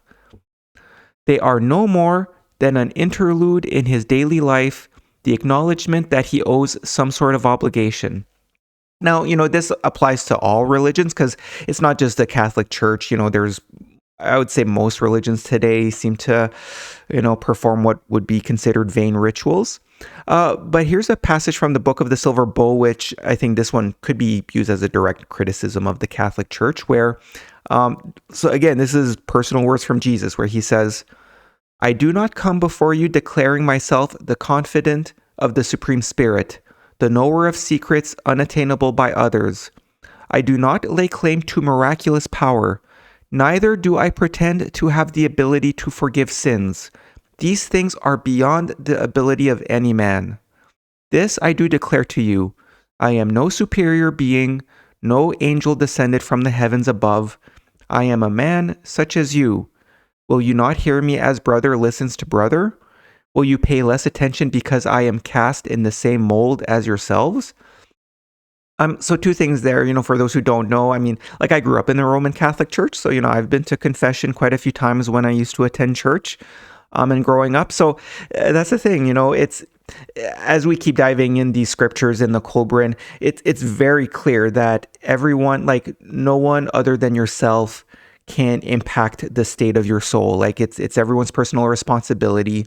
So this idea that you go to confession and that somehow a priest can absolve your sins and things like that, it just, hey, if Jesus couldn't do it, why do you think you can do it today, right? So, and also in this part of the Book of the Silver Bow, Jesus says that, he's not an angel, he's not some sort of miraculous being. And that's another core tenet of the Catholic Church, is that they see Jesus as God. And like I said, when we go through Jesus's personal writings in videos 15 and 16, it's very clear that that is not true. So again, it is what it is. And I did include a few more examples here, which again, this could be used to, criticize the ways of the Catholic Church, but also a lot of other religions today. So here, Jesus says in his Book of Wisdom, the many and seemingly conflicting doctrines which arise from time to time and in many places do, if inspired by the urge to spirituality, lead towards the same goal, the one supreme truth. They are like the many roads into the city which convey travelers from all directions. The conflict and discord between the many religions are caused by ignorance, by blindness in the material clouds of illusion, and by misinterpretation of basic truths. Rightly or wrongly, each man believes the road he travels to be the best and most direct. So, I know this is kind of reaching back into a little bit into, ancient history or, but I guess ancient history in terms of for us today, but, that's the thing.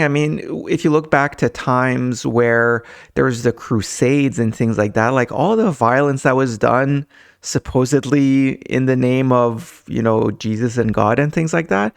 That's the thing. Like I underlined here, the conflict and discord between the many religions are caused by ignorance. And that's from Jesus, because ultimately there is one God. And all religions throughout our history seem to have at least started, from the seeds that were planted so long ago by Osiris and the Sons of Fire, going back to over 12,000 years ago. So again, that's one of the big revelations from these texts that we all need to accept as we move forward. And here's just another one where Jesus says, ignorant men stupidly stir up many cares and troubles. They confront themselves with pointless problems and add unnecessarily to the burdens of life. They increase the number of trials prescribed by their destiny. They indulge in futile forms of worship and waste time in worthless ceremonial. They delude themselves by placing false values on their offerings. They fast and mortify themselves without gain. They go on time-wasting pilgrimages and seek new shrines. But from all this, they derive little spiritual benefit. And that's saying, I'm not an expert in terms of what those at the Vatican do day to day. But, it seems like often when I see things about the Vatican in the news and things like that, it's just including in Easter and things like that. I do notice a lot of vain rituals, and they have all these extravagant relics or things like that. And so anyways, I think you understand what I'm saying. It's just as we keep going through these texts, there's a lot to say about, or I should clarify, there's a lot to criticize about a lot of the current religions today, especially here, the Vatican and the Catholic Church, who, are kind of seen as the religion who, represents Jesus today, which, again, that's why I'm kind of really criticizing them directly here. But all religions today, we really need to, it's meant to be a bit of a new beginning here. So, so I'll leave that at this for now, and we'll move on here. But that's the thing. This is a much lengthier discussion to have. So in chapter 19 of the Kailedy, it begins with Jesus, his 12 disciples, and other followers traveling to a city. So Jesus asks his disciples how the people of the various towns and villages view him. And we see that the disciples are not all in agreement. So within this conversation, we see Jesus point out sternly to Peter that he is blinded by worldliness, and almost giving Peter an ultimatum that if he cannot rise above his materialistic view of life, then he should stop following. So here it says, John said, "It is foreordained that the chosen one will suffer death by violence, but will rise triumphant above it, to manifest again as proof that death is not the destined end." And then Jesus said, "Perhaps I am the chosen one, for will he not be all things to all men?"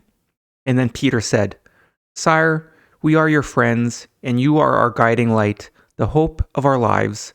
Do not say such things, for we could not bear to lose you."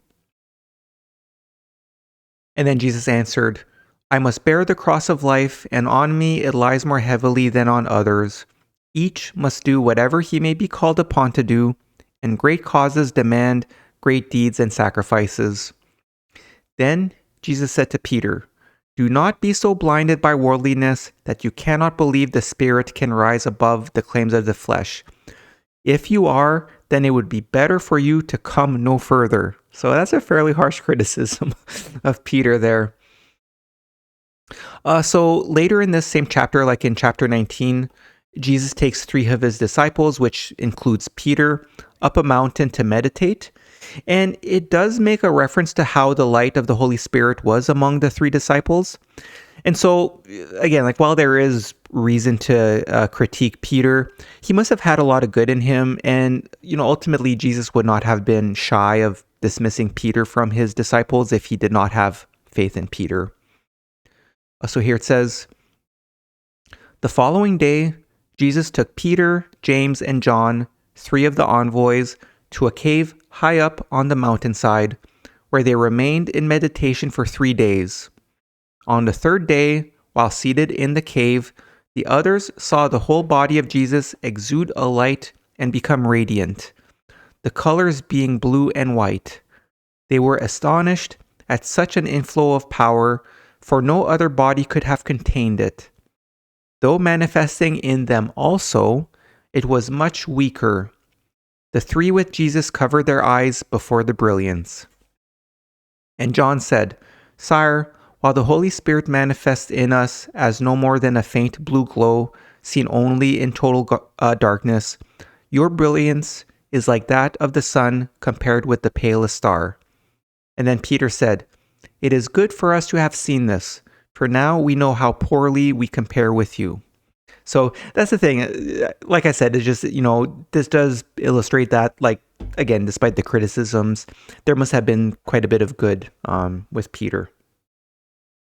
So chapter 1 of the Kailedy provides another instance where Jesus criticizes Peter for not being able to understand the spiritual side of his teachings, where it says, "Peter said, 'We go to Jerusalem. What if the people call on you to lead them into battle? Surely you will not ignore their cry.' And then Jesus said, 'O Peter, so long with me, yet still confusing the ways of God with those of men. Taking up the sword is the easy way, for it is more difficult to peacefully change the hearts of men than to impose a change by violence. Those who have to resort to violence are lesser men than those who convert through example and teaching.'" There's several events that occur which help to illustrate Peter's character in the days leading up to Jesus' crucifixion. So as we're going to read in the passages below from chapter 23 of the Kailedy, Mary Magdalene respectfully used sweet-scented oil to honor Jesus. However, some of the disciples present, which included Peter, mocked Mary.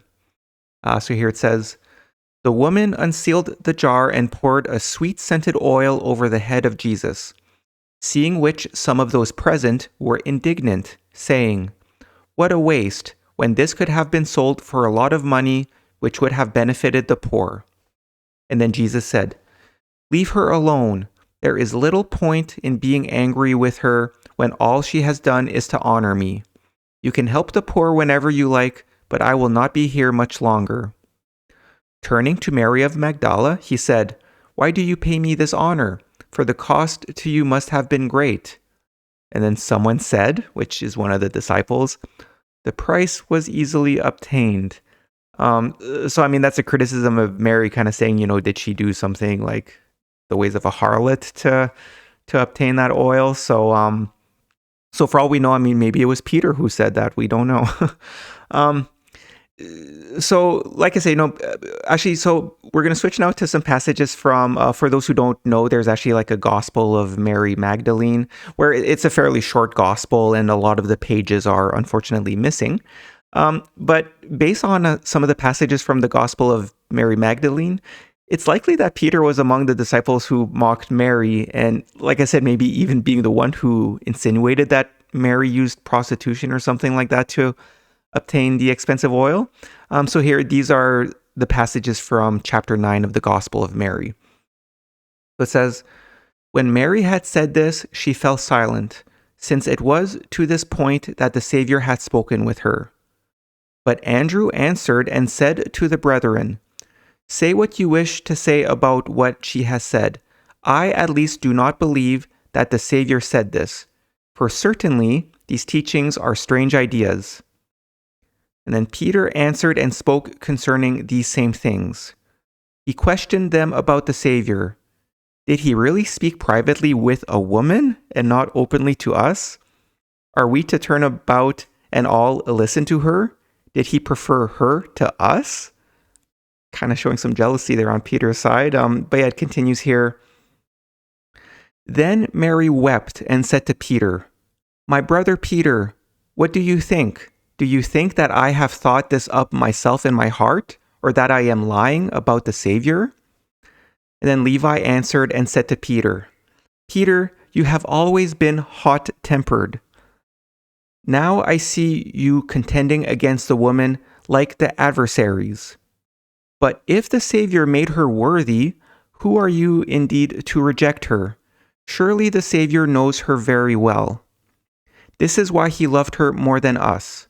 Rather, let us be ashamed and put on the perfect man, and separate as he commanded us and preach the gospel, not laying down any other rule or other law beyond what the Savior said.' And when they heard this, they began to go forth to proclaim and to preach." So, ultimately, if Peter truly understood Jesus' teachings, he would have spoken against the comment, in the Kailedy and things like that. So, because, yeah, I mean, this is fairly direct, those who were in the room. So this would have been, I believe, this part of chapter 9 of the Gospel of Mary. And actually, I do include the passages of the Gospel of Mary in Appendix M of my report. So I include it as some discussion after we read through the Gospel of the Kailedy. And yeah, I mean, this is just an example, Peter, you have always been hot-tempered and things like that. So, but anyways, like, I think that this is occurring right after Jesus was crucified. So it's really a reflection of Peter after Jesus was crucified, which again, it's kind of a no surprise that he failed his test on the day of Jesus's crucifixion. So yeah, it's quite the interesting thing, as fate would have it, the way things turned out, that, Peter's known as, like, in some ways, the top apostle and who founded the Vatican. Or, I mean, I don't think he, like, directly founded it, but he's, again, you go to the Vatican and it's St. Peter's Basilica. They have this huge statue of him.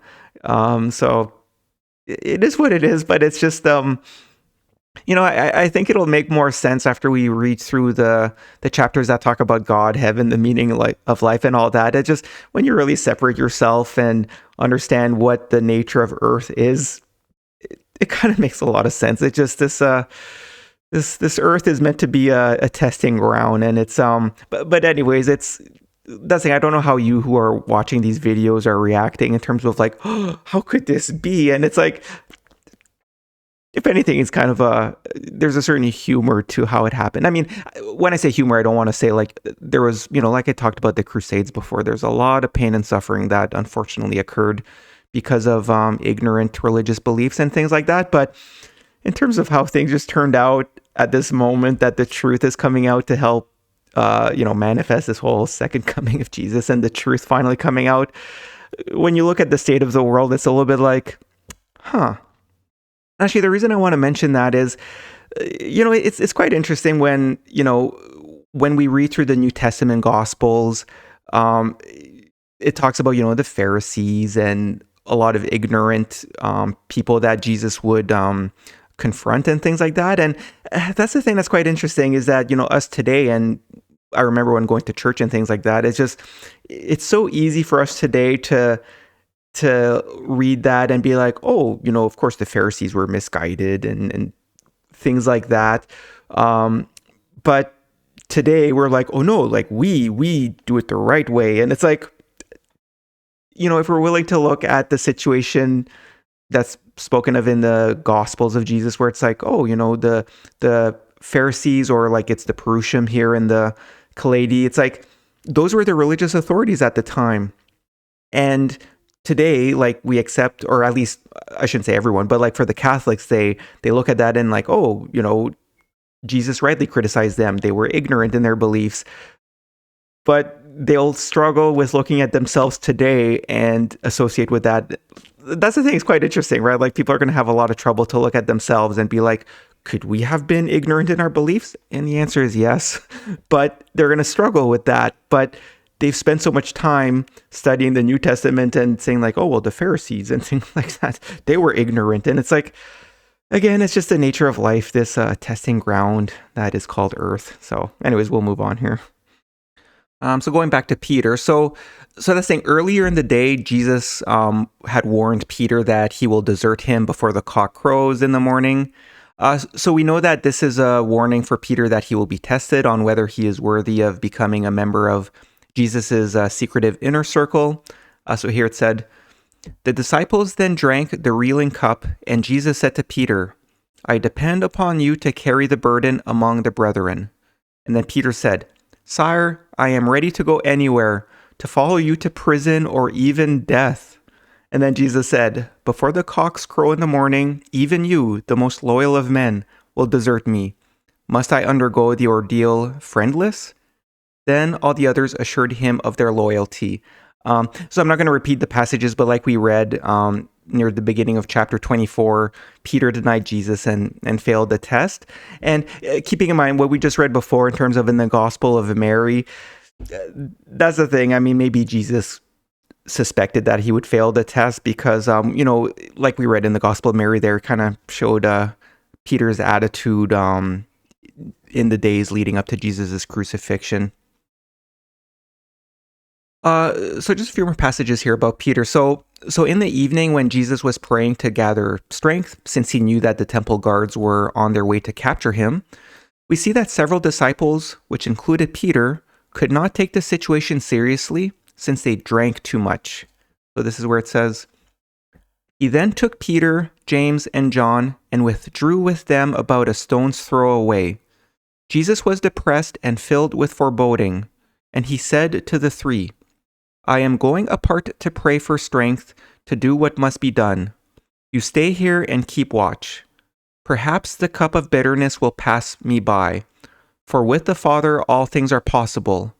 But I fear there is no other way for me but to abide my destiny. He then came back to the three, and the sweat stood out readily on his brow.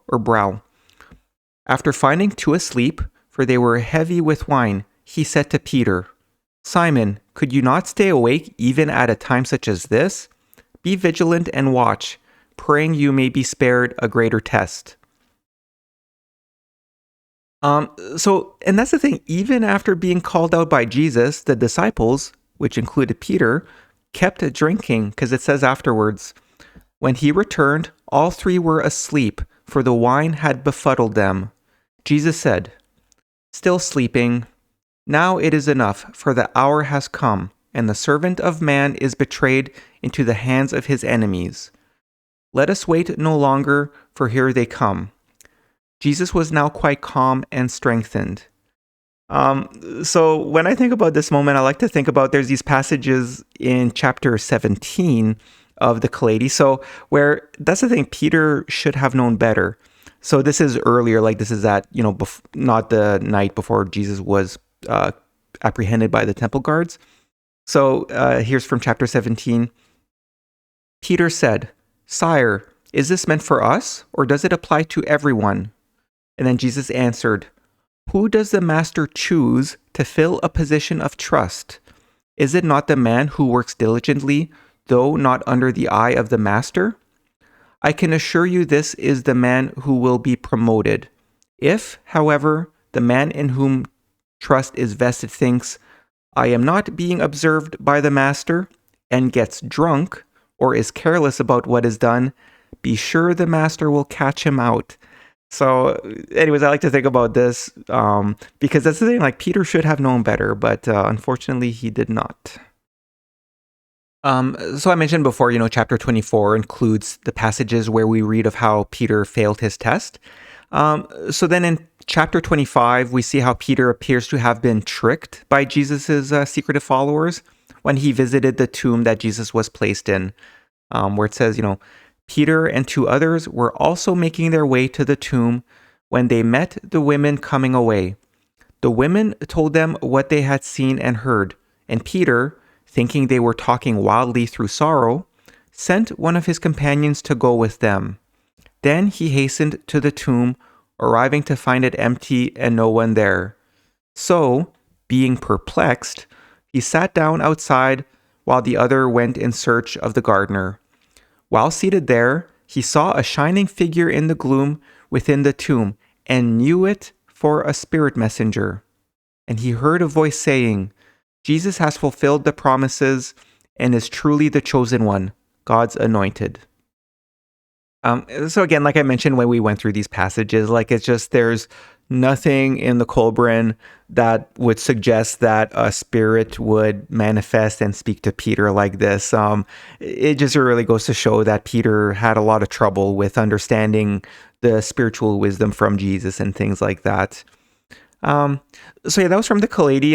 And the thing is, there's actually some passages in the Gospel of Jesus in the Bryn book that also have Jesus criticizing Peter. So here it says, "Jesus was not a sorrowful man, for greatness cannot be downcast. Always he brought strength to the disheartened and was not influenced by the despondency of others.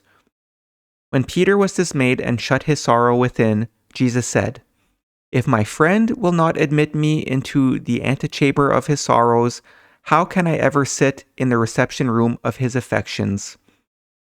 Jesus set his face against all forms of melancholy. He said, "The man who cannot rise above the burdens of his sorrows or the trials of the day shall not know the kingdom of heaven, nor can he know the love, which is the cornerstone of life."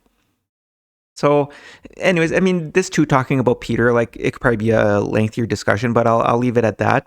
But before we move on to talking about, we'll end this video with going over again, what exactly happened on the day of Jesus' crucifixion, to speak a little bit more about, maybe why it is that Jesus decided to tell the apostles like Peter that, he pretend that he resurrected in body after death, and told them to go and preach the word about that. So before we move on to that, to finish the video, I just want to mention that, in an earlier video, we went through the part in the Kailedy that speaks of the situation where Jesus supposedly walked on water. Now, like in the Kailedy, it's he waded in the water when it was windy and stormy and the disciples were having trouble bringing the boat to shore to pick up Jesus. Now, that's the thing in the passages in the New Testament Gospels where Jesus supposedly walks on water. It's none other than Peter who was invited to come and walk on water too. So now, again, like I know it's understood that like it's not Peter who wrote the New Testament Gospel, so I don't necessarily want to blame him. But similar, like we just talked about how Peter knew it to be a spirit messenger when he went to Jesus's tomb. For all we know, like that's the thing, because of Peter's misunderstanding of what's possible and what's not possible, that's the thing, it's at least, should be considered that Peter, in his quest to proclaim the word of Jesus, which is good. Like that's the thing, that was good. It's a good thing that his heart was in the right place.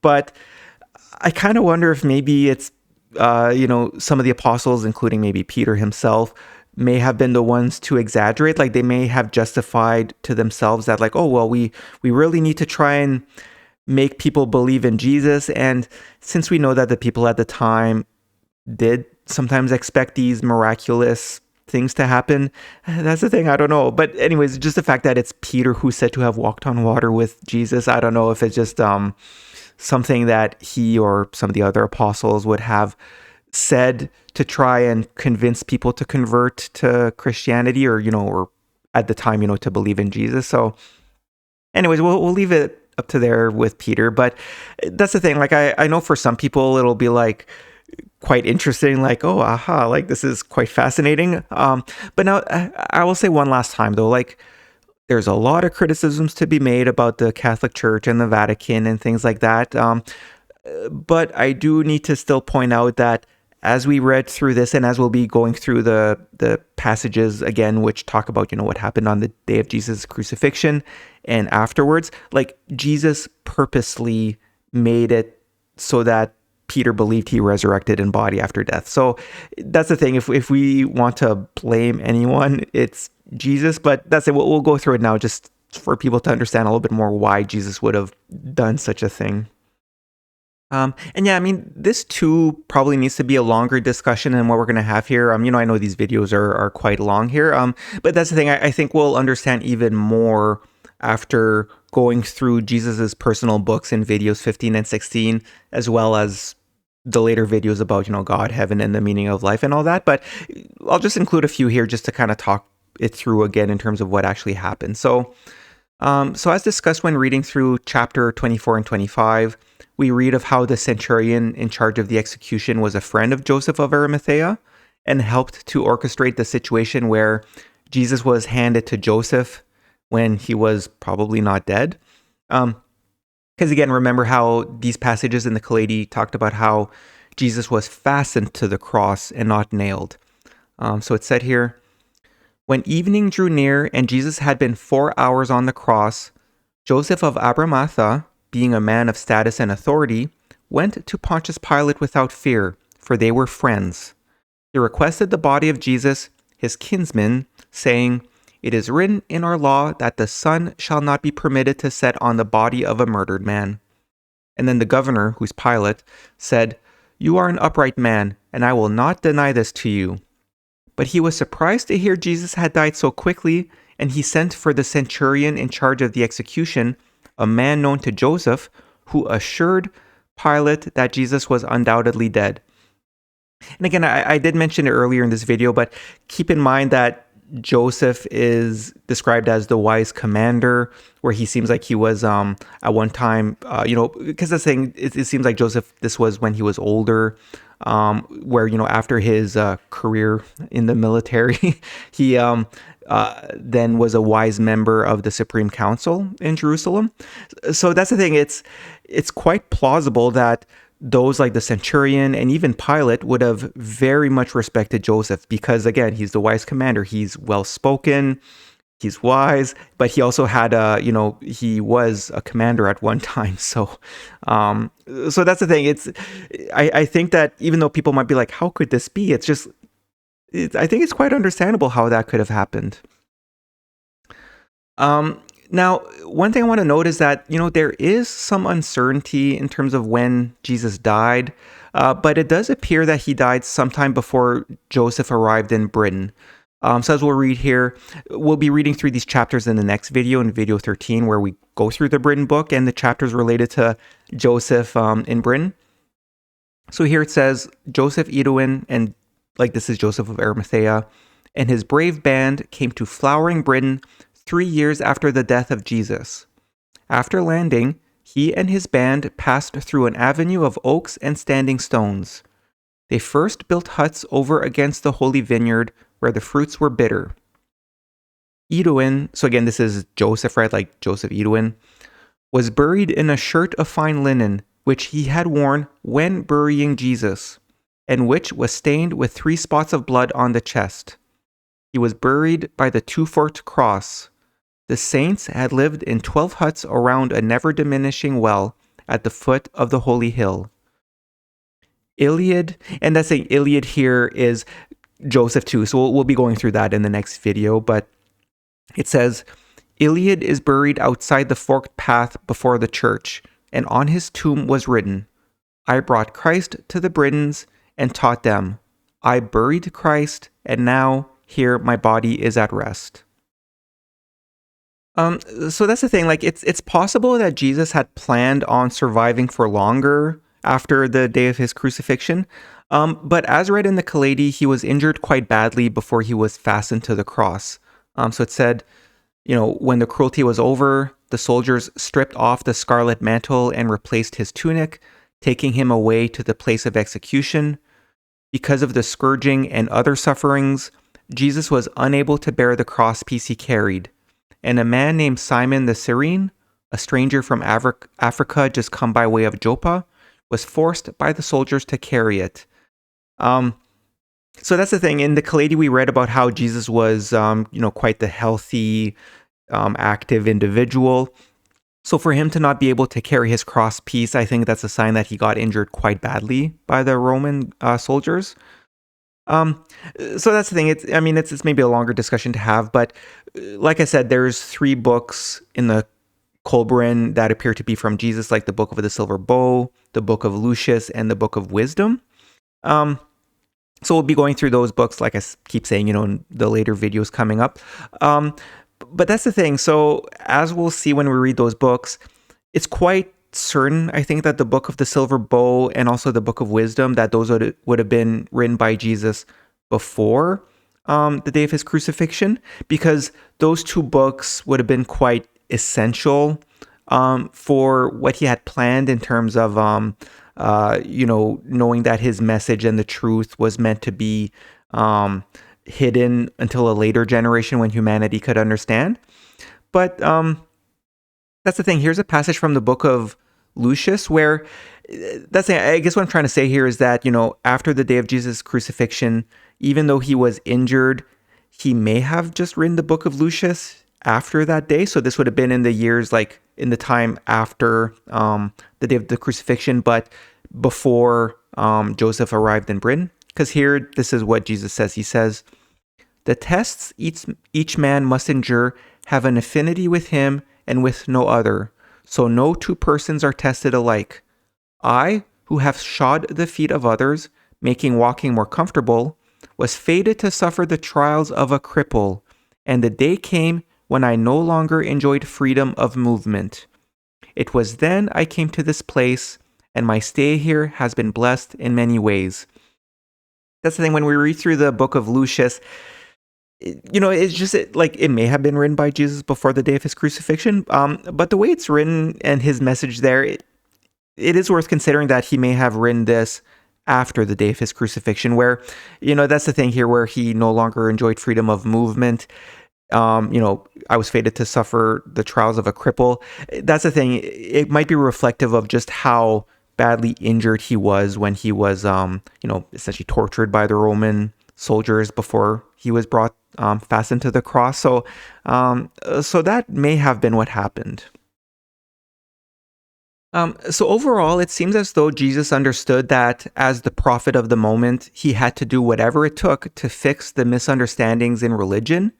And so making the people believe he was the anxiously awaited, Messiah expected by the people of the time was one of the ways he could have, made it so his name would be remembered, and he would have really made an imprint on humanity.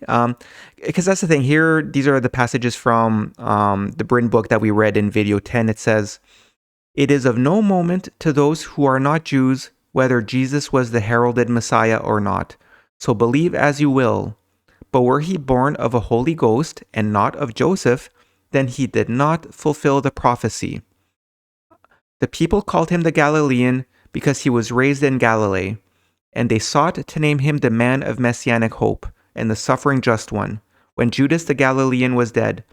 Some thought he was a warrior Messiah, but he rebuked them, saying, I am he of whom it is written, he shall judge the poor rightly and reprove those who oppress them. He shall smite the earth with the rod of his mouth and slay the wicked with the words that issue from his mouth." So again, like I think I discussed earlier in these videos, how Jesus did walk a little bit of a fine line in terms of he chose his words carefully so that he didn't necessarily lie, but he definitely tried to make the people believe that he may have been, this chosen one or this messianic prophet. But at the same time, those from the secretive inner circle understood that that wasn't the case. So these are passages from the Kailedy where it said, John said, "It is foreordained that the chosen one will suffer death by violence, but will rise triumphantly above it, to manifest again as proof that death is not the destined end." So that's the thing, like this is John, one of the disciples, saying this, where it's like, it seems like this was the expectation of the people, or what may have been in the Jewish holy books at the time, where again, it's just for whatever reason, and we'll talk in video 14 again about, we'll go through the chapters that talk about the twice-born ritual, where it's quite apparent that to become a prophet, there's this, they undergo like a 3-day near-death experience. But it seems like that message, however it came to be in the Jewish holy books after Moses, took a life of its own and became a much greater prophecy. But anyways, in terms of Jesus, this is how he responded. He said, "Perhaps I am the chosen one, for will he not be all things to all men?" And then Peter said, "Sire, we are your friends, and you are our guiding light, the hope of our lives. Do not say such things, for we could not bear to lose you." And then Jesus answered, "I must bear the cross of life, and on me it lies more heavily than on others. Each must do whatever he may be called upon to do, and great causes demand great deeds and sacrifices." And Jesus even continued here, where he said to those with him, "I will be slain as were John and his father, for I am feared, because I may claim a right to rule from the kings who were before David. The burden of my death lies heavily, but it is undertaken with purpose, so men can be saved from evil. And what I do will speed the day of their deliverance." So again, this helps to show that Jesus had a plan. Like that's the thing. It's he, and like we discussed when reading through the later chapters of the Kailedy, it really does seem as though Jesus purposely went to Jerusalem to be crucified, and that's the thing. At the end of the day, it is mission successful, because it's here we are 2,000 years later still talking about Jesus, and he has had a immense impact on our human history in the last 2,000 years. So that's the thing. I will point that out, because for those who might be like, oh well, how could this have been? That's the thing. Jesus really, he saw the truth, and I mean, who knows, like the Holy Spirit probably told him some information to kind of assure him that like, this is, you must bear the cross of life. This is your fate and destiny. And it's just part of, God's plan for us in terms of this earth and our earthly life. But yeah, I do want to show here. So in terms of why it is that there's this idea of a Messiah. So, and I think I had described or mentioned this earlier. So this is a passage from Annex Scroll 1, which talks about Osiris. Now, what's interesting about this chapter is that it seems as though it was written by Moses. So, it describes Osiris, but it also helps to understand Moses and what he may have taught the people who, later became the Jewish people. So here the passage says, God said to Osiris, Behold the land before you. It is a chosen land for safeguarding the sacred mysteries. Out of its womb shall come the child of truth, which shall die and rise again to lead men in the struggle to glory. In the day of his rising, the earth will be distressed and know it not, nor will it open its arms to the child, which will go unrecognized and even be despised and mocked.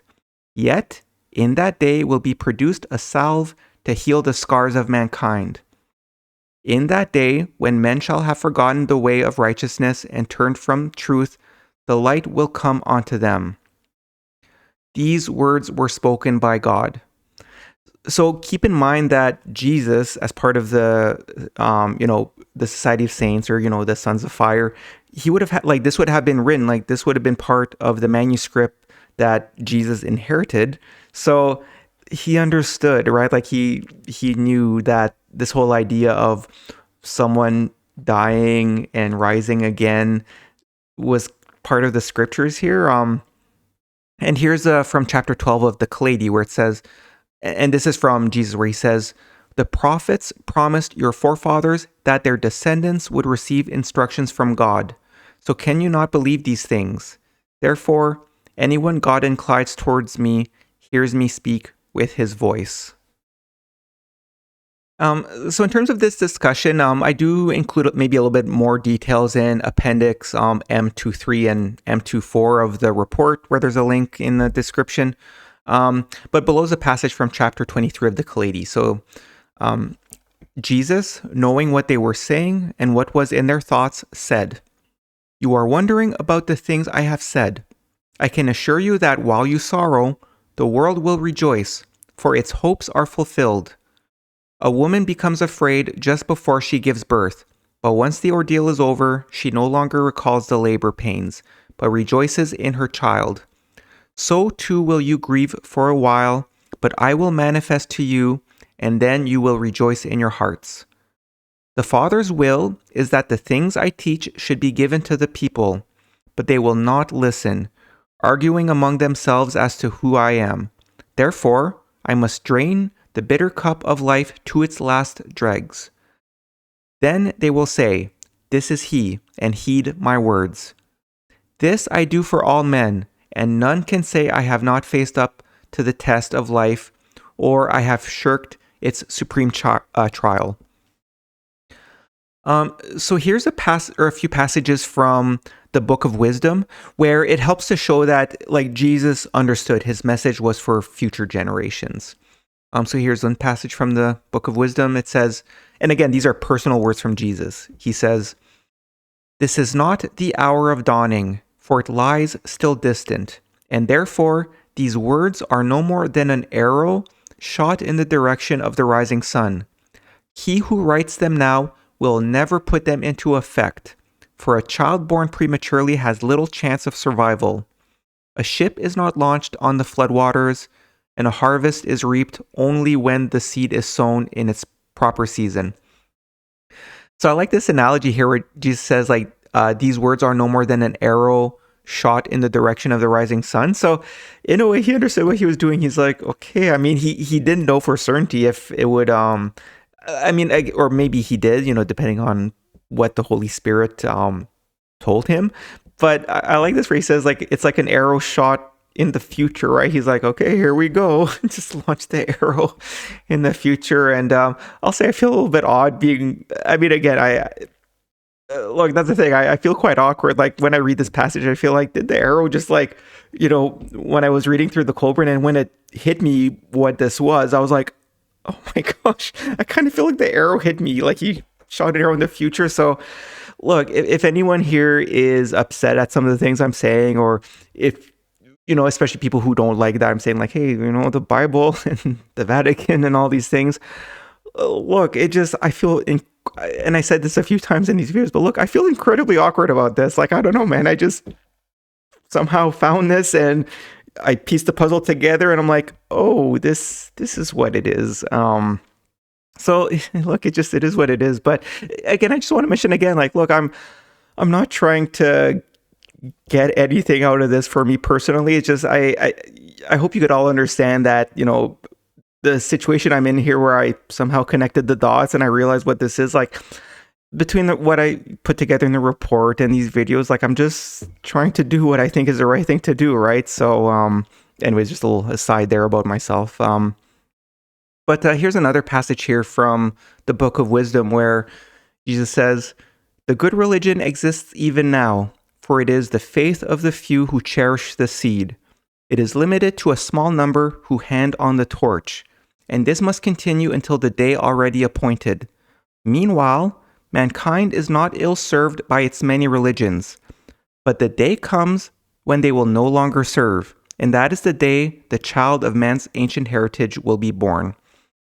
So, again, that's the thing. Even though I have a lot of criticisms about the religions today, that's the thing. Jesus understood that because of the state of humanity at the time, because it was in a more ancient time, he understood that, like, the current religions, that's the thing. And I'll say this again, like, I don't want to criticize the religions too heavily, because even like Jesus said here, like, he acknowledged, hey, these religions do serve a purpose, because ultimately they still proclaim to the people, like, do good things and don't do bad things, even though they might be misguided in certain things or with the vain rituals and all that. But again, it seems like Jesus understood just what was supposed to happen in terms of our humanity. So, but like I underlined here, but the day comes when they no longer serve, and that is the day of the child of man's ancient heritage will be born.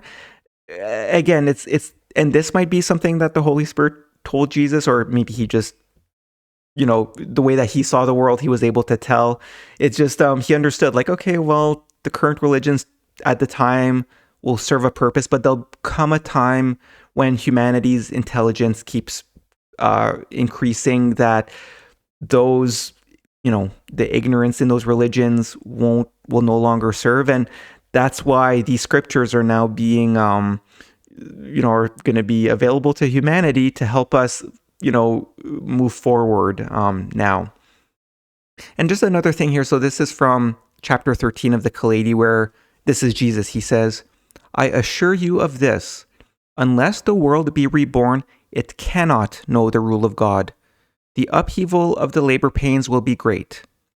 For though many will say, 'Speed the day' with their lips, in their hearts they will be saying, 'The cost is too great, spare the coming.'" So this is where I'm a little bit worried that, because to me, and I mean, I've been studying these scriptures for years now. That's the thing. Even though, like, to me, it feels like, hey, everyone, like, we should all, accept this, and, we should have, peace on earth and have a whole spiritual awakening and things like that. But I am a little bit worried because, like Jesus says here, for though many will say, "Speed the day" with their lips, in their hearts they will be saying, "The cost is too great, spare the coming." So, because that's the thing. I mean, especially like the wealthy and things like that, the wealthy are expected to essentially hand over their wealth and things like that. So I think they especially will, in their hearts, they'll be saying, "The cost is too great, spare the coming." I also think that there might be a lot of, like, very religious people, maybe especially those who are, like, conservative leaning, who will think, for them it might be a little bit too hard, because they'll have trouble accepting that everything they believed and them going to church and all that stuff, like, for years and years and years, they'll have trouble with accepting that, like, oh, that was all for, I mean, I shouldn't say it was for nothing, but you know what I say, or you know what I mean, but that's like, I just need to highlight this again, where Jesus says, "I assure you of this, unless the world be reborn, it cannot know the rule of God." So we really need a reset here, and we shouldn't be holding on to these old ideas just as some sort of, like, sunk cost fallacy, because it's like, oh, we've already invested so much of our lives into these old religions, and it's like, look, this is just a moment. This is meant to be an incredibly big moment in our human history. So yeah, now that we've read a few of those passages from the Book of Wisdom where, like we just discussed, like, Jesus understood what he was doing. He knew his message would be for future generations. So that's the thing. In terms of what happened in the days after Jesus' crucifixion, we see how Jesus first arranged for Peter to be a witness during an evening when Jesus appeared. Because here it said, Arriving there, they found John, the son of Annas, and another John, and James and Joseph, the sons of Joseph by Anna, his first wife, the fair stranger, his son by Mary, and Mark, his adopted son. Nicodemus was also there with Lazarus, and they were all in the house of Hosius. Later, a number of envoys came. Then, while they were seated at a table, Jesus came among them and said, "Let us take food together and rejoice, for the prophecies have been fulfilled regarding the chosen one, as it is said in the holy books. The servant of man is arisen from among those who sleep, for death has not claimed him. But these things, while fulfilling the promises, will not bring about the rule of God, for this will not come while men sit waiting for signs. The people have been given that which fulfills their hopes and aspirations. Now surely they will believe in my cause and arise to sweep evil aside." So again, for context, this is where it was only Peter out of the 12 apostles who was invited to this evening, where that saying, it seemed, we read earlier that Nicodemus, who was one of the secret followers of Jesus who worked with Joseph of Arimathea. And I would imagine that like Lazarus and this number of envoys were also part of the secret inner circle. And these may have been some of the people who traveled with Joseph to go to Britain that we'll read in the next video. But yeah, just a few things I underlined here where Jesus says, for the prophecies have now been fulfilled regarding the chosen one, as it is said in the holy books. And at the end here where he says, now surely they will believe in my cause and arise to sweep evil aside. So again, I guess what I'm trying to say here is that, like we just read in those passages from the Book of Wisdom, we understood Jesus knew what he was doing. So when he reappeared to Peter after the day of his crucifixion, it seems like Jesus purposely made it so that those like Peter thought that Jesus had resurrected in body after death in order to make this claim, look, I have fulfilled what was written in these holy books. Now surely they will believe in my cause. Because of this idea that the people had in terms of this messianic individual that they were expecting. And it continues here. Now the Spirit of truth dwells among you, though it is still out of a place in a world under the rule of man. Then Jesus told of all the things which had been written in the holy books concerning these things, and how the chosen one, God's anointed, would be disowned by men, would suffer for their willfulness and arise from among the dead to appear on the third day. Then he said, are not all these things fulfilled in me? And then he departed. So again, like I underlined here, where he specifically says, look, have like all these things that were written in the holy books have been fulfilled by Jesus. And here too, I didn't underline, but, where he would said, would up among the dead to appear on the third day. And again, this third day, like I said, we'll discuss in video 14. It's very clear that a big part of the twice-born ritual is a 3-day near-death experience where for those who survive the twice-born ritual, it is seen as a resurrection of sorts. So that's saying we'll see when we go through those chapters in video 14 that it seems quite apparent that that idea from the twice-born ritual somehow made it into the Jewish holy books and became this messianic prophecy where they thought, on the third day, this person would rise from the dead. Like I noted here, and I mentioned before that, that's the thing in all these passages I underlined. Jesus really made sure to point out to the fact that him being alive after supposedly dying on the cross fulfilled what was prophesied of this chosen one. So I made a note here, and like I mentioned a few times, again, despite what these criticisms I have of Peter, we really should keep in mind that it's Jesus who purposely made Peter believe that he had resurrected from death. So we shouldn't, criticize Peter too harshly about that because and that's the thing for everyone who's having trouble with this idea. Why would Jesus do such a thing? How dare he make it so people believed he resurrected after death? Like, hey, take it up with Jesus. Like he's the one who set this in motion. But like I said, here we are 2,000 years later, and we still know the name Jesus. So, and he has had a incredibly profound impact on our human history in the last 2,000 years. So he did it for a good reason. So that's the thing. So that was the first time that Jesus appeared to Peter, and it seemed like those who were mostly part of his inner circle. So that's the thing. A few days later, Jesus arranged to make a visit to Peter and some of the other disciples, like, those of the 12 apostles. So this could be because many of the disciples did not believe Peter's claim of seeing Jesus alive. Because that's the thing. I think Jesus's intent with his first visit was for Peter to be a witness, and then for Peter to tell the others, and for the others to believe Peter. That's saying, here's the passages again from chapter 25. It says, "Some days later, all the disciples who were the chosen of Jesus met in a secret place, and Jesus joined them and proved himself to those who still disbelieved. And they said, 'Sire, forgive our disbelief and forgive us for doubting the things you taught concerning yourself.' And then Jesus said, 'This is the day of the coming of the Lord, who will rule the earth. Yet is it not written, this will be a day of darkness and not of light?'" So like I underlined here, that's the thing. I don't know if Jesus had planned to do a second visit. Like I just said, right? I think the idea was that he appeared to Peter. He was maybe hoping that, Peter went to the other 12 apostles and proclaimed the message. But like I underlined here, to those who still disbelieved. And then they said, "Sire, forgive our disbelief and forgive us for doubting."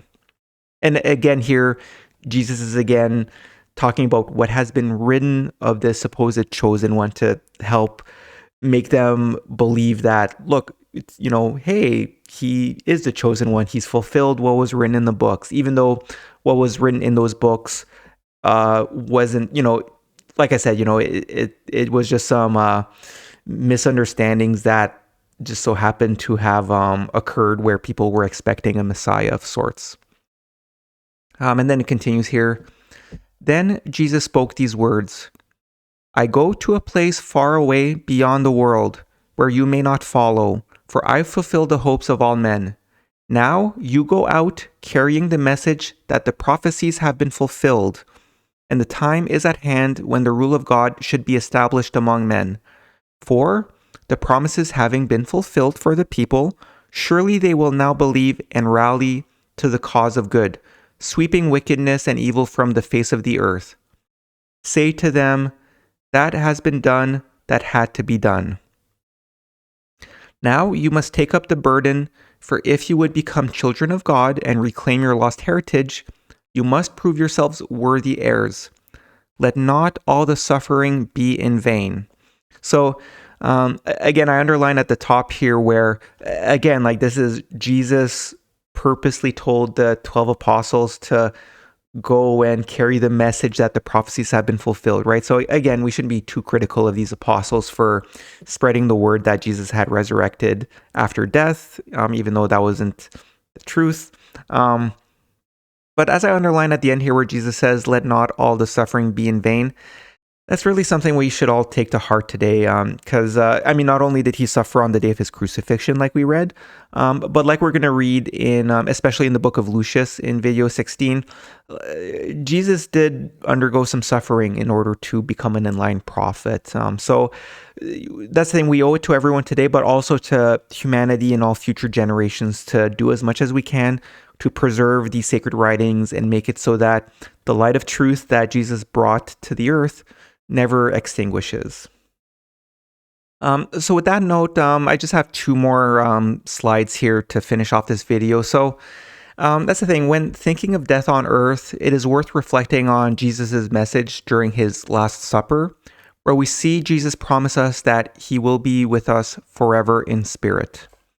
So here it says, "Thomas said, 'Are you going to manifest only to us?'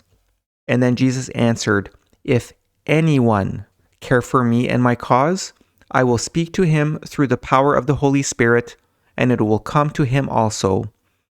Those who do not care for me or my cause will ignore my teachings, but do not fear them. Be on guard against those who pay lip service only. While I am with you, I can speak as men speak, but when I am gone, the Holy Spirit will bear messages in my name, clarifying your minds so you recall all I have taught you.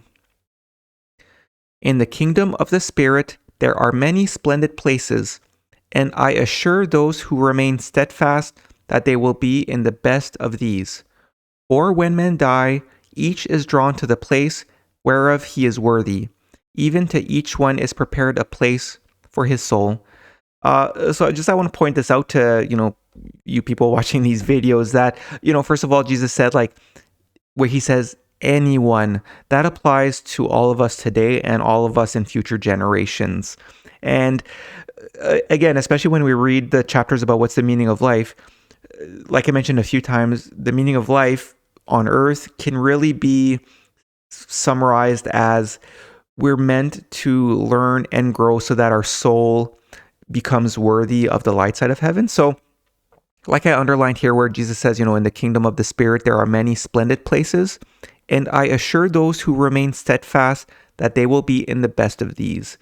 So, really, my best advice to you is to keep studying these scriptures. And again, like I mentioned a few times, my intent of these videos is just to be an introduction to these sacred writings, but it really is something that you should be studying regularly. And like Jesus mentioned in the Kailedy, but he especially mentions it in his personal books that we'll be reading soon in the next few videos. It's one thing to learn from these scriptures, but ultimately we need to put them into practice. So I would advise everyone to study these scriptures and put them into action. And like Jesus says, I assure those who remain steadfast that they will be in the best of these, in terms of in the light side of heaven. So these passages here are still during Jesus' Last Supper, and this is the last slide that we have for this video today. So again, these are words from Jesus where he says, I will go down in the flesh to arise again in the spirit with power to manifest to men. I will demonstrate what man can do, and as I do, so can all men. I am a sacrifice to the misguided beliefs of men, that, in the fulfillment of those beliefs, they might turn to the path of their salvation. So like I underlined here, that's the thing. Again, this is another message from Jesus to help illustrate that he understood that despite being, one of the greatest, if not the greatest prophet to have ever lived on earth, he says, as I do, so can all men. Like, this is something that all human beings can do. So we'll talk more about that in later videos. But he continues here. I am the vine, and he who is above me is the cultivator. You are the branches, and the sap in me flows out to you. The sap is my teachings, severed from which you will be like a branch cut from the vine, only suitable for burning. I am the vine, and you are its fruit. And if the vine is sound, surely its fruit will be sound also. So like I underlined here, again, Jesus with his parables and analogies and things like that. So that's saying when ultimately his teaching, like it just, again, it's his teachings that are now available in these sacred writings. It's that's the thing. If we don't follow his teachings, where he says, sever from which you will be like a branch cut from the vine, only suitable for burning. And this part is a reference to how, hey, like those who don't live the way that Jesus prescribes here will unfortunately end up in the dark side of heaven after death on earth. And we'll end with here where Jesus continues. He says, this is my last instruction to you. Love one another as I have loved you. For there is but one greater love than that of a man who would sacrifice his life for his friends. And that is sacrifice of a life for a cause where he serves those unknown to him. I have said, love one another, for you will be strengthened in the knowledge of that love. And as I underlined here, so even though Jesus did not seem, it really does seem like he didn't die on the day of his crucifixion, he did die, relatively shortly after. And he could have died, he didn't know for certain, I guess, things could have gone wrong. He could have died on the day of his crucifixion. But like I said here, where, it says, for there is but one greater love than that of a man who would sacrifice his life for his friends, and that is sacrifice of a life for a cause where he serves those unknown to him. This is a message for us today, because again, like we discussed a little bit earlier, especially with those passages from the Book of Wisdom, he understood he was shooting an arrow into the future. So we should really meditate on this, where it's just Jesus really did the ultimate act of love for us, where he did everything he can to make it so that the truth of our human nature, of our eternal soul, and also the knowledge and wisdom of how it is we should be living on earth, so that we can, after death on earth, that we're worthy of the light side of heaven. That's the thing. He really dedicated his life. That's the thing. Since he became a prophet, he really, every day, every moment of his life, he worked. He never abandoned his cause. He truly is quite the. He was quite the human being. But I mean, the thing is, I think it's quite safe to say that Jesus is still around today. Sometimes when I say this, I kind of just look around. It's like, but yeah, no, he's quite sure he's up there, up in heaven, and hoping that us on earth heed his knowledge and wisdom. So yeah, with that, we'll end this video, and yeah, we'll see you in the next video, where we'll see what happened afterwards when Joseph of Arimathea traveled to Britain.